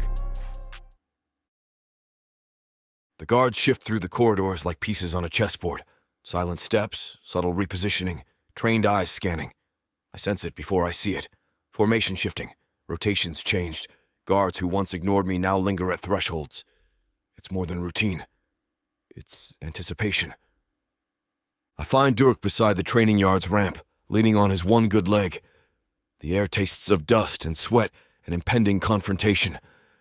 He watches me with that sharp, orcish clarity, missing nothing. I ask, voice low, "You see that?" He nods once. Not a flicker of surprise, not a scoff, just heavy expectancy. They're watching you, brother. The word, brother, carries the weight of loyalty. I don't hesitate. I growl low, a taut rumble in my chest. Every match feels like bait now. His gaze tightens. I continue through grinding breaths, like they're waiting for me to misstep. He doesn't say anything more. He doesn't need to. Walking into the arena now, the roar of the crowd smothers me like a tide breaking over bone. The sand sizzles under my hooves as I step between the gates. The smell of blood and sweat thickens. Each time my gaze passes Loder's royal box, he's there. Tiara stained deep red, wine creeping over lips curled in amusement. He's drunk as fat cats always are, but his eyes, those damn eyes, glitter with thorns. Clever danger. When the horn sounds this time, I grip my axe so tight I taste iron. My ribs scream with each swing. The crowd hails victory. I dispatch the beast pinned against sand, watching its life flicker out like a candle snuffed in neglect. I turn, expecting the usual cheers. Instead, I feel the silence twist. They're waiting to see if I thank them with blood or cower. I limp through the gate afterward, armor dragging, muscles bristling like warnings. In the infirmary doorway, Valoa stands, hands clasped, breath uneven. When I step closer, she presses against me, wrapping arms over my ribs. Her dress is damp with tears or sweat. I don't ask which. Her breath hitches against my neck. She doesn't look at me. I don't ask why. I simply hold her. Let her steady me. She grips my side and inhales heavily, silent confession held in her chest. No words yet. Later, she edges back inside and leaves me standing in the tunnel. I trace the fresh scar on my ribs, her breath that steadied me before, her quiet warning in the madness. There are whispers now, beyond the walls, beyond the matches, beyond the beasts. They call him monster, god, commodity. They titer out my worth in coin and fear. But I feel only one truth. Valoa watches me with more worry than pride. I lower my gaze to the hearth where her satchel and bandages rest. I step away from the tunnel's open air and into her light. Valoa's quieter now. Not absent, Just all the noise she could carry seems to have slipped into shadows. When she moves through the infirmary, her footsteps are precise, decisions no louder than a blade's edge.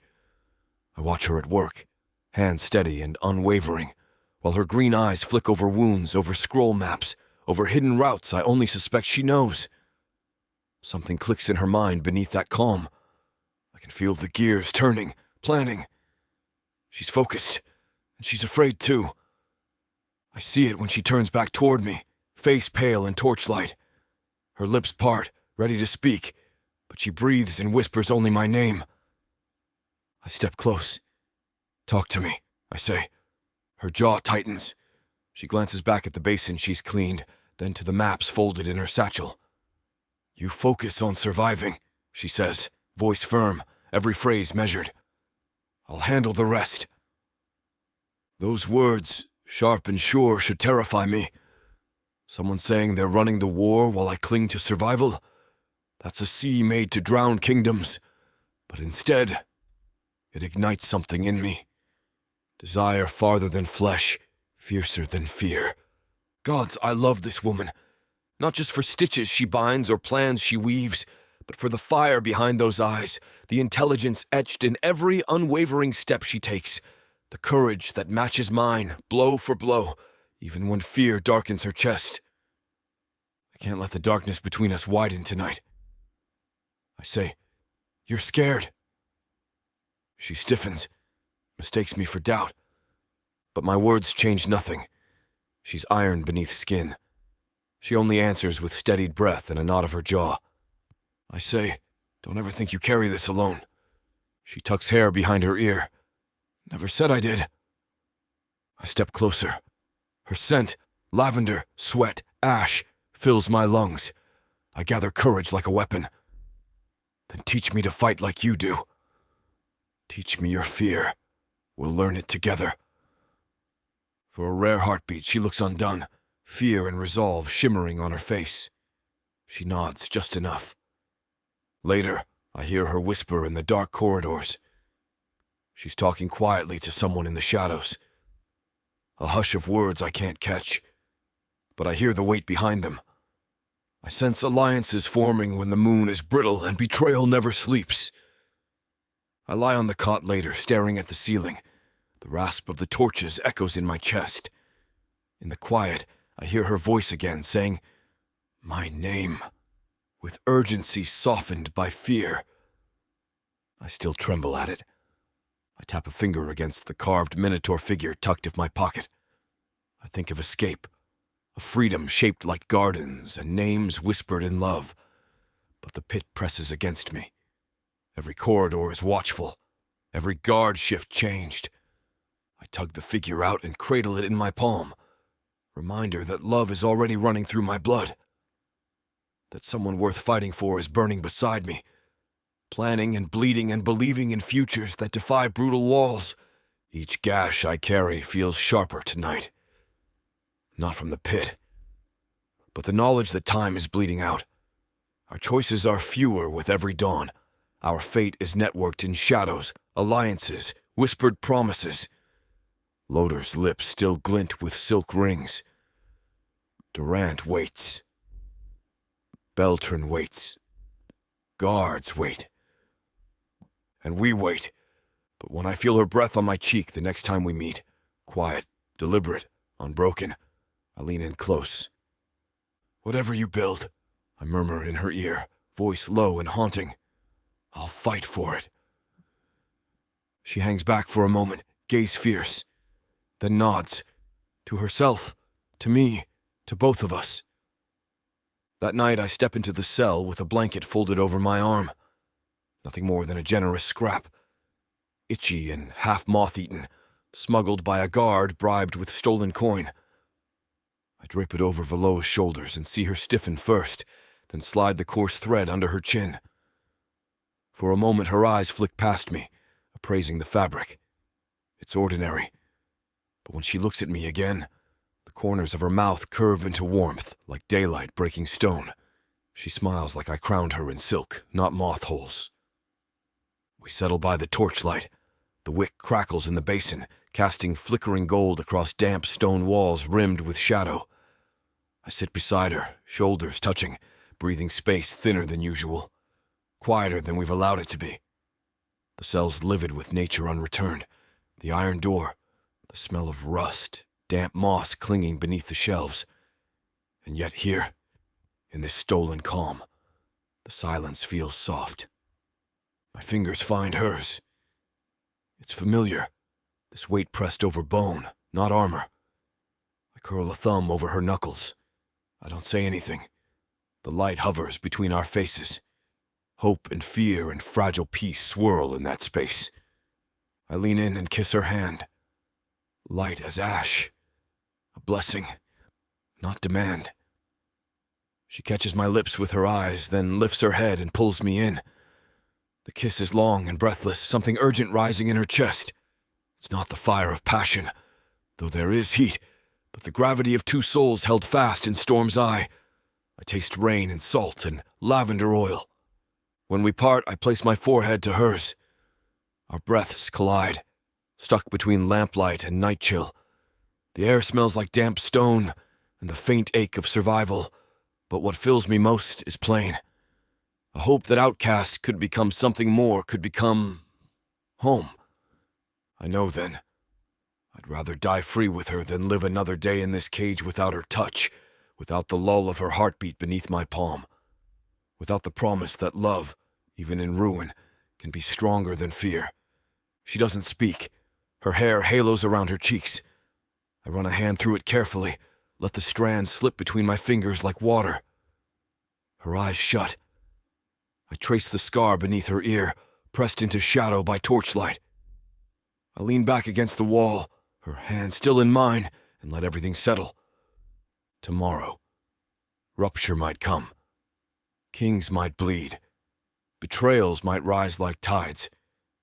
But tonight, beneath impossibly fragile light, I choose to hold on to what matters. I breathe her in again. Hope doesn't roar. It whispers under scars, and I'm anchored. Chapter 17. Valoa. The infirmary stinks of antiseptic and desperation. That smell, chlorine sharp and stale, hits me when I open the door, followed by the iron tang of blood and sweat that clings to every direction. I step inside to find more bodies than beds, more tears than water, and curses tucked behind every bandage. A new group arrives mid-morning. They're fresh, hungry, terrified to be chosen. Among them is a girl no older than 16, her tears silent but endless, ripped clothing muddy and torn. This is new meat for the arena. I can't stop thinking. That was almost me. The blood races through my head, breath choked, memories of my father's hand, my father's teachings. I kneel beside her slab, face damp, sleeves torn, hands red. I press cool water to the side of her face, thread golden salve into her lacerated cheek, whisper nonsense I hope she hears as more than curses. I tie clean cloth around a deep cut. She flinches. I compress and murmur, "Stay with me."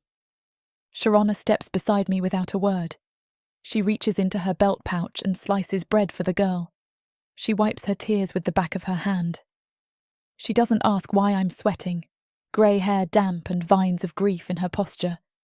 She already knows.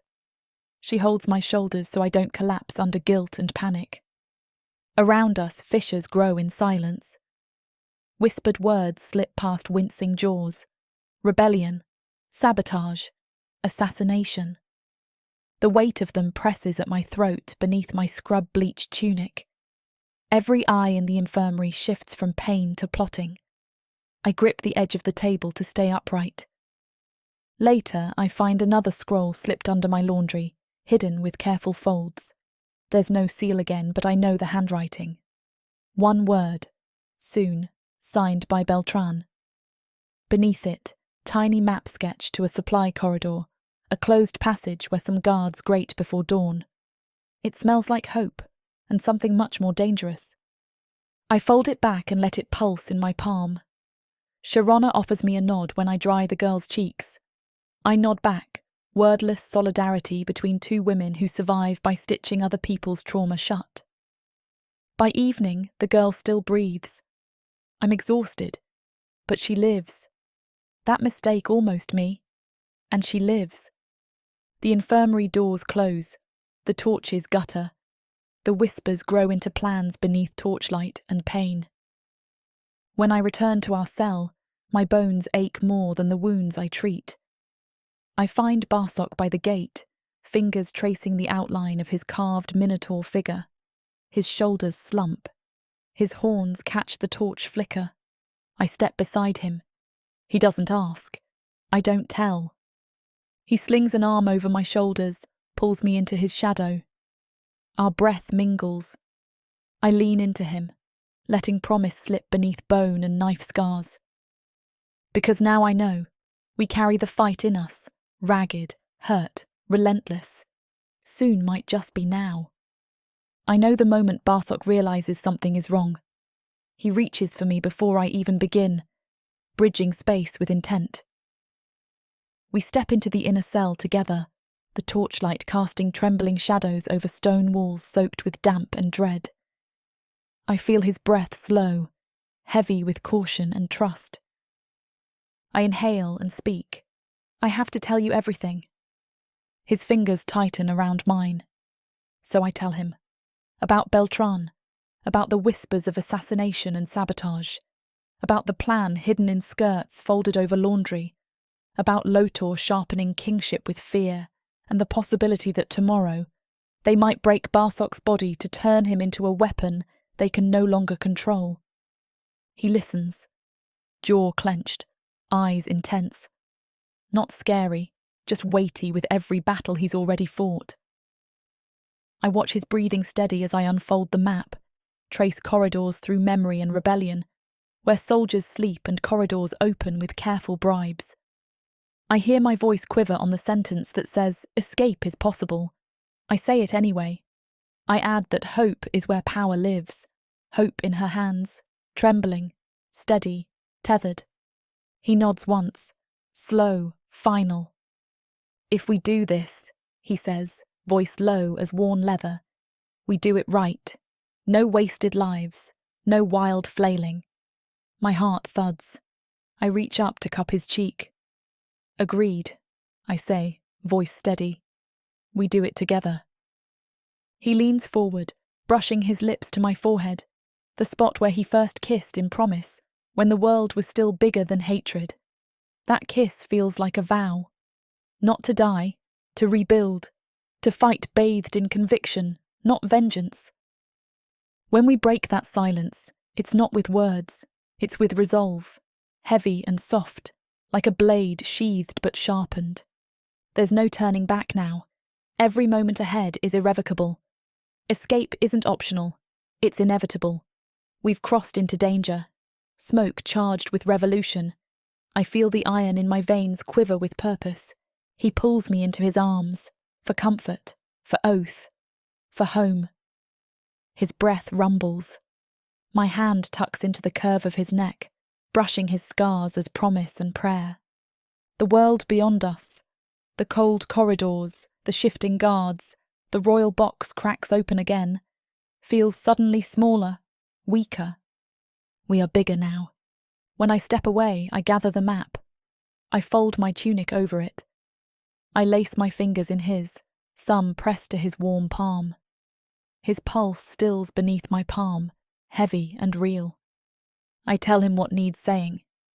Tomorrow night, when the bell tolls final, we move. He nods. When we lie down, I feel something stubbing inside me. A word. Freedom.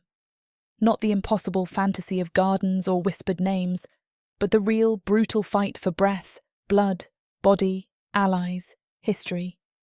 He holds me until we fall to silence. The cell door remains closed, the allies shift, whispers grow, and in the quiet drift I know. I don't want to go back to living in this cage anymore. That night, when the torches gutter low and the corridors hush beneath the final bell, we give up words entirely. Instead, We make love. Slow, patient, unbroken. There's no urgency, not like the pit's demand. Just two bodies breathing in shared fear, shared conviction. His hands tremble as they explore soft scars I left on him. My fingers shake, tracing the ridges where steel cut deep. Under each other's touch, both of us know this might be the last time we stand unbroken in darkness together. I press kisses to his scars, along his jaw, over the seam in his side where muscle closed back on itself with my stitches. I let each kiss carry gratitude, apology, promise, that I found him beneath legends and rage, that I'll fight even if tomorrow ends legend or man. His arms wrap around me like a shield, his fingers tangled at my back. He holds me as if I might vanish if he breathes wrong. The cell is small and bare, but home in its fragile quiet. No banners, no chants, only us pressing breath into silence. When we drift into sleep, I wake to his heartbeat drumming beneath my cheek.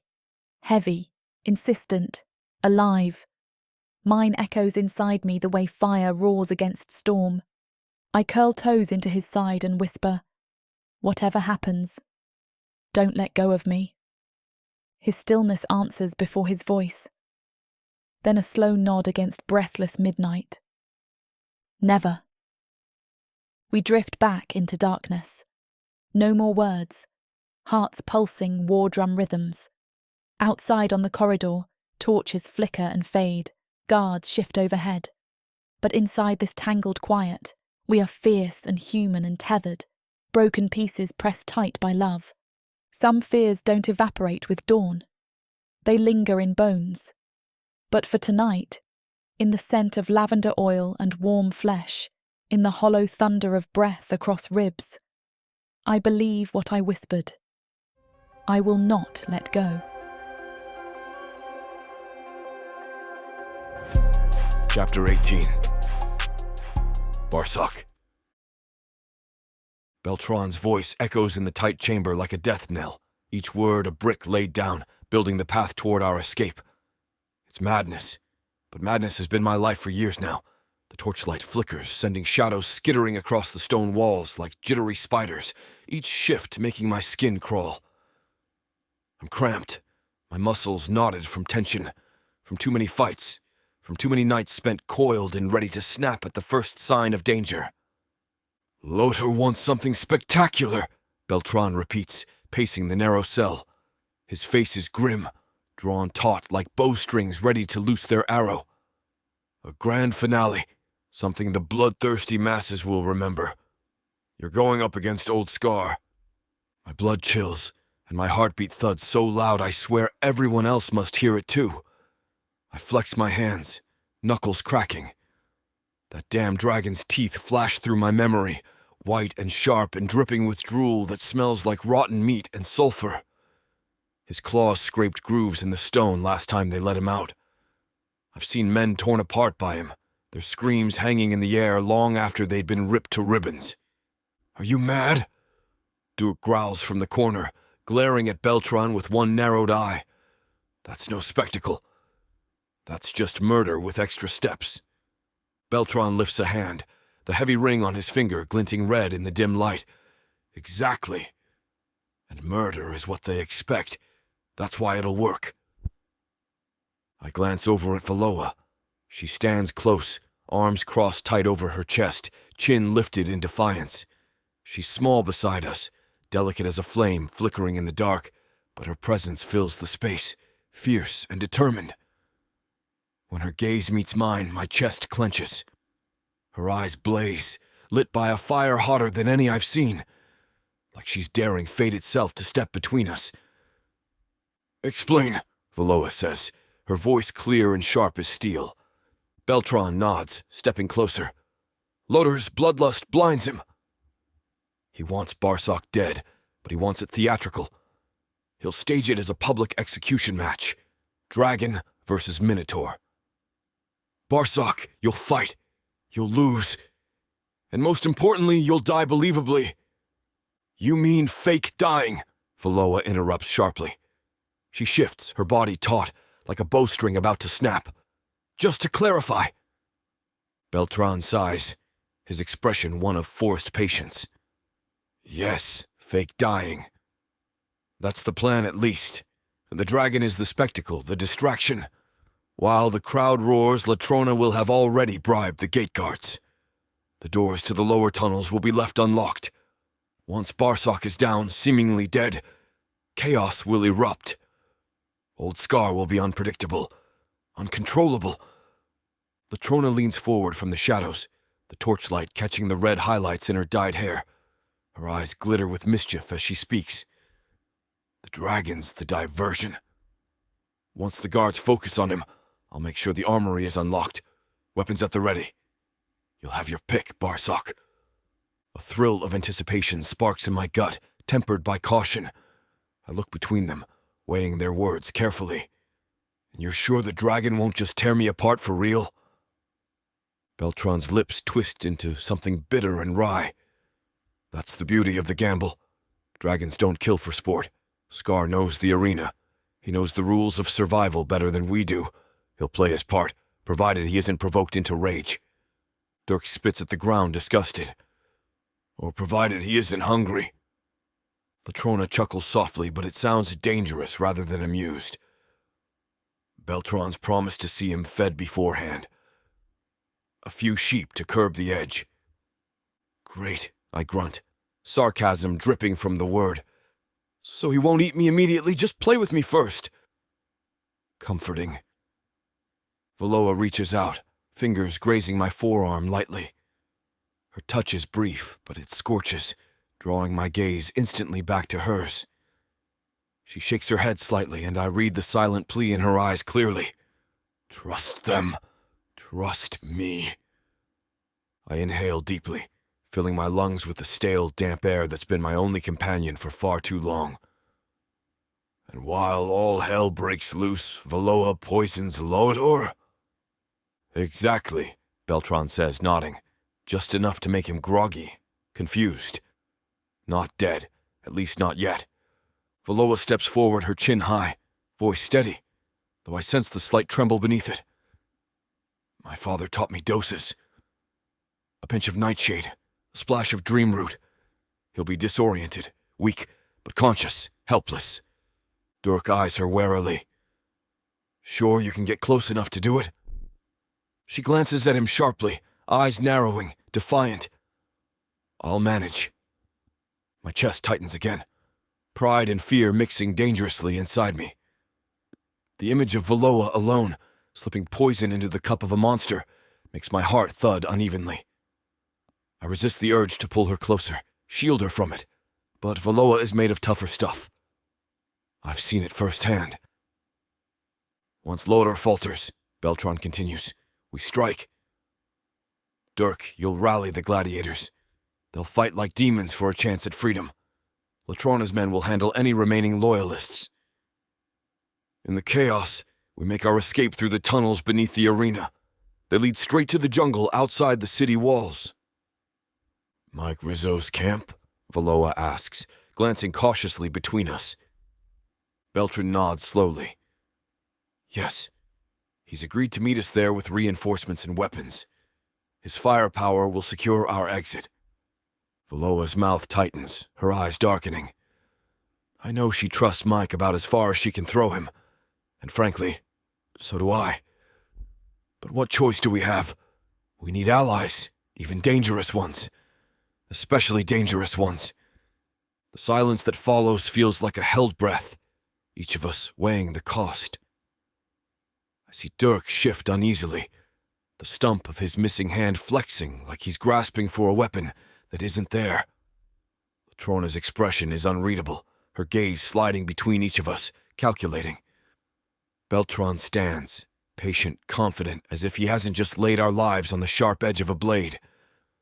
Valoa finally breaks the silence, voice soft but resolute. Then that's it. Barak fights. The dragon distracts. I poison Lotor. We break the chains. Simple. Simple, I repeat grimly, my voice gravelly with the weight of our gamble. Except for the part where a dragon pretends to kill me. Beltran places a hand on my shoulder, grip firm, almost comforting in its certainty. Trust the plan. Trust yourselves. We have one chance, Barak. One chance to make this count. Valoa steps closer, the warmth of her body a balm against the chill of the cell. She meets my eyes, searching for something, perhaps reassurance. I give her what little I can, a nod, small but fierce. I won't fail, she whispers fiercely. Neither will I promise, my voice low, thick with unspoken fears and unbreakable resolve. Beltran steps back, crossing his arms. Then it's settled. Rest now, as much as you can. Tomorrow we put on the greatest spectacle Karza has ever seen. Tomorrow I face a dragon and dance with death one more time. But tonight, hope flares inside me, bright and fierce. The torch sputters in the corner of our cell, casting flickering shadows that dance across the walls like restless ghosts. Valoa's breath is warm against my throat, her small body pressed tight against mine, as if somehow she can melt into me and ward off what tomorrow will bring. My back is pressed to the cold stone, every jagged ridge digging sharply into my skin, but the discomfort means nothing. Not tonight. Tonight, there's only her. She shifts in my lap, straddling my thighs, fingers brushing tenderly through the coarse fur on my chest. My heart thrashes inside my ribs, a wild, reckless thing trying to escape. I rest my hands gently at her hips, memorizing the feel of her beneath my fingertips, warm and soft and entirely mine. She tilts her head up, her eyes catching the torchlight, glowing emerald like gems lit from within. I see everything reflected there, fear, determination, hope. But more than anything else, I see love. Love that makes my blood burn hotter than dragon's fire. Barak, she whispers, and my name sounds like a prayer on her tongue, one word that carries all our secrets. Her voice trembles slightly, but her eyes hold steady. Tomorrow? Don't. I brush my thumb along her jawline, feeling her pulse jump beneath the delicate skin. Just tonight. Let's have tonight, without thinking about tomorrow. Her lips part slightly, as if she's about to protest, but the words never come. Instead, she leans forward, closing the small distance between us, capturing my mouth in a kiss so desperate, so fierce, it leaves me dizzy. Her mouth tastes of honey and sorrow, sweet and bitter mingling together, as if they've always belonged side by side. I pull her closer, deepening the kiss, feeling her small, rapid heartbeat thrumming against my chest. My senses sharpen, drawing in every detail. The heat of her body pressed against mine, the faint floral scent of her hair mingling with the earthy, iron tang of the cell around us. She kisses me like she's committing each movement to memory, as if she fears tomorrow will erase everything. Her fingers tighten around my shoulders, digging into muscle, nails scraping lightly against my skin. She breathes my name between kisses, a hushed chant. Barak, Barak, Barak. And I answer her with kisses of my own, fierce and hungry, like I can somehow seal her inside me, safe and untouched. When we finally pull apart, her eyes glisten with unshed tears. My gut twists sharply. I reach up, cupping her face gently between my palms, brushing away the single tear that finally spills free, warm and salty against my thumb. Don't, I murmur softly. Not tonight.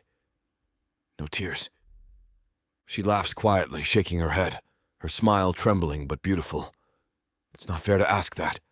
Life's not fair, I say bitterly, pressing my forehead to hers, breathing in the scent of her skin, warm, sweet, alive. But gods, Valoa, I want just this moment. I want you. No fears, no regrets. She draws a shaky breath, hands sliding down my chest, mapping every muscle, every scar. Her touch burns through me, raw and tender. I wish we could just vanish, she whispers, voice breaking slightly. Disappear somewhere where nothing and no one can find us. I chuckle softly, trying to lighten the crushing weight that presses in on us. You'd tire of me within days. Minotaurs make lousy company in the long run. Don't joke, she whispers fiercely, grabbing my face, forcing my gaze to hers. Not now. I don't ever want to forget this moment, not even if we live 1,000 years. You won't, I assure her, my voice thick with emotion I'm barely holding back. I swear it. She leans in again, kissing me slower, sweeter this time. Her tongue glides softly against mine, coaxing, tasting, promising everything we can't put into words. My hands trail along her spine, memorizing every curve, every dip. Her breath shudders against my lips, her heart pounding so loud I feel it vibrating through her skin, matching the frantic rhythm of my own. When she breaks the kiss, her forehead remains pressed against mine, our breath mingling, hot and heavy in the air between us. Barak, she murmurs, her voice so low I barely hear it, even this close. I need you to promise me something.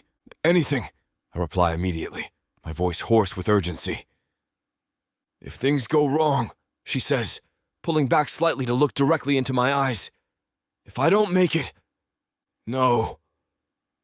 My voice is rough, almost angry, fear cutting through the tenderness. You will. We both will. But if I don't, she persists gently, promise me you won't let it break you. Promise you'll survive. For me. The request lodges painfully in my chest, a weight heavier than chains. I swallow hard, struggling for words, but her eyes plead with me, raw and open. Valoa, I finally rasp out, throat burning. I can't. Promise me, she whispers fiercely, gripping my hands tightly. Please. I draw in a slow, unsteady breath, gathering the strength I'm not sure I possess. My voice is barely a whisper when I speak again. I promise. She releases a shaky breath, leaning forward to rest her cheek against mine, her hair falling like a silken curtain around us, shielding us from the harsh reality outside these walls. We stay that way for long moments, simply breathing, hearts beating together, our bodies pressed so close we're practically one. Eventually, she lifts her head, her expression shifting subtly from desperate to defiant. But we'll make it, she says fiercely, the fire returning to her voice, eyes blazing with stubborn conviction. Together! Together, I echo, squeezing her tightly, drawing her close again. Her lips brush mine once more, softer this time, tender, unhurried, as if we have forever. If I die tomorrow, I murmur softly against her mouth, each word feeling torn from deep inside my chest. Remember this. She pulls back just enough to meet my gaze, eyes fierce and glittering with tears she refuses to shed. Her voice shakes but remains strong, unwavering. If you die tomorrow, I'll drag you back. I can't help but smile despite the ache deep inside me, despite the gnawing fear I know we both feel. I believe you. Her answering smile is brilliant, fierce enough to ignite stars. We kiss again, deeper this time, losing ourselves in each other, bodies moving together in quiet desperation, in absolute devotion. The world narrows down to her, her warmth, her scent, the sound of her breath, the rhythm of her heart matching mine. Our shared laughter breaks softly through the silence, mingling with gasps and whispers, with quiet declarations we can't help but give. We don't sleep that night. We barely breathe. Each touch, each kiss is a vow, a desperate plea, a defiant shout against fate. But through it all, even through the tears that finally spill unchecked, we cling to something stronger, something fierce and unyielding. Love. Unspoken, roaring, terrifying love. Chapter 19. Valoa. The arena buzzes like a wasp's nest, restless, angry, and swollen with expectation. Bodies pack the stone benches, pressed together in a mass of shimmering fabrics and flushed faces. The humid air is a pungent soup of sweat, ale, perfume, and bloodlust, sharp and dizzying, filling my head and quickening my pulse. My healer's robes cling damply to my skin, the coarse fabric scratching with every step as I push through the murmuring throng, clutching the glass vial tightly in my pocket. Sunlight floods down mercilessly, baking the sand into something almost molten, reflecting bright enough to make me squint. Every breath drags in the scent of heated metal and desperation. The tension is palpable, humming like a wire pulled taut, waiting only for one violent snap to unleash chaos. My pulse drums hard against the bones of my throat, matching the frantic rhythm of the beating drums echoing from somewhere deep beneath the stands. A sharp pang of dread twists in my gut, sour and relentless, as Barak steps into the arena. The sight of him punches the breath from my lungs, painful and jarring. My gaze fixes helplessly on the heavy iron shackles encasing his wrists, the chains gleaming cruelly under the blazing sun. His fur shines ebony against the pale sand, massive shoulders squared, muscles rippling visibly beneath the taut hide. He stands tall, defiant, eyes blazing beneath thick brows, more a force of nature than any mere man. My heart clenches painfully. Admiration, love, terror mingling into something suffocating. My feet slow, almost stumbling to a stop as I watch him stride forward. The cheers erupt around me, deafening and savage, the entire Colosseum roaring like a beast itself, hungry for blood and violence. I feel sick, pulse throbbing behind my eyes. I clench my jaw hard, forcing my trembling legs onward, fingers tightening around the fragile glass vial in my palm, its surface slick with my sweat. Above it all sits Baron Lotor, sprawled carelessly in the high box reserved for nobility. His drunken laughter echoes harshly, cruelly, carrying easily even over the cacophony below. Doomspeaker, his enchanted sword, gleams dangerously as he swings it in wide, drunken arcs over his head, nearly clipping the guards standing close by. Even from here, I can see the flushed heat in his face, his eyes glazed with arrogance and liquor. My stomach twists violently at the sight of him, rage bubbling hot and poisonous. I fight to control my breathing, pulling my robes tighter as I weave slowly through the thick crowd. Voices blur into meaningless noise, a chaotic symphony of excitement and dread. Each step feels heavier, harder, like wading through thick mud. I push down the bitter taste rising at the back of my throat, forcing myself forward, focusing solely on my task. One small vial, one precise moment. Everything hinges on it. A sudden, deafening roar erupts from beneath the stands, deep and reverberating enough to vibrate through my bones. My head snaps sharply toward the source, heart leaping into my throat as Old Scar's massive form rattles against the bars of his cage. His scales gleam crimson and obsidian, like polished armour flecked with embers, his eyes twin flames of ancient malice and desperate fury. His roar echoes again, louder now, drowning out every other sound, demanding attention, promising destruction. The crowd screams its approval, voices blending into an animalistic frenzy. My breath catches, panic surging. I can't tear my eyes away from Barak as he takes his position on the sand, muscles coiled, ready. Sweat beads along my brow, dripping salty trails down my cheeks. For one agonizing heartbeat, our gazes meet across the brutal distance between us, and in that instant, I see him, my Barak, stripped raw of every facade, every wall. I see his fear, his courage, and beneath it all, a burning promise. He won't fail me. I force my feet forward again, ducking beneath outstretched arms, skirting around cheering groups. The glass vial grows warmer in my grip, heated by my nerves and the oppressive sun. Each heartbeat pounds louder, harder, as I move closer to the noble seats, closer to the monstrous Baron who revels so gleefully in cruelty. My hands tremble subtly, but I grip the vial tighter, determined not to falter. Another roar shatters the air, followed by a metallic clatter as Old Scar's cage door creaks slowly open, swinging wide with dreadful inevitability. My pulse quickens painfully, blood roaring loudly in my ears, mingling with the chaos all around me. My gaze flicks briefly to the dragon as he stalks forward, scales glittering, wings spread wide and terrible.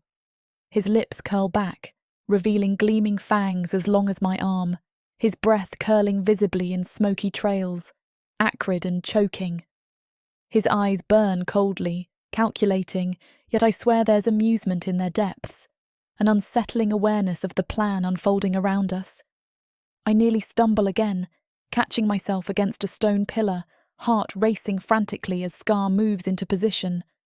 My vision blurs momentarily, panic gripping my chest, sharp and tight. For one terrifying instant, the weight of it nearly crushes me, threatening to break the fragile composure I cling to so desperately. But Barsok's face flashes again in my mind, fierce and unwavering, steadying me instantly. A voice echoes loudly above the chaos, cold and mocking, slicing through the air like a knife. "Begin!" Lotor bellows from his platform, sword raised high in mockery. The crowd roars even louder, voices crashing over me, deafening, monstrous. Old Scar lunges forward, jaws snapping dangerously close to Barsok's chest, the air sizzling with heat as flames spark dangerously from between his teeth. Barsok dodges sharply, rolling gracefully across the sand, chains clattering harshly against stone. Every movement is precise, rehearsed, yet my heart still pounds painfully with fear at each narrow escape. Dust billows into choking clouds, gritty and thick, clinging to sweat-dampened skin. I wrench my gaze away, pushing forward with renewed desperation. Each step brings me closer to Lotor, closer to vengeance, closer to freedom. My heart pounds violently, nerves wound painfully tight. I finally reach the noble box, squeezing through a narrow gap in the crowd, positioning myself carefully just behind a towering marble pillar. My fingers slip from the vial, gripping tightly at the edges of my robe, waiting for the perfect moment. Lotor laughs again, the sound harsh and grating, turning my stomach. He waves his sword drunkenly, barking crude jokes that send nearby nobles into fits of forced laughter. My teeth grind painfully, knuckles white with tension. Just a moment more. Another roar splits the air, deafening, followed by cheers and screams. My head snaps back toward the fight, heart leaping sharply into my throat as Barsok barely avoids a searing blast of dragon flame. The heat reaches me even here, stinging my eyes, blistering my skin. My body trembles, nearly losing its balance, but I steady myself again, eyes narrowing in determination. "Hold steady," I whisper fiercely under my breath, voice tight, desperate. "Just a little longer, Barsok." My fingers brush the vial once more, gripping it tightly, knuckles aching. Time slows impossibly, seconds stretching into eternity. I watch, pulse hammering, as Barsok and Old Scar circle slowly, deadly grace in every motion. My heart twists painfully, fear and pride mingling, fierce and relentless. With one last deep breath, I step forward, pulling the vial fully into my hand, steadying my trembling fingers. The world narrows sharply, focusing solely on the monster before me, my heartbeat drowning out every other sound. Barsok fights bravely below, and now I must do the same. It's time. The brutality hits me like a fist to the chest, raw and savage, stealing my breath. Scar lunges forward, a blur of scales and claws, and for one heart-stopping moment, I believe it's real. Every careful rehearsal, every whispered plan evaporates, replaced by stark, gut-wrenching fear. I grip the stone railing with numb fingers, feeling the rough, uneven surface bite into my palms as I watch the nightmare unfold below. Scar's jaws open wide, flames roaring outward, casting the entire arena in a sinister, crimson glow. The heat washes over me in waves, blistering hot, the air searing my lungs with the acrid tang of burnt flesh and sulphur. My vision tunnels, fixating on Barsok as he dives desperately to the side, rolling through the sand with practiced grace, narrowly escaping the worst of the flames. But it's close, too close. The fire grazes his shoulder, singeing fur and drawing an instinctive scream from my throat. Barak! My cry is drowned beneath the deafening roar of the crowd.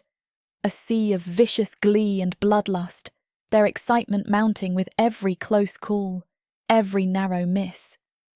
I clench my jaw so tight it aches, trying to remind myself this is part of the plan, just theatre. Yet every instinct in me screams otherwise. My heart races violently, chest heaving, panic clawing sharply inside me. Lotor throws back his head, laughing drunkenly, the sound vile and cruel. He sways unsteadily, sloshing his wine as he cheers wildly, eyes glazed and glittering with manic delight. My stomach churns violently at the sight of him, hatred flaring, white-hot and all-consuming. The vial weighs heavy in my hand, slick with sweat, fingers trembling uncontrollably. Gathering every shred of courage left inside me, I inch closer, slipping quietly beside him. The reek of wine, sweat, and spoiled luxury wafts from his richly embroidered robes, assaulting my senses. My fingers fumble slightly with the vial's stopper, slick and clumsy, heart racing painfully as I watch the pale liquid drip silently into his goblet, vanishing into the ruby depths of his wine. I step back hurriedly, lungs tight, breath rasping harshly in my throat. For one agonizing heartbeat, I fear he'll notice, but he's too engrossed by the spectacle below, his twisted laughter ringing loudly. With a careless flourish, he raises his cup, draining it greedily, throat bobbing rapidly as the tainted liquid slips past his lips. My heart pounds so loud I fear he'll hear it, the roar in my ears drowning out everything else. Seconds crawl by with torturous slowness, my eyes locked on him, stomach knotted painfully. The poison is subtle but swift, the dose carefully calculated, my father's lessons ingrained deep in my bones. Lotor shifts suddenly, blinking rapidly, confusion flickering across his flushed features. Sweat beads visibly on his forehead, glistening in the harsh sunlight, his pupils dilating, unfocused. What? He mumbles thickly, shaking his head sharply as if trying to clear a fog. A grim satisfaction blooms fiercely in my chest, tempered by urgent fear. My fingers twitch nervously, watching him closely, ready to spring forward if necessary. Below us the fight rages on, relentless, ferocious, utterly convincing in its savagery. Scar lunges again, jaws snapping viciously, flames flaring, casting lurid reflections across the sand. Barak dances back, swift and powerful, a shadow of pure muscle and raw defiance. I catch my breath, every muscle tense, nails digging painfully into my palms. Scar feints left, then sharply pivots, massive tail whipping out with devastating speed. The blow catches Barak squarely, knocking him violently off balance, sending him sprawling heavily to the sand. The crowd gasps collectively, a single unified sound of shock and horrified anticipation. I scream again, the sound torn violently from my throat, lost amid 1,000 others. My heart stutters painfully, terror overwhelming reason as Barak struggles slowly to rise, each movement laboured, carefully choreographed, yet agonizingly believable. Blood and sand streak his fur, his breathing visibly ragged, chest heaving. Scar stalks forward, deliberate, eyes cold yet knowing, his massive jaws poised menacingly. My vision blurs, panic squeezing my throat, pulse hammering so loudly it's deafening. Lotor beside me sways dangerously, hand gripping the railing, mumbling incoherently, eyes vacant and unfocused. "It's over, beast!" Lotor slurs drunkenly, leaning forward precariously. "Finish it!" My pulse spikes violently, breath hitching sharply as Scar rears back, jaws widening impossibly, flame building dangerously within.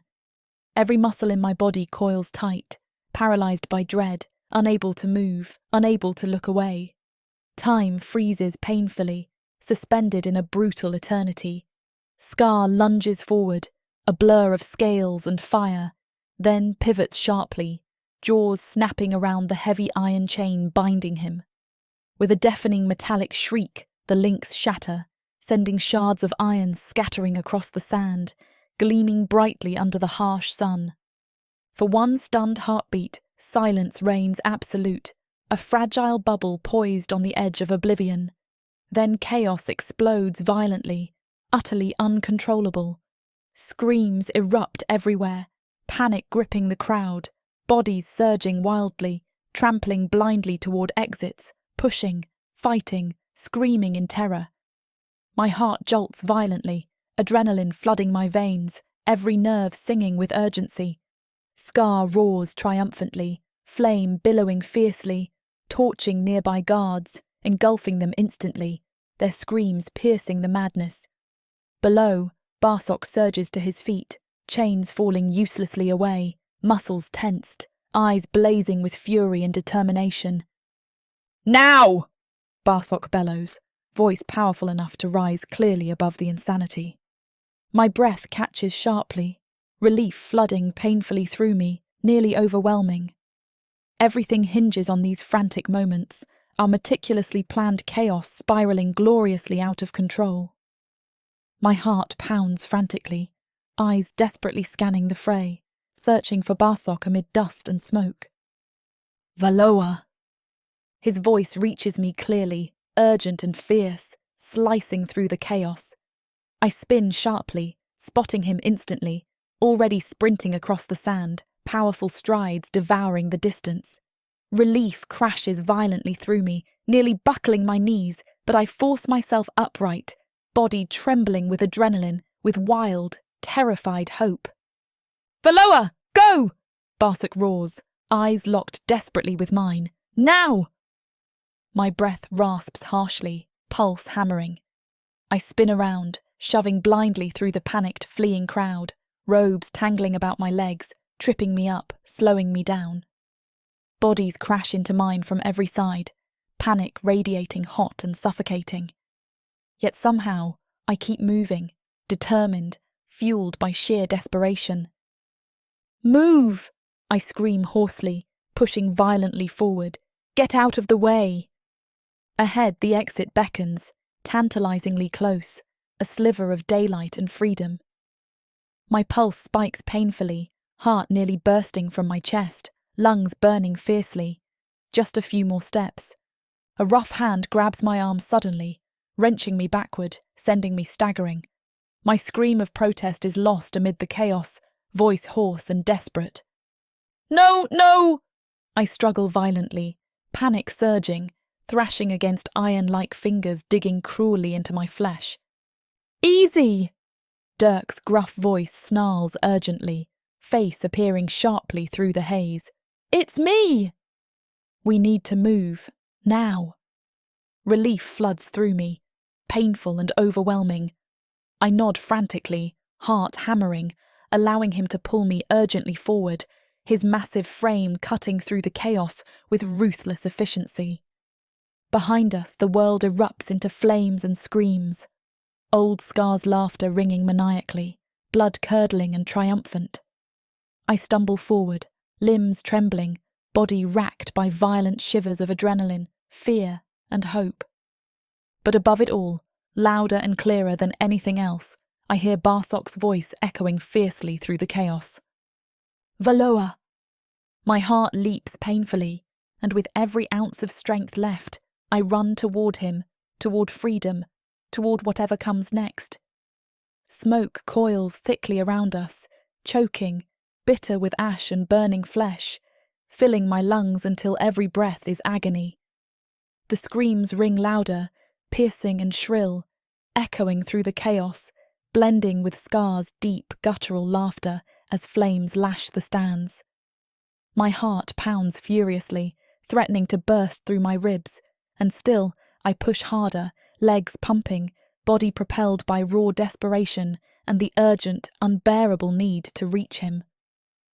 I spot Barak through the smoke and dust, standing like an immovable force amidst the madness, his eyes searching wildly.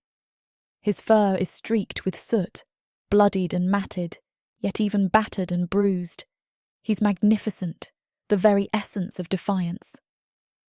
Our gazes lock fiercely across the space, sparking something bright and unstoppable within me.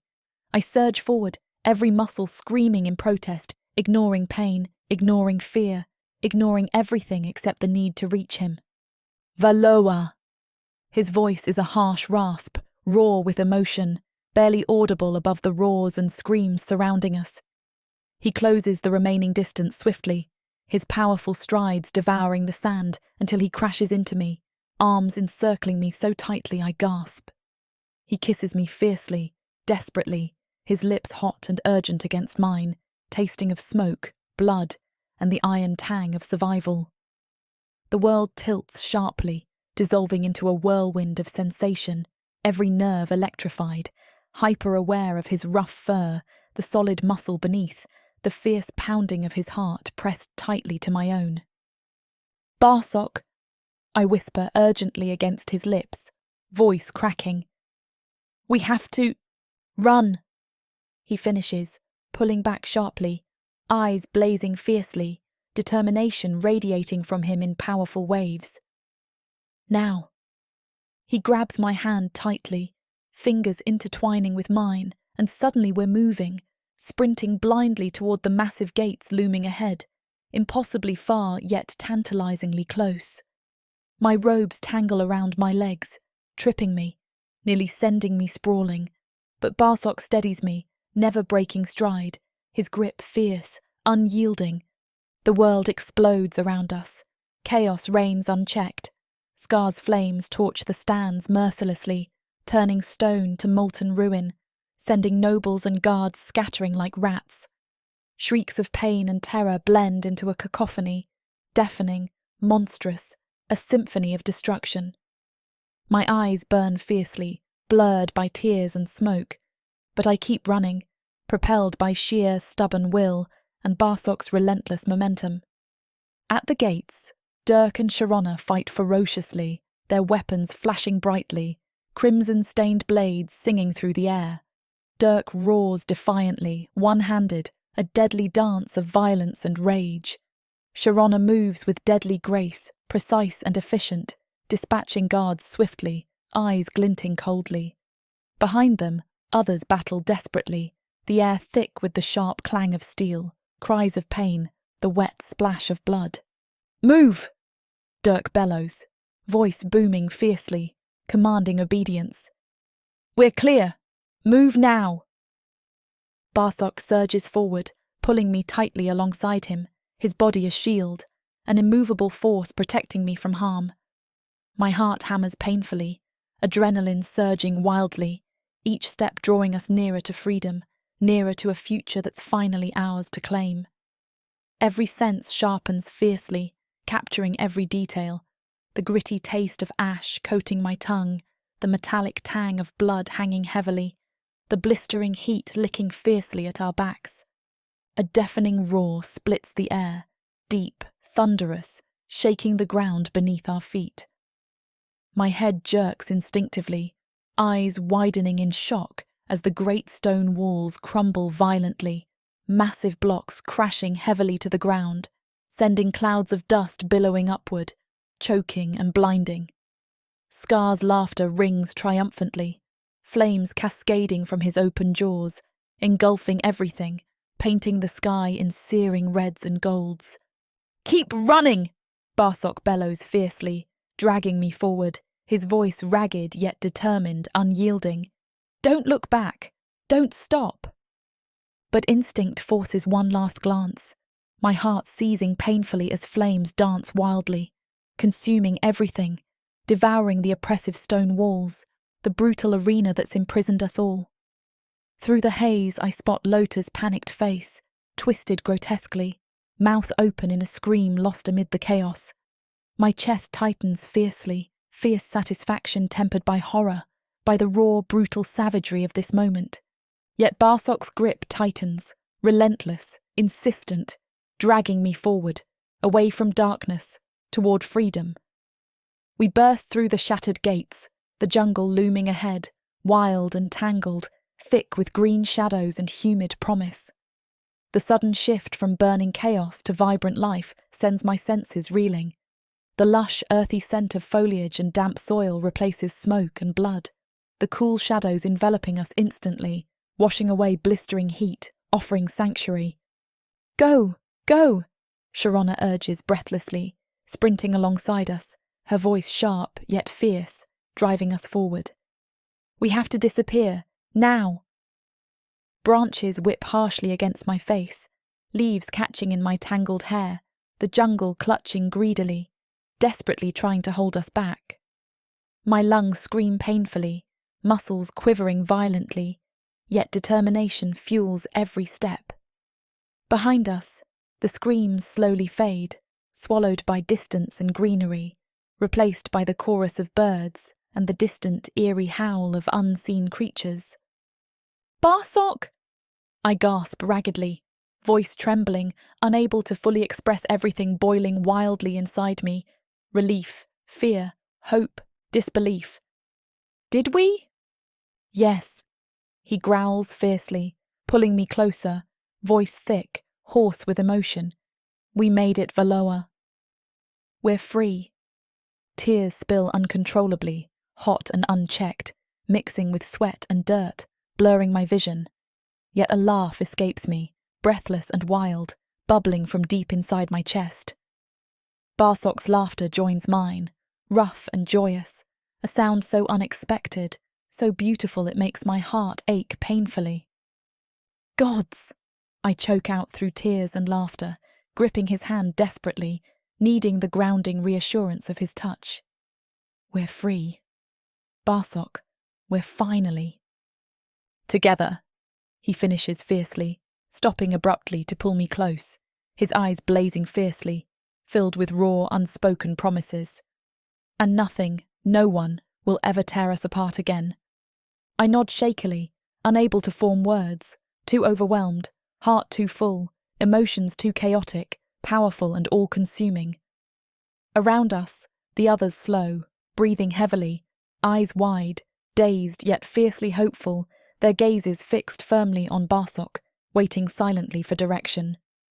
We need to keep moving, Dirk grunts quietly, casting wary glances backward, body taut, tense. They'll regroup quickly. Barak nods sharply, jaw tightening in determination. Let them try. We'll fight again if we must. But for now, we run. Deep into the jungle, somewhere safe. Then we plan. Sharona steps forward, wiping sweat from her brow, face flushed yet fiercely defiant. I know a place. Mike's camp. It's hidden, well protected. They'll shelter us. Barak hesitates briefly, eyes flicking uncertainly to me, wary. I squeeze his hand reassuringly, nodding slowly. We don't have many choices. At least until we know what's next. He exhales sharply, reluctant yet resigned, shoulders squared resolutely. Fine. Lead the way. We move forward swiftly, urgency renewed, slipping quietly through the dense foliage, senses alert, bodies aching yet fueled by fierce hope. Barak's hand never leaves mine, grip fierce and protective, a constant anchor. Every step draws us further from darkness, closer to freedom, uncertain, fragile, yet now, finally, possible. My pulse slows gradually, adrenaline fading, replaced by bone-deep exhaustion, yet a fierce sense of triumph radiates warmly inside me, powerful and unshakable. The future lies uncertain, clouded, yet here, now, we've grasped something precious, hard-won and fiercely protected. Freedom. I squeeze Barak's hand tightly, heart swelling fiercely as we move deeper into the jungle, toward sanctuary, toward possibility, toward a life together, unbound, unfettered. We're free, I whisper softly, fiercely, voice filled with awe, disbelief, and fierce, unyielding hope. Barak squeezes my hand gently, eyes soft yet fiercely determined. Together, always, I truly believe him.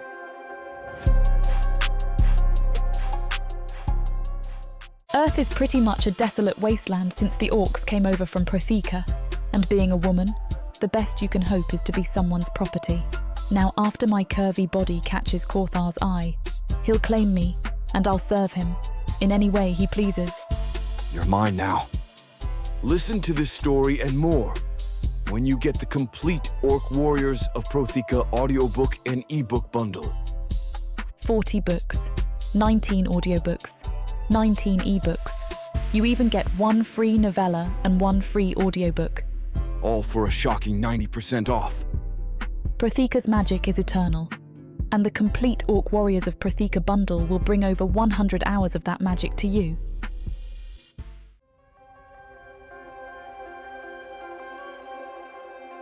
Chapter 20. Barak. The jungle breathes around us, a living, pulsing entity that shifts with every passing second. It's a riot of colors and sounds. Brilliant greens and fiery blossoms splashed across the oppressive darkness beneath the dense canopy. The heat hangs thick, heavy as chains draped around my shoulders, my fur damp and matted from sweat and the humid air. Each breath feels like swallowing steam, thick and uncomfortable in my throat. My senses sharpen fiercely, instincts screaming warnings with every rustle, every distant cry of a hidden creature. The jungle is beautiful but treacherous, cloaked in shadows that hide threats as lethal as they are unseen. Our group moves fast, hunched low beneath the twisted branches and tangled vines, each careful step muffled by the damp soil. Our breaths come in ragged gasps, exhaustion threatening to bring us to our knees. But adrenaline keeps us upright, vigilant. Valoa's small hand grips mine tightly, her skin slick with sweat, but unyielding in her fierce determination. Her presence beside me is a steady beacon in the chaos, comforting yet agonizing. Every second that passes without confrontation feels like borrowed time, a fragile reprieve before inevitable danger finds us again. I keep my eyes fixed ahead, ears straining for any sound of pursuit, for the rhythmic drumming that pulses through the air, distant but persistent, a grim reminder we're far from safe. Durk pushes ahead, his heavy frame battering through thick underbrush, hacking away stubborn vegetation with swift, efficient strikes. Sharana shadows him closely, her movements graceful yet cautious, alertness etched deeply into her features. Behind us, the others trail silently, wounded, exhausted, yet fiercely determined to survive. Each face is tense, etched deeply with worry, uncertainty, and grim resolve. They trust me to lead them safely out of hell, and the weight of that trust nearly buckles my knees. I focus fiercely, shoving down exhaustion and the bone-deep ache of countless bruises and fresh wounds. My muscles protest sharply with each movement, battered from battle and escape. But determination propels me forward, one relentless step after another. Valoa's grip tightens, her breath quickening slightly, sensing my struggle, silently lending me strength with her unyielding presence. The further we push into the jungle, the thicker and wilder it becomes.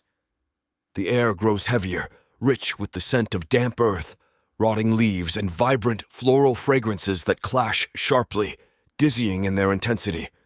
Birds screech harshly from high above, monkeys chatter rapidly, unseen, hidden deep within shadowed branches. Each step feels harder, slower, the jungle conspiring to entangle and trap us with relentless persistence.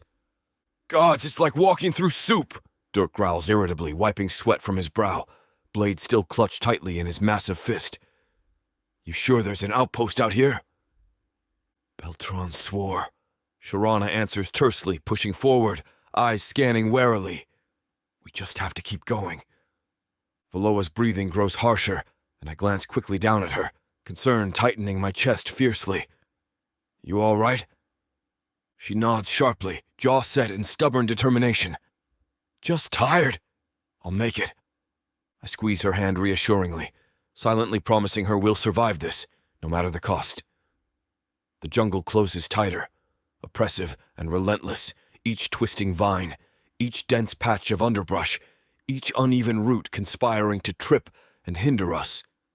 Frustration builds sharply within me, temper flaring dangerously beneath exhaustion and strain. The distant drums pulse louder, more urgently, matching my heartbeat, a grim reminder of pursuit and imminent danger. My pulse spikes violently, adrenaline surging, every muscle tightening instinctively, senses sharpening fiercely. My grip on Valoa tightens protectively, desperation lending urgency to every hurried step forward. Then suddenly, the dense jungle opens abruptly, spilling us into a small clearing that was once a crude outpost. My breath catches sharply in my chest, eyes widening in horror. The outpost is nothing but blackened ruin, reduced to smoking, charred remnants. The air is thick with acrid smoke, choking and bitter, stinging my eyes fiercely. Charred wood and ash scatter the ground, shards of twisted metal gleaming dully amidst the devastation. My heart sinks heavily, dread pooling darkly in my gut. Dirk curses vehemently under his breath, stepping forward cautiously. Blade raised defensively, eyes narrowed fiercely. Sharona steps beside him, expression grim, eyes darting warily across the destruction. "What the hell happened here?" Sharona murmurs sharply, voice tight with shock and wary suspicion. Dirk kneels slowly, examining a shattered post carefully, fingers tracing bullet holes riddling the scorched wood, jaw clenching fiercely. "This wasn't elves," he growls, voice dark, tense with anger and confusion. "Gunfire!" My chest tightens painfully, dread sharpening fiercely, suspicion and fury coiling sharply within me. My pulse hammers violently, eyes scanning warily across the smoldering ruins, senses screaming warnings. Valoa stiffens sharply beside me, body rigid, trembling fiercely with suppressed rage and fear. "Gods!" she whispers fiercely, voice tight and brittle, eyes blazing with bitter realization. "It was Mike!" The name sends cold dread washing violently over me. Memories of Mike Rizzo's ruthless determination, his callous disregard for collateral damage surging fiercely. My breath catches harshly, pulse hammering, tension thickening sharply within our ragged group, suspicion and betrayal twisting painfully in each expression. "We don't know for sure," I mutter gruffly, forcing reluctant optimism into my voice, eyes scanning warily, senses on high alert. Could have been elves using captured weapons. Dirk shakes his head grimly, expression hard and bitter. "No chance. This was systematic, clean. Mike's men. Had to be." My chest tightens painfully, dread twisting sharply within me, suspicion solidifying harshly into brutal certainty. Mike Rizzo's brutal ambition has left no room for doubt, no chance for innocence. My pulse spikes sharply, dread and rage warring fiercely within me. "That bastard!" Sharona snarls fiercely, eyes blazing with raw fury, fingers tightening fiercely around her weapon. Innocence died here. He massacred his own. Before I can reply, the mist swirling thickly at the edge of the clearing suddenly shifts sharply, parting swiftly as figures step slowly forward. My heart lurches violently, adrenaline flooding sharply, every muscle coiled, prepared for fight or flight. Through the haze, Mike Rizzo emerges confidently, rifle slung carelessly over one shoulder, posture relaxed yet arrogantly assured. His battered hat shades cold, merciless eyes, lips curled smugly in a mocking, triumphant smirk. Behind him, human soldiers materialize silently, heavily armed, expressions hard and wary, eyes cold and calculating. Mike's gaze sweeps casually over our ragged, exhausted group, smirk widening slightly, dripping with cold satisfaction and undisguised contempt. He chuckles softly, the sound cold, mocking, utterly devoid of sympathy. "Well, well," he drawls slowly, voice dripping with sardonic amusement. "Look what the jungle dragged in." His cold gaze settles directly on mine, eyes narrowing slightly, challenge and threat radiating powerfully. My fist clenched tightly, fury boiling violently within me, tension thickening sharply in the oppressive, smoke-choked air. We've escaped one hell, only to walk straight into another. Mike Rizzo stands before us like some god of battle come down to bless his chosen warriors. His eyes are wild, intense, lit with a fierce, unsettling light, a gaze so penetrating it makes my fur bristle with unease. His tangled beard hangs low, dark and threaded with silver, framing a weathered face that carries the marks of violence like badges of honor. In his hands he holds a musket, cradling it reverently, as if the weapon itself were a divine instrument rather than an ugly tool for killing. "Heard you made quite the mess," he grins, voice rough-edged but oddly melodic, his lips curving upward beneath the shadow of his wide-brimmed hat. "Gotta say, I'm impressed. Not many could bring Karza to its knees." His words drip honeyed charm, but beneath the smooth, charismatic veneer, there's something dangerous and unpredictable, like the flicker of a lit fuse, burning slowly toward an inevitable explosion. He steps forward, casual, fearless, his presence radiating power and authority, making even his heavily armed soldiers shift respectfully aside. Their wary eyes never leave us, fingers twitching subtly on triggers, but they follow Mike's lead without hesitation. Valoa tenses beside me, her grip tightening until her nails dig painfully into my palm, her breathing harsh and uneven. I feel her distrust, raw and tangible as my own, and it mirrors the skepticism radiating off Dirk and Sharana behind us. Mike's smile never wavers, sharp and predatory, his gaze flickering knowingly between Valoa and me, reading our tension with practiced ease. "I imagine you're hungry," Mike says suddenly, his tone shifting smoothly, voice pitched low and soothing, filled with the practiced sincerity of a seasoned orator. "Tired, wounded. Well, don't just stand there, come. We've food, clean water, medical supplies, and of course—" He pauses dramatically, flashing another dazzling, unsettling grin, eyes glittering with dark excitement. "Weapons." My stomach tightens instinctively at his offer, suspicion warring fiercely with raw hunger and desperate exhaustion. The scent of charred wood and gunpowder still lingers bitterly in the air, mingling with the earthy, humid aroma of the surrounding jungle. Every instinct screams warnings. Mike Rizzo is ruthless, dangerous, unpredictable, but desperation makes dangerous allies necessary. Reluctantly, I nod sharply, stepping cautiously forward, eyes narrowed warily, muscles tensed for betrayal.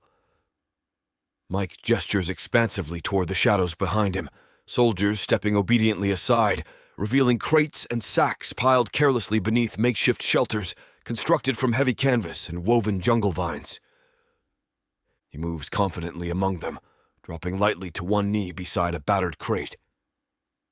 With deft, practiced movements, he pries open the lid, the wood creaking loudly, hinges groaning as the contents are revealed. My breath catches sharply, eyes widening despite myself. Valoa inhales sharply beside me, body stiffening, suspicion and curiosity warring sharply across her delicate features. Inside the crate rests a jumble of crude rifles, their metal barrels dull, tarnished but deadly. Small paper-wrapped packages nestle snugly beside them, leaking tiny granules of black powder that glisten dangerously beneath the waning sunlight filtering weakly through the jungle canopy.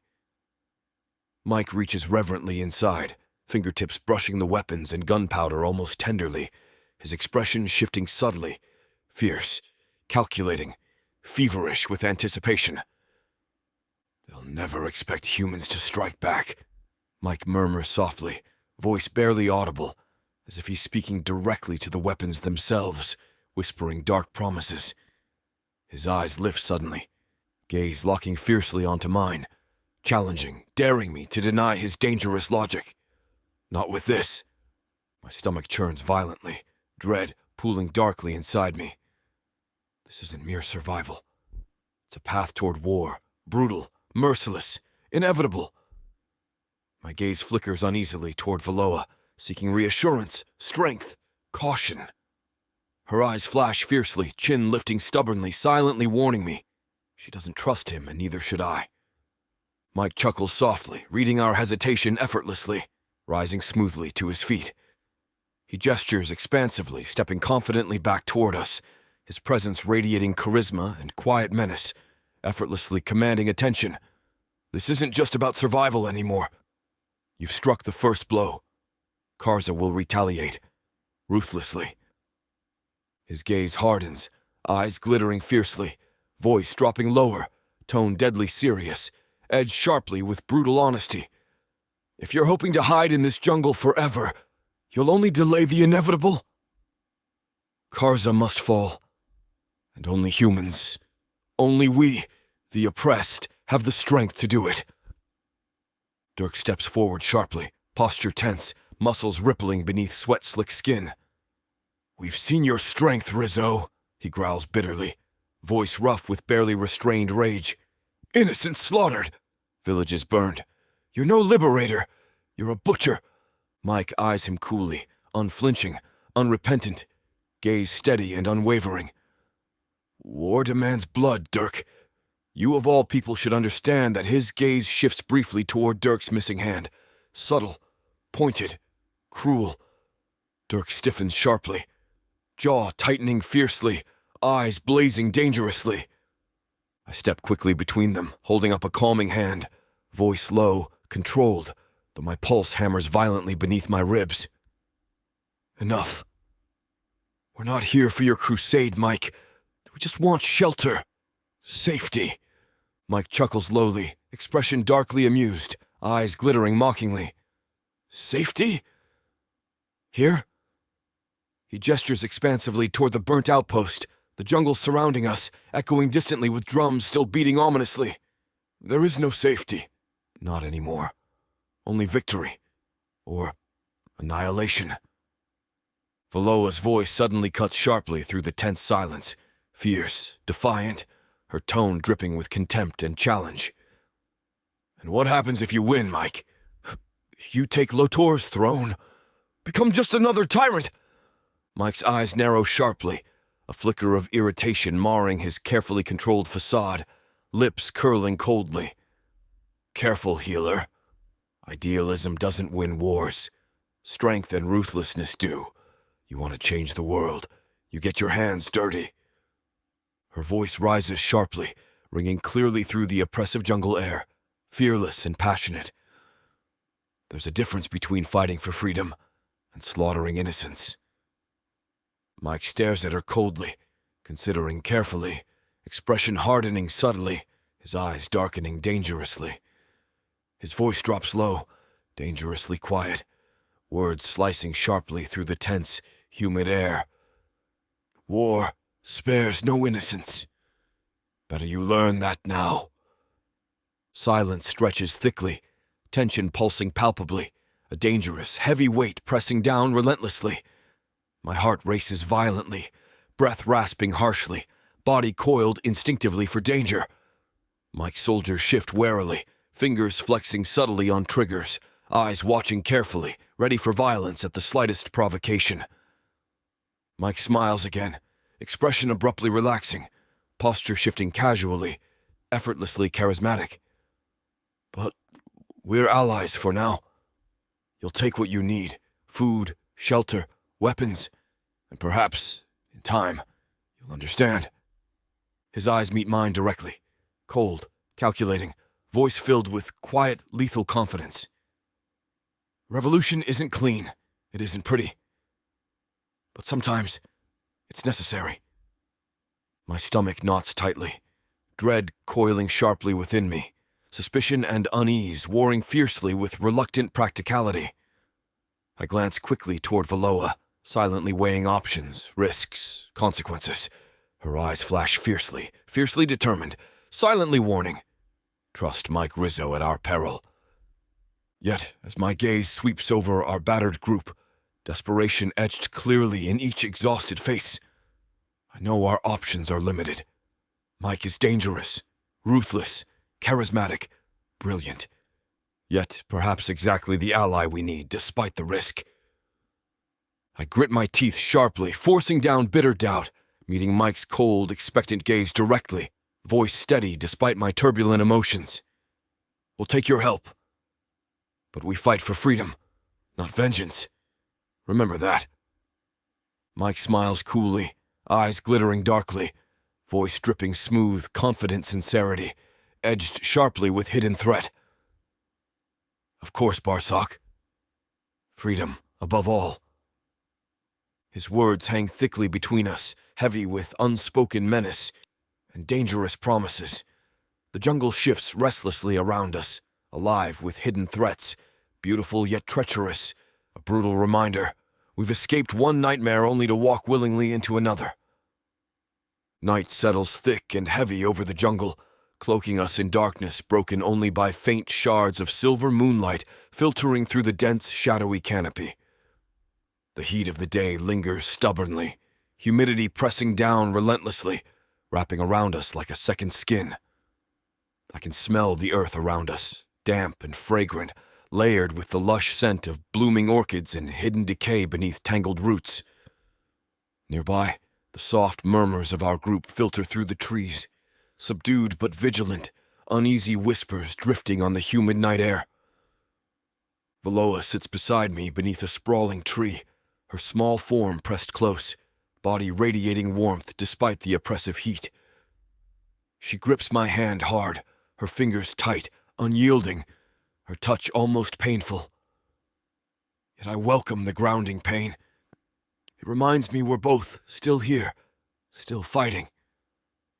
The weight of the past few days presses heavily, each memory sharp and vivid, like splinters lodged deeply within me. "I don't trust him," Valoa whispers suddenly, voice tense, strained, her words barely audible, edged sharply with unease and suspicion. Her gaze flickers restlessly toward Mike Rizzo's distant firelight, the faint orange glow visible through thick foliage, shadows dancing ominously around his gathered soldiers. Her body stiffens beside me, muscles taut, her unease radiating palpably. "I know," I reply quietly, voice low, calm, carefully controlled despite the turmoil churning within me. "Neither do I." She turns toward me slowly, her eyes wide, glittering softly in the dim moonlight, filled with a mix of fear, concern, and something deeper, uncertainty, maybe disappointment. She searches my face carefully, gaze lingering as if seeing something unfamiliar, unsettling. Her hand tightens slightly around mine, fingers trembling subtly, betraying emotions she tries fiercely to conceal. "You've changed," she whispers softly, voice barely audible, words edged with a strange sadness that twists sharply in my chest. I exhale slowly, breath shaking faintly, unable to deny the truth of her accusation. My chest tightens painfully, heart heavy with the knowledge that freedom demands difficult choices I never thought I'd make. "Maybe I have," I admit reluctantly, voice rough, words forced past the tightness in my throat. "Maybe I had to." Her eyes soften slightly, gaze filling with understanding, even if it's mixed with sadness. She reaches up gently, fingertips brushing softly against my cheek, her touch feather-light yet scorching, searing through me, cutting sharply to my very core. My breath catches harshly, heart hammering wildly beneath my ribs, aching fiercely for her. Her strength, her stubborn hope, her unwavering belief in goodness despite the darkness surrounding us. Slowly, deliberately, she leans forward, closing the distance between us, lips brushing gently against mine in a kiss that's slow, intense, filled with quiet desperation and aching tenderness. The world fades sharply, narrowing down solely to her, her soft warmth, the delicate scent of herbs lingering in her hair, the gentle rasp of her breath mingling intimately with mine. Each brush of her lips ignites something fierce and primal inside me, raw need and fierce devotion tangled inextricably together. When we finally break apart, her breath shudders softly, uneven, mingling warmly against my lips, her eyes shining fiercely with emotions too complex, too tangled for words. She holds my gaze unflinchingly, chin lifting slightly, fierce determination radiating powerfully from her small, delicate frame. If he turns on us... She begins slowly, words carefully chosen, voice steady yet edged sharply with quiet defiance, her gaze locked firmly with mine, demanding my agreement. My chest tightens sharply, dread and fierce resolve warring violently within me, every muscle tensing instinctively at the thought of the confrontation she fears, one that's inevitable, brutally necessary. I grip her hand tighter, fingers interlocking fiercely, silently promising support, solidarity, unwavering devotion. Then we end him, I finish, voice rough-edged with quiet menace, resolve unshakable, promise etched deeply into every harsh syllable. My gaze holds hers firmly, fiercely determined, silently vowing never to allow Mike's dangerous ambition to threaten her, threaten us ever again. She exhales softly, relief briefly flickering across her delicate features, tension easing subtly from her body. Her lips brush gently against mine again, soft yet fierce, reaffirming our bond, sealing our mutual promise with quiet intimacy. Her breath mingles warmly with mine, sweet and comforting, her presence an unyielding anchor in the storm surrounding us. "Together," she whispers fiercely, voice soft yet resolute, unyielding determination radiating powerfully from her, igniting something fierce and protective within me. Always together. My pulse quickens sharply, heart hammering fiercely beneath my ribs, chest swelling painfully with the intensity of my emotions, devotion and love mingling violently, with fierce protectiveness and the relentless, driving need to shield her from harm, no matter the cost. I cup her face gently between my hands, thumbs brushing tenderly across her cheeks, memorizing every delicate feature, every fierce, beautiful detail that makes her irrevocably mine. "Always," I repeat hoarsely, voice thick with emotion, promise etched deeply into every word, vowing fiercely to stand by her side through darkness and danger, pain and sacrifice, whatever challenges the future holds. The jungle stirs quietly around us, the faint rustle of leaves, the distant calls of nocturnal creatures filtering softly through the heavy silence. I breathe deeply, drawing in the rich, damp scent of the earth beneath us, the fragrant perfume of blooming orchids blending intoxicatingly with the faint, lingering tang of smoke and gunpowder still clinging stubbornly to our skin. In this moment, wrapped tightly within the shadows, hidden beneath the protective embrace of the jungle canopy, the future feels terrifyingly uncertain, yet fiercely possible. Together, we'll face whatever comes, unyielding, unbroken, driven relentlessly by love and stubborn hope, fighting desperately to carve out a place where freedom and peace might finally coexist. Valoa nestles closer, body pressed warmly against mine, her breathing soft, rhythmic, gradually slowing into a steady, comforting rhythm. I wrap my arms protectively around her small frame, holding her tightly, fiercely determined to shield her from harm, silently promising myself I'll never allow darkness to steal this quiet intimacy, this fragile peace, this fierce love, away from us. The jungle breathes softly around us, alive yet strangely comforting, a vibrant reminder of life, resilience, the enduring power of survival despite overwhelming odds. Above us, moonlight filters softly through tangled branches, painting delicate patterns across our skin, illuminating her face gently, highlighting the stubborn set of her jaw, the quiet strength radiating powerfully from every graceful line of her slender form. I press a gentle kiss to her forehead, inhaling deeply, drawing strength from her presence, silently vowing once more to protect her, cherish her, fight fiercely by her side through whatever battles the future holds. She murmurs softly in her sleep, nestling closer instinctively, trustingly, reminding me fiercely of what we fight for, why we endure. For now, in this fragile moment beneath the watchful eyes of the jungle, we have each other, and that despite the uncertain dangers lying ahead, is enough.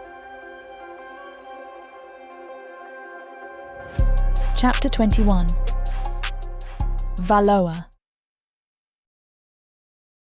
We glide through the jungle like spirits slipping between worlds, barely touching the ground, barely breathing. The humid night air is thick enough to chew, heavy with the fragrance of rotting vegetation and blooming orchids, so lush it threatens to suffocate.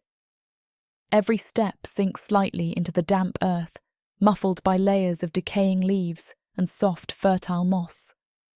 Vines brush against my face, wet and cool, whispering against my skin like fingers of ghosts, sending tiny shivers of dread down my spine.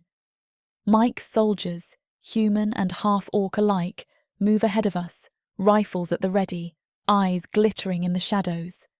They clear our path with quiet efficiency, cutting vines with careful precision, each movement silent yet synchronized. Their expressions are blank, unreadable beneath the shadowed moonlight, their loyalty radiating from them like heat off burning coals. Something unsettling simmers beneath the surface, devotion too intense, too fervent, setting my nerves on edge.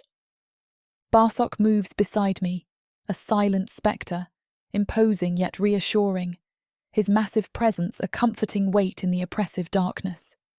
His heavy silence worries me, his eyes stormy and distant, thoughts clearly somewhere else.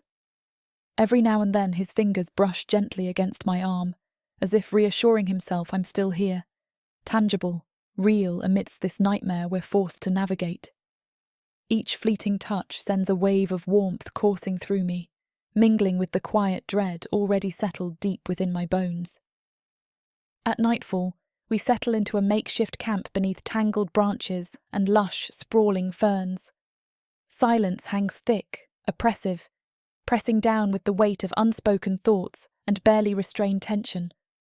Fires burn low, muted flames casting flickering shadows across faces hardened by battle and uncertainty. Mike stands at the centre of it all, a shadowy figure outlined by the faint glow, voice low yet commanding as he lays out his plans. "We strike Kaza at dawn," Mike announces quietly, eyes glittering fiercely, words dripping with conviction and dangerous charisma. They won't expect it. Shock and awe will win the day.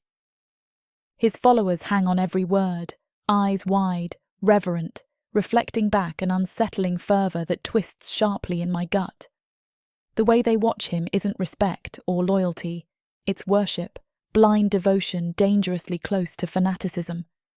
Unease coils sharply within me, suspicion growing steadily, tightening its grip around my heart like creeping vines. Barak shifts restlessly beside me, muscles tensed, coiled like a spring, each movement radiating quiet unease and cautious distrust. His eyes never leave Mike, narrowed sharply, clearly seeing the same unsettling signs, the dangerous edges of this man's seemingly benevolent charisma. I reach out gently, touching Barak's hand softly, a quiet reassurance in the suffocating tension. "Something's not right," I whisper softly, voice barely audible, edged sharply with dread, worry clear in each tense syllable. Barak exhales slowly, fingers tightening briefly around mine, jaw clenching tightly, muscles flexing beneath dark fur. "I know," he murmurs roughly, voice low, wary. His people look at him like he's a god, not a commander. I glance around uneasily, watching soldiers clustered tightly, eyes fixed reverently on Mike, expressions glazed, fiercely loyal, disturbingly devoted. My stomach knots sharply, dread and suspicion coiling fiercely within me, intuition screaming urgent warnings. It feels like he's not building an army. He's building a cult. Barak finishes grimly, voice edged sharply with quiet menace, eyes darkening dangerously. Dangerous man with dangerous followers. Mike continues speaking, words smooth and rhythmic, charismatic voice carrying softly through the night, captivating, enthralling. He gestures expansively, eyes lit fiercely from within, movements graceful yet commanding, captivating his audience effortlessly. Kaza will fall, not because we have greater numbers, but because our spirit is stronger, our cause righteous. They've oppressed us for too long, trampled on our dignity. Tomorrow, justice is ours. Cheers erupt softly, murmured fervently, quiet yet fierce, fervent whispers echoing through the jungle night. My chest tightens painfully, suspicion and dread twisting sharply within me, every instinct warning me fiercely. This isn't righteous anger or desperate hope. This is dangerous fanaticism, devotion twisted and manipulated into something volatile, deadly, unpredictable. Barak growls softly, chest vibrating subtly, fingers tightening protectively around mine, tension radiating powerfully from his massive form. If he's planning a slaughter, we can't let it happen, I whisper fiercely, voice sharp yet cautious, pulse quickening sharply, heart hammering painfully beneath my ribs. Mike's eyes shift suddenly toward us, gaze locking briefly onto mine, expression shifting subtly, darkening, calculating, filled with something unreadable yet deeply unsettling. My breath catches sharply, dread pooling darkly in my gut, intuition screaming warnings of danger, betrayal, hidden agendas. I force my expression neutral, steady, even as panic surges fiercely inside me. Mike smiles slightly, eyes glittering knowingly, turning back smoothly to address his followers, voice pitched low yet powerful, words resonating deeply, captivating and dangerous. Tomorrow marks our rebirth, our emergence from oppression. We'll show them our strength, our resolve. Tomorrow we fight. Cheers rise sharply, voices low yet fervent, eyes shining fiercely, devotion radiating palpably, dangerously. Mike stands at their centre, a prophet and warlord in one, his very presence commanding obedience and fervent belief, charisma cloaking dangerous intentions beneath smooth, compelling words. I shiver sharply, dread coiling tighter within me, gaze flickering uneasily toward Barak, silently communicating my fears, concerns, fierce suspicions. His expression hardens subtly, eyes blazing fiercely, silently promising protection, resolve clear and unshakable. Fingers tighten fiercely around mine, reassurance in the quiet strength of his grip. Stay close, he murmurs roughly, voice low yet steady, edged sharply with quiet menace, fiercely protective. Whatever happens, we face it together. I nod slowly, heart swelling fiercely, strength and courage drawn from his unwavering support, his quiet yet powerful presence beside me. The jungle breathes softly around us, alive yet oppressive, darkness thick and impenetrable, shadows whispering quietly with hidden threats and lurking danger. Each heartbeat echoes sharply, dread and determination mingling fiercely, resolve stealing sharply within me, vowing silently to protect those I love from whatever darkness Mike's dangerous charisma might unleash. Around us, followers murmur fervently, eyes shining fiercely, devotion radiating powerfully, unsettling and dangerous. Mike moves quietly among them, posture confident, presence commanding, words dripping smoothly, effortlessly captivating. Suspicion sharpens fiercely within me, intuition warning urgently of betrayal and hidden danger, desperation fueling quiet resolve. Barak's presence steadies fiercely, silent reassurance in the quiet strength radiating powerfully from him. Together, we watch warily, vigilant, prepared to face whatever dangers Mike's dangerous charisma might unleash, hearts hammering fiercely, determination sharpening fiercely within us. Tomorrow dawns with uncertainty, danger lurking beneath charismatic promises, devotion twisted dangerously, volatile, deadly. We cling fiercely to each other, strength drawn from our unyielding bond, vowing silently, fiercely, we won't be manipulated, won't be sacrificed for ambition masked as freedom. Together we'll survive, fiercely protecting each other from whatever darkness lies ahead. The jungle presses in tight, a green furnace choking with silence and secrets. I'm sweating, not from the heat this time, but from the way Barak looks at me, like I've become the enemy for questioning the path we're walking. His shoulders are broad and rigid, his jaw tight, arms folded across his chest like a wall he won't let me scale. "He's dangerous," I snap, voice too sharp, too brittle. "You see it too." "Don't pretend you don't." Barsok's nostrils flare, eyes narrowing as he glares down at me. "We need him." His voice is low, gravel dragged across steel. "We need freedom." "Not like this," I hiss, stepping closer, my hands balled into fists. "Not with cult chants and dead eyes and powder kegs. Not at the cost of our souls." His silence is worse than yelling. He just stares at me, jaw clenching, something flickering behind his eyes. Maybe doubt, maybe guilt. But he doesn't say it, doesn't say anything. The fire between us isn't warmth. It's heat you don't come back from. I turn from him before I do something stupid, something permanent. My feet crunch through loam and fallen petals, boots slick with dew and regret. I lean against a tree, closing my eyes, trying to slow the hammer in my chest. I love him, God's help me, even now, especially now. That's what makes this so much worse. We're drifting, each argument a fraying thread in the rope that once bound us so tight I thought we'd never come undone. Footsteps rustle through the underbrush behind me. I brace, thinking it's Barsok again, maybe ready to apologise or argue more. Either way, I'm raw enough for both. But it's not his gait. It's limping, dragging, weary. I whirl around just as a figure stumbles from the shadows of the trees. Dirty, blood-slick, panting.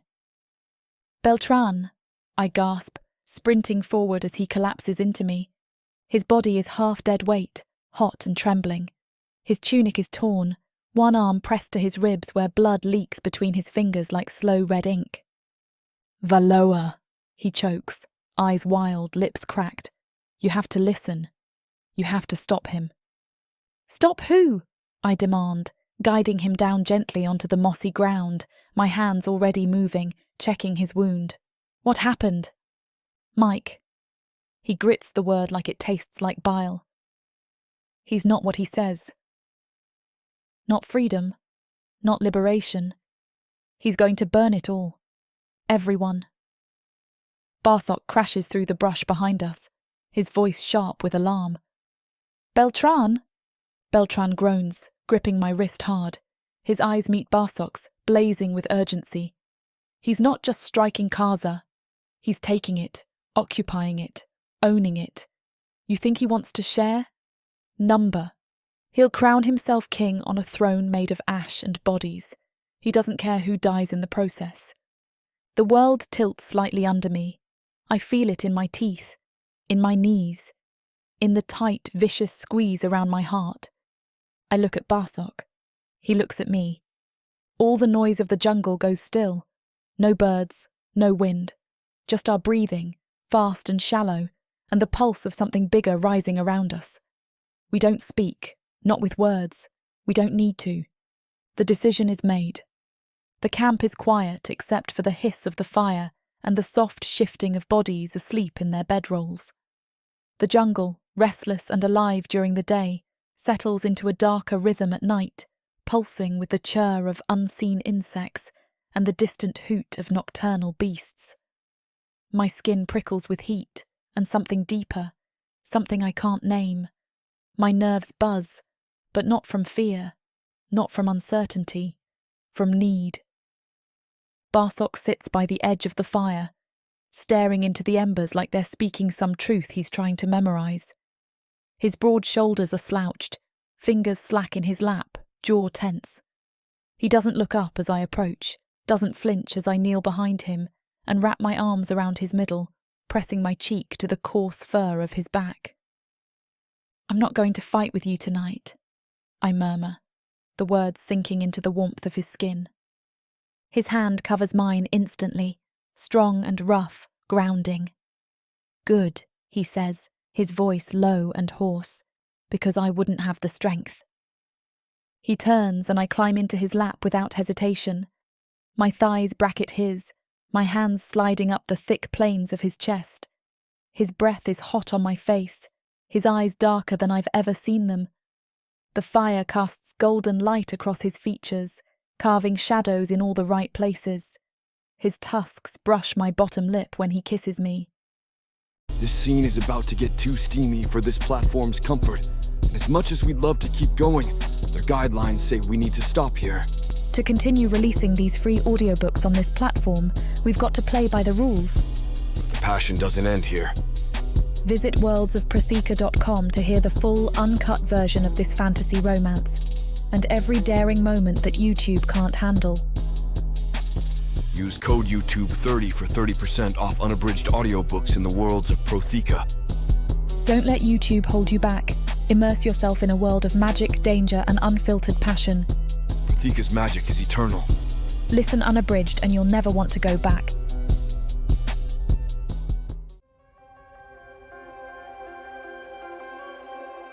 Chapter 22. Barak. Dawn doesn't break, it shatters. The sky bleeds pink and gold over the jagged treetops, casting everything in a false glow like the world's pretending to be peaceful for just one last second.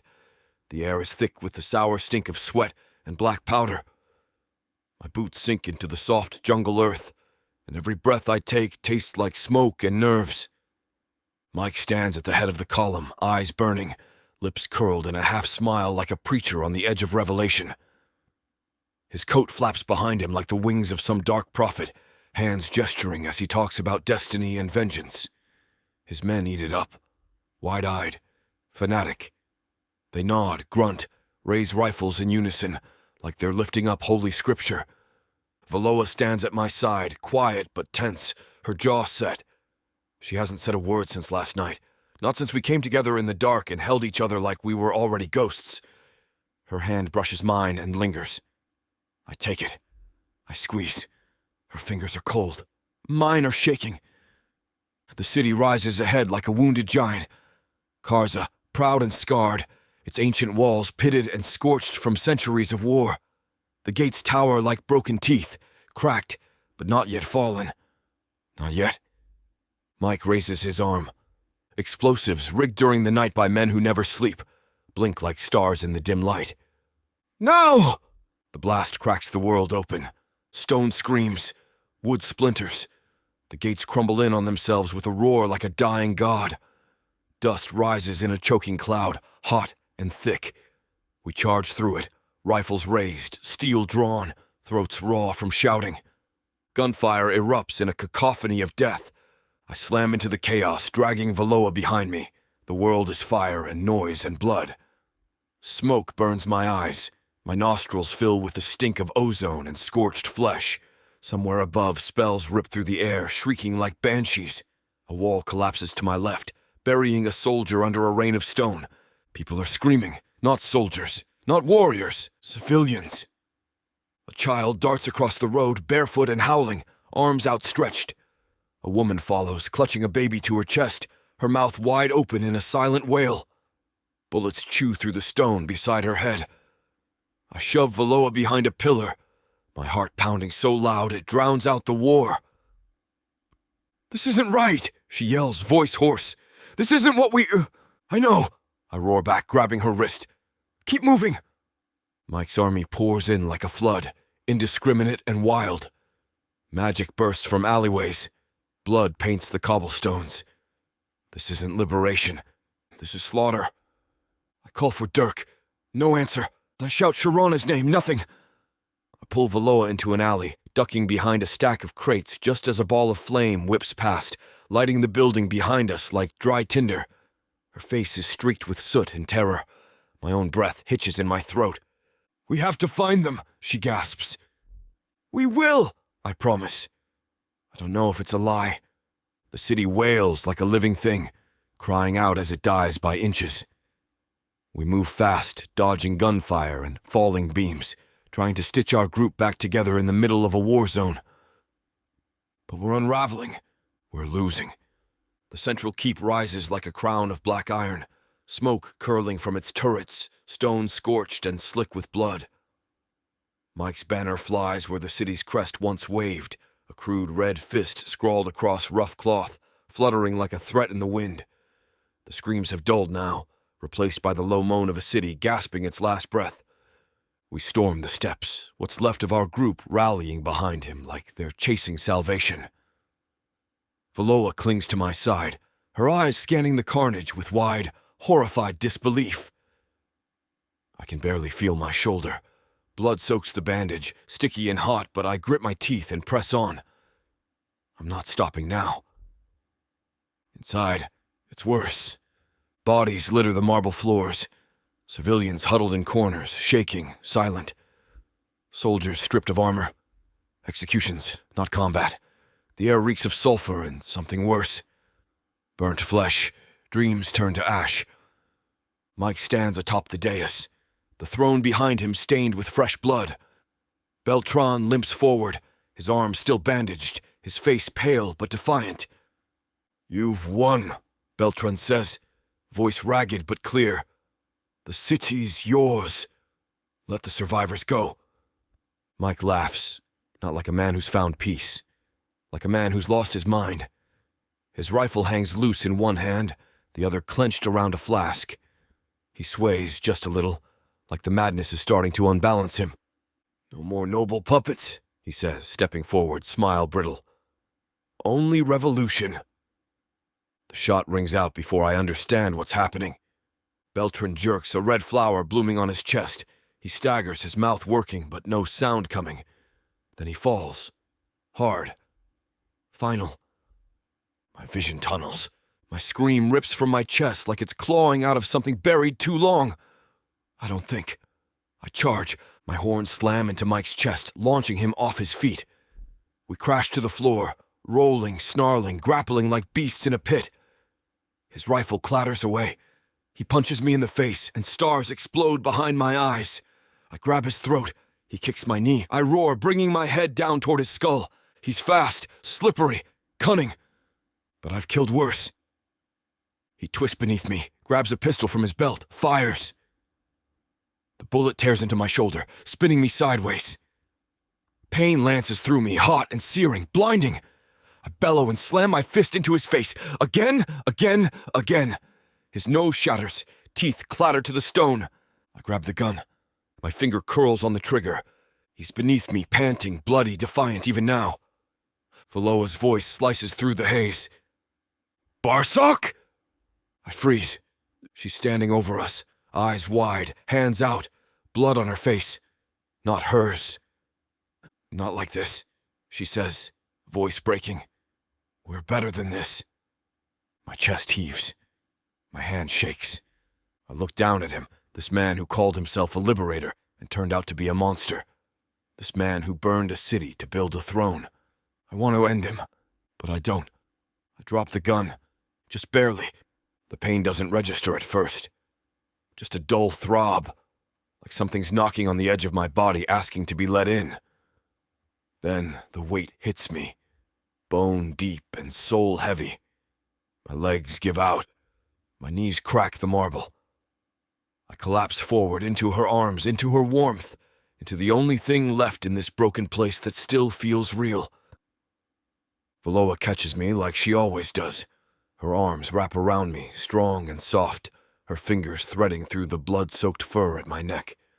Her breath is shallow against my cheek, but it grounds me more than any battlefield ever could. I taste blood in my mouth, hot and metallic, mixing with the copper stink of the air and the grit grinding between my teeth. My shoulder screams, raw and pulsing, but I don't pull away from her. I press closer. Her skin is streaked with ash. Her hair smells like smoke and sweat. Her heartbeat hammers against mine like a war drum set to a different kind of rhythm. "You saved us," she whispers, voice cracking like old leather. "You saved me." The words cut deeper than any blade. I don't know if it's true. Maybe all I did was delay the fall. Maybe all I managed was a different kind of ruin. But she says it like it's gospel, like it's carved into the bones of this moment. I tilt my head up, just enough to see her face through the haze. Her eyes are wet. Her lips tremble. There's blood on her brow, smeared like war paint. and she's never looked more like a goddess risen from the ashes of her own fury. I kiss her. It isn't gentle. It isn't clean. It's desperate. It's raw. Our mouths crash together with a hunger that has nothing to do with lust and everything to do with survival. Her fingers dig into my shoulders and I flinch, but I don't stop. I can't. I need her like air, like water, like the aching need to be whole after being broken in every way a person can be. My breath shudders when I pull back.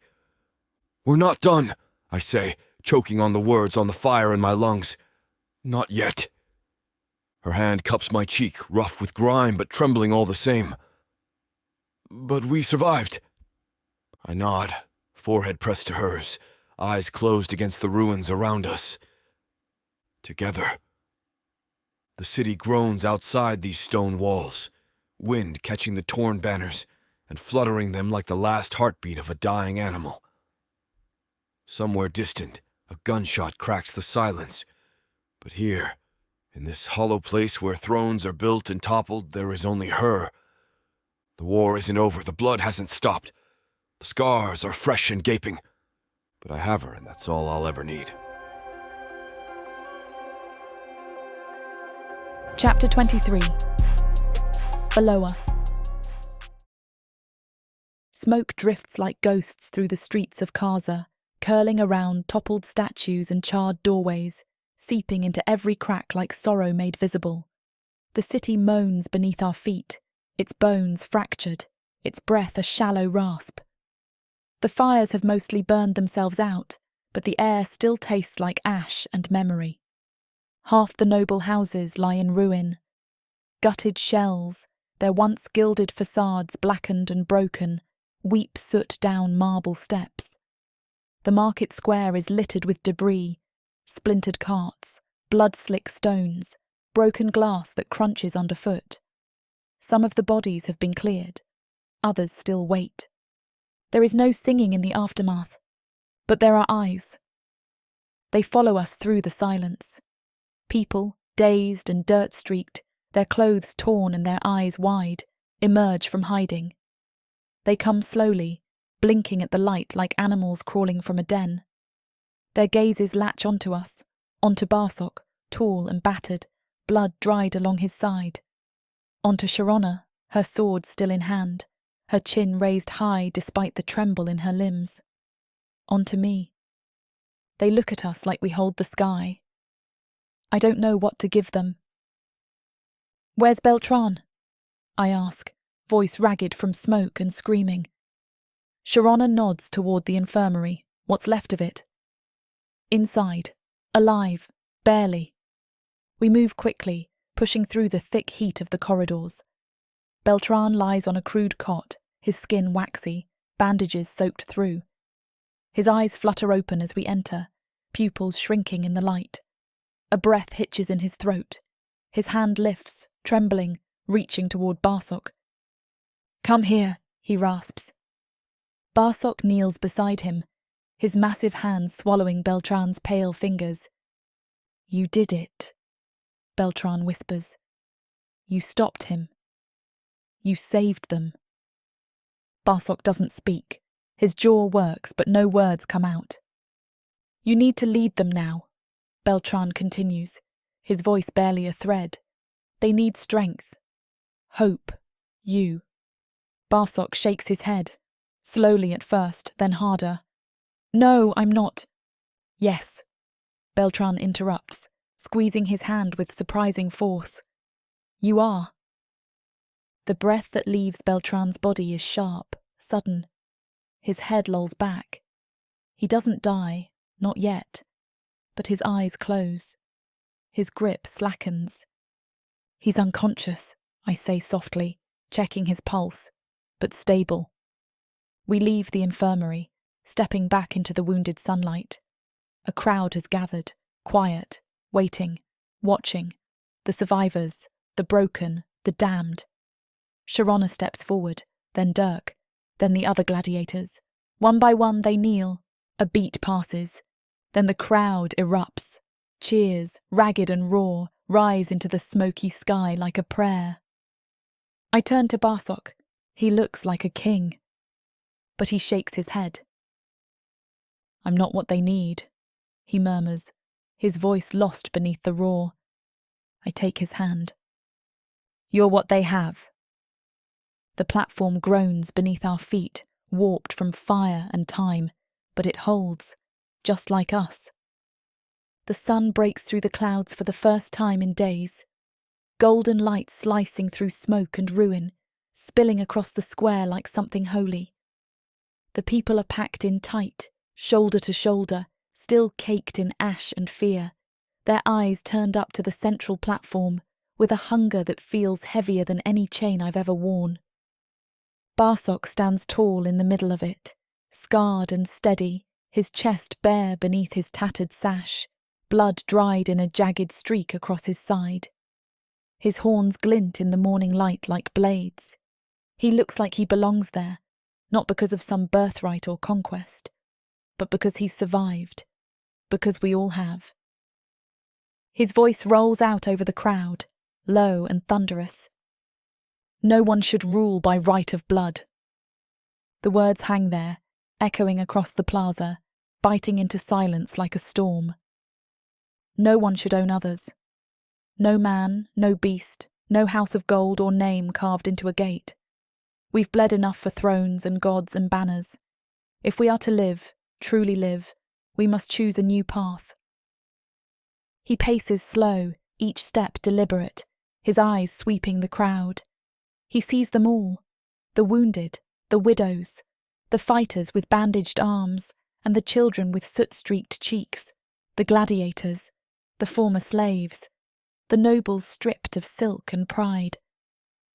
I propose elections, he says, voice unwavering. A council, chosen by the people, by vote, not violence. A city led by those who've walked its streets, who've felt its weight. No more kings, no more collars. For a heartbeat, there's silence. Then the dam breaks. The roar swells like thunder, raw, electric, uncontainable. Fists pump the sky. People scream, cry, embrace. The sound washes over us in waves, a flood of something feral and free. He turns to me. This was your idea, he says, not shouting now, just speaking to me like the rest of the world has melted away. You gave me something worth fighting for. My throat closes. I want to say something, anything, but words don't come, so I take his hand and hold it like it's the only thing that matters in this new world we've made. The stars spill across the sky like scattered jewels, bright and sharp and countless.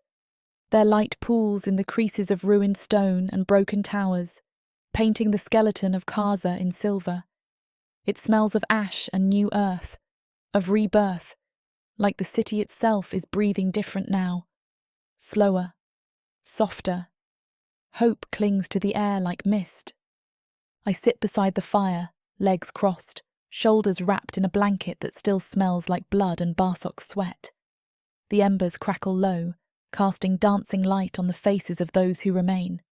The wounded sleep nearby. The children doze against their mothers. Gladiators whisper in the shadows, voices soft with wonder and exhaustion. Then I see him. He's moving through the crowd like he's part of the night, bare-chested, his skin streaked with old soot, new scars. He carries no weapon, no crown, just a calm I've never seen before. The kind of peace that comes after the storm has finished tearing you apart. He stops in front of me. My throat tightens. Barak drops to one knee. Not like a ruler, not like a warrior, but like himself, my Barak.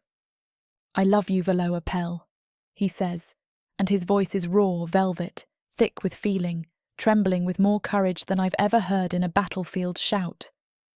Will you be my mate, my equal, my flame in the dark? Tears hit my cheeks before I know they've fallen. Hot, salt slick. My breath breaks against the lump in my throat. My heart tries to punch out of my ribs. You idiot, I whisper, half sobbing, half laughing. You're late. His brow furrows. I decided that weeks ago, I say, my hands reaching for him, shaking. Yes, yes, you beautiful bull-headed bastard, I will. He surges forward, pulling me into his arms like he'll never let me go again. His lips find mine, desperate and sure. The kiss burns and heals in the same breath. Around us, someone starts cheering, then another, then all of them. The sound rolls through the square, a wave of joy and noise that bounces off the stone and crashes into the stars. But we don't hear it, not really. All I hear is his heartbeat, steady as the tide, whispering that after everything, we're still here, together. This huge orc brings out the animal in me. In a world where humans have been driven underground, living like rats is the only way to stay safe from the marauding orcs. All my life, my only job has been to make sure I have enough to eat. These orcs of the Burning Sun clan will vow to keep their human mates safe. There is a nobleness to these giant savages, alpha male warriors who will protect their women at all costs. Get this complete series of books following the Burning Sun clan for 70% off. Each book is a full-length monster romance that features a giant orc with eyes for his beloved, curvy human. Happily ever after guaranteed. Protheka's magic is eternal. This bundle will show you that size really does matter.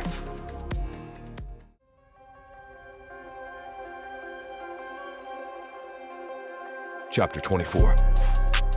Barak. Months slip by like rivers through worn stone, quiet, steady, cutting deep. Karza is still here, bent, bruised, blistered by fire and blood, but standing. The walls rise slow, stone by stone, new mortar sealing old wounds. The charred bones of the city still whisper in the wind, but there's laughter now. Hammers ring louder than gunfire, children cry louder than battle horns. Life has returned. The council bickers endlessly about trade routes and crop rotations. I can't keep track of half their squabbling, but I stand in anyway, arms folded, glaring until they get to the point. They're not nobles. Not anymore. Farmers, freedmen, blacksmiths, healers.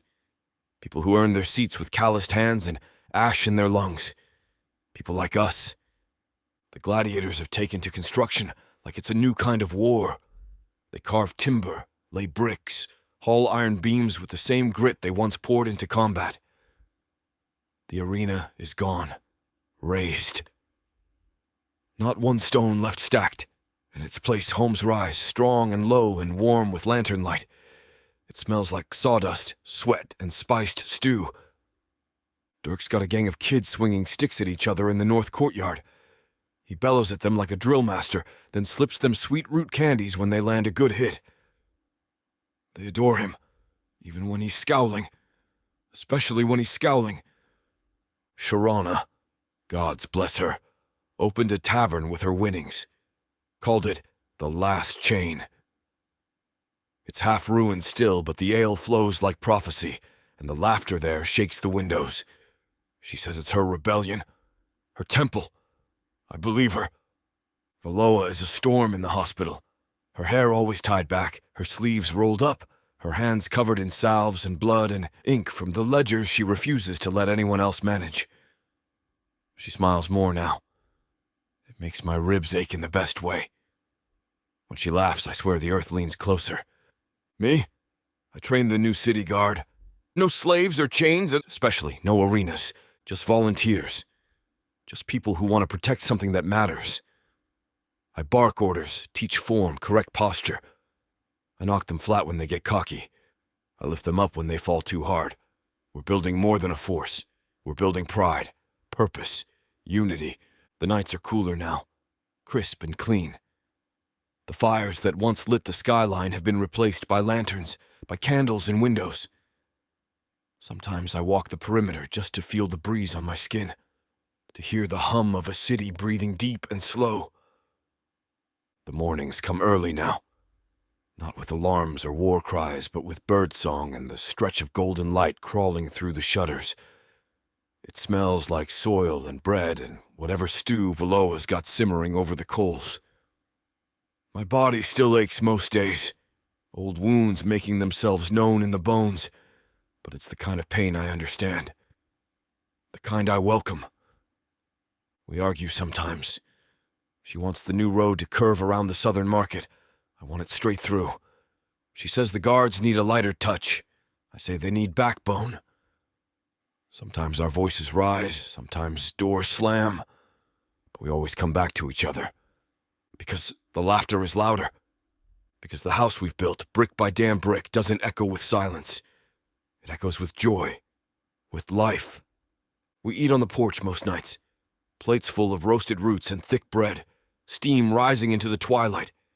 She curls her legs under her, leans on my arm, and talks about planting lemon balm next season. I just nod, chewing slow, watching the way the lantern light gilds her cheekbones. She sleeps tangled in the sheets, one leg thrown over mine, her breath steady against my chest. Her hair always smells like wild mint and smoke. I hold her like she'll vanish if I don't. She never does. We build together. I handle the frames, the beams, the bones of the place. She fills it with softness, paint, books, linens she barters for at the market. The front door sticks a little when it rains. We leave it that way. It feels real. The garden is hers. Outside the house, just past the fence I carved myself. She kneels in the dirt every morning with her fingers buried in earth. She talks to the seedlings like they're old friends. Tomatoes, squash, herbs I can't pronounce. She sings while she works. It makes my chest tight.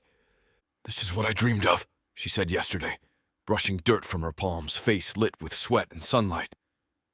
I stood in the doorway, one hand on the frame, and looked at her. So did I. I don't carry a weapon anymore. Just a hammer. It fits better in my grip now than any axe or blade.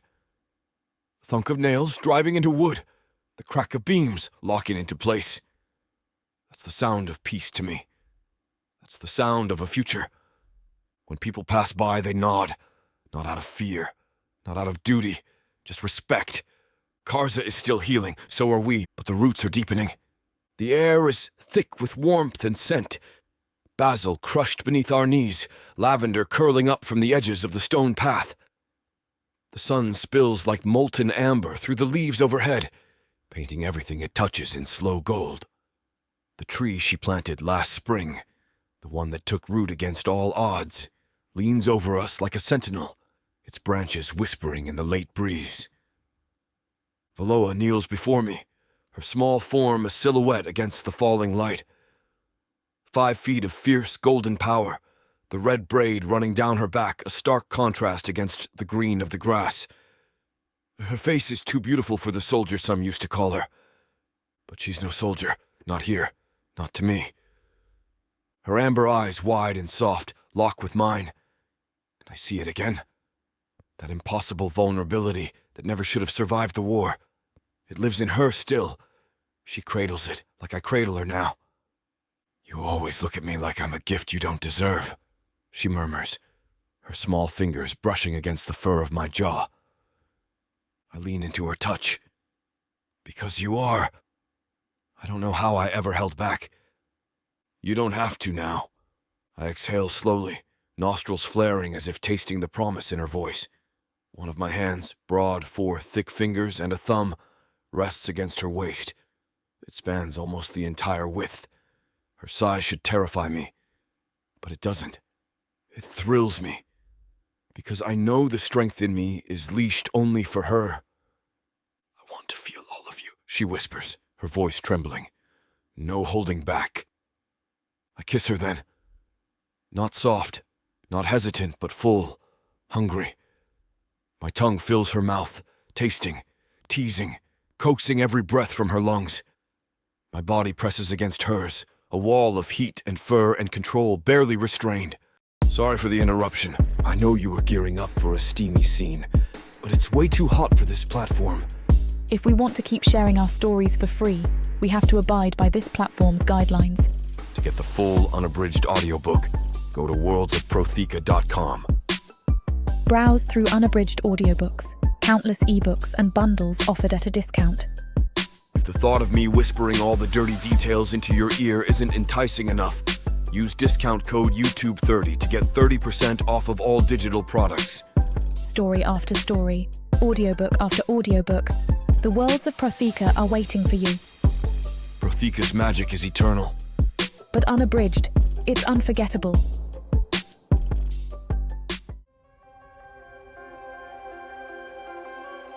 Chapter 25. Valoa. Spring rolls in on the back of jasmine and rain, softening the sharp edges winter left behind. The air smells clean, alive with blooming things and fresh cut wood. Even the stones seem to breathe easier. The city holds its breath too. Election day. Never before in Kaza's blood-soaked history have no blades been drawn to claim power. No assassins slip through alleys. No torches light up the night. Just ballots. The people line up in rows. Merchants, miners, ex-slaves, scholars, warriors, farmers. They vote beneath banners strung across the square, children dancing around their legs, laughter floating up like incense. It feels like something holy. A half-orc wins, strong hands, steady heart, clear eyes. A dark elf noble loses, gracefully, with a bowed head and a tight smile. He shakes hands with his opponent. There are no riots, no blood. That's the miracle. Barak stands beside me, arms crossed over his chest, watching it all unfold with this strange, quiet look on his face. They offered you a seat, I remind him later. He shrugs, gaze turned toward the garden, toward the lemon balm pushing through the soil. I've done enough ruling, he says. Let someone else steer the ship for once. I don't argue. He's right. We walk the streets together that evening, our fingers laced, steps slow and easy. The cobblestones are warm beneath our feet. The people smile when they see us, not out of fear, not out of debt, just affection, familiarity. Barak, someone calls, a butcher's boy, waving a knife still slick with pork fat. General, shouts a baker, flour dusting his apron like snowfall. Builder, mutters an old woman, bowing slightly. He greets each one with a nod, a grunt, a smile when he thinks I'm not watching. Statues are going up. One of him, horns proud, jaw set, hammer slung over his shoulder. One of us, locked in an embrace, carved from white stone so polished it glows. I hate it. I hate it, I tell him. He just laughs, that deep, throaty laugh that shakes the dirt and scares birds from trees. It's not us, I add. Of course not, he says. It's who they need us to be. Still, I know. He kisses my temple. We pass the square, and someone's strung up lanterns shaped like stars. A child runs past, trailing ribbons, shouting nonsense. A pair of dwarves argue about grain prices in the background. Kaza breathes. So do I, in, out, beside him. Always. The stars blaze above us like they've been set on fire just for this night. I lie back on the thick wool blanket, still warm from Barsuk's body. The fire's dying down, but its embers glow red gold like old blood. I watch the sparks drift into the night like memories fleeing a war-torn past. Barak shifts beside me, and I feel the weight of him in the earth. He's enormous. Every inch of him speaks of power, of battles won, of chains broken, of blood spilled and survived. But when he touches me now, there's a gentleness to him that breaks me open more than any blade could. You keep looking at me like that, I murmur. You're going to have to do something about it. He doesn't answer at first, just breathes, slow and deep. His nostrils flare slightly. His golden eyes, bright as molten metal, scan my face like he's memorizing it again for the 100th time. I want to, he says finally, voice gravel and thunder. But I still don't know if I deserve to. I reach up, fingers threading into the silver line of fur that trails down the centre of his forehead, tracing it like it's a road leading home. You do, I whisper. You've earned every piece of this peace. Barak lowers himself onto his side, one massive arm curling around my waist. His touch makes me feel small, fragile in the best way. Not weak, just held. You smell like fire and lavender. He rumbles against my neck, his breath warm as a summer breeze. It drives me mad. Good, I say, slipping a thigh over his hip, pulling him closer. Go mad. As much as Samara and I want to finish what these two characters have started, it looks like this chapter is about to get too hot for this platform to handle. Unfortunately, we have to pause here because their guidelines won't allow us to reveal the spiciest details. To keep bringing you these free audiobooks, we have to follow their rules. But don't worry.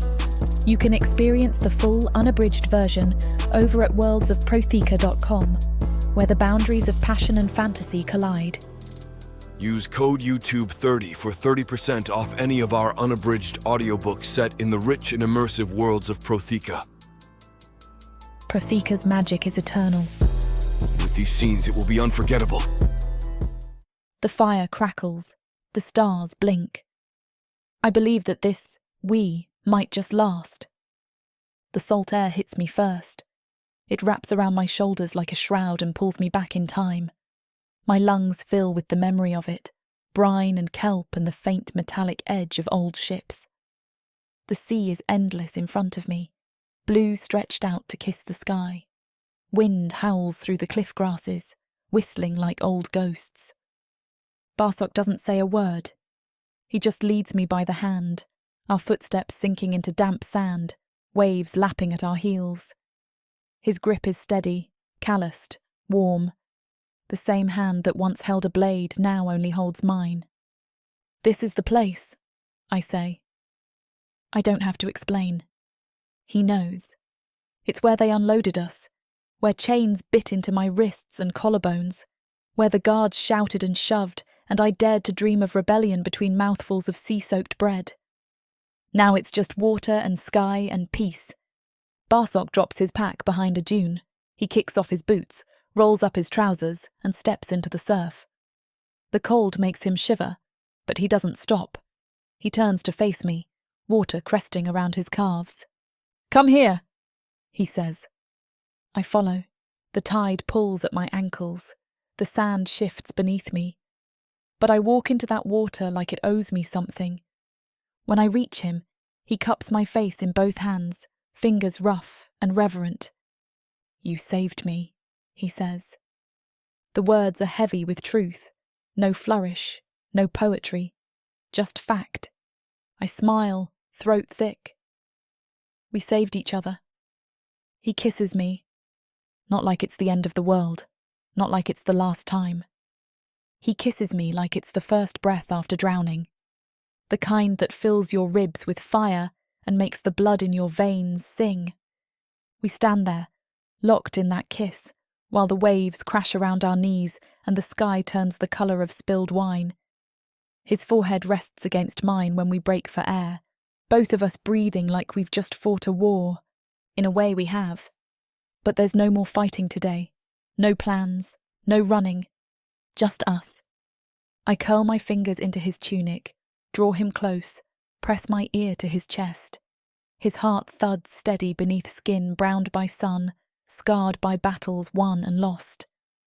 "I've never felt lighter," I whisper. He hums deep in his chest. "Because you laid it all down," he says. "All the hurt. All the fear." I nod.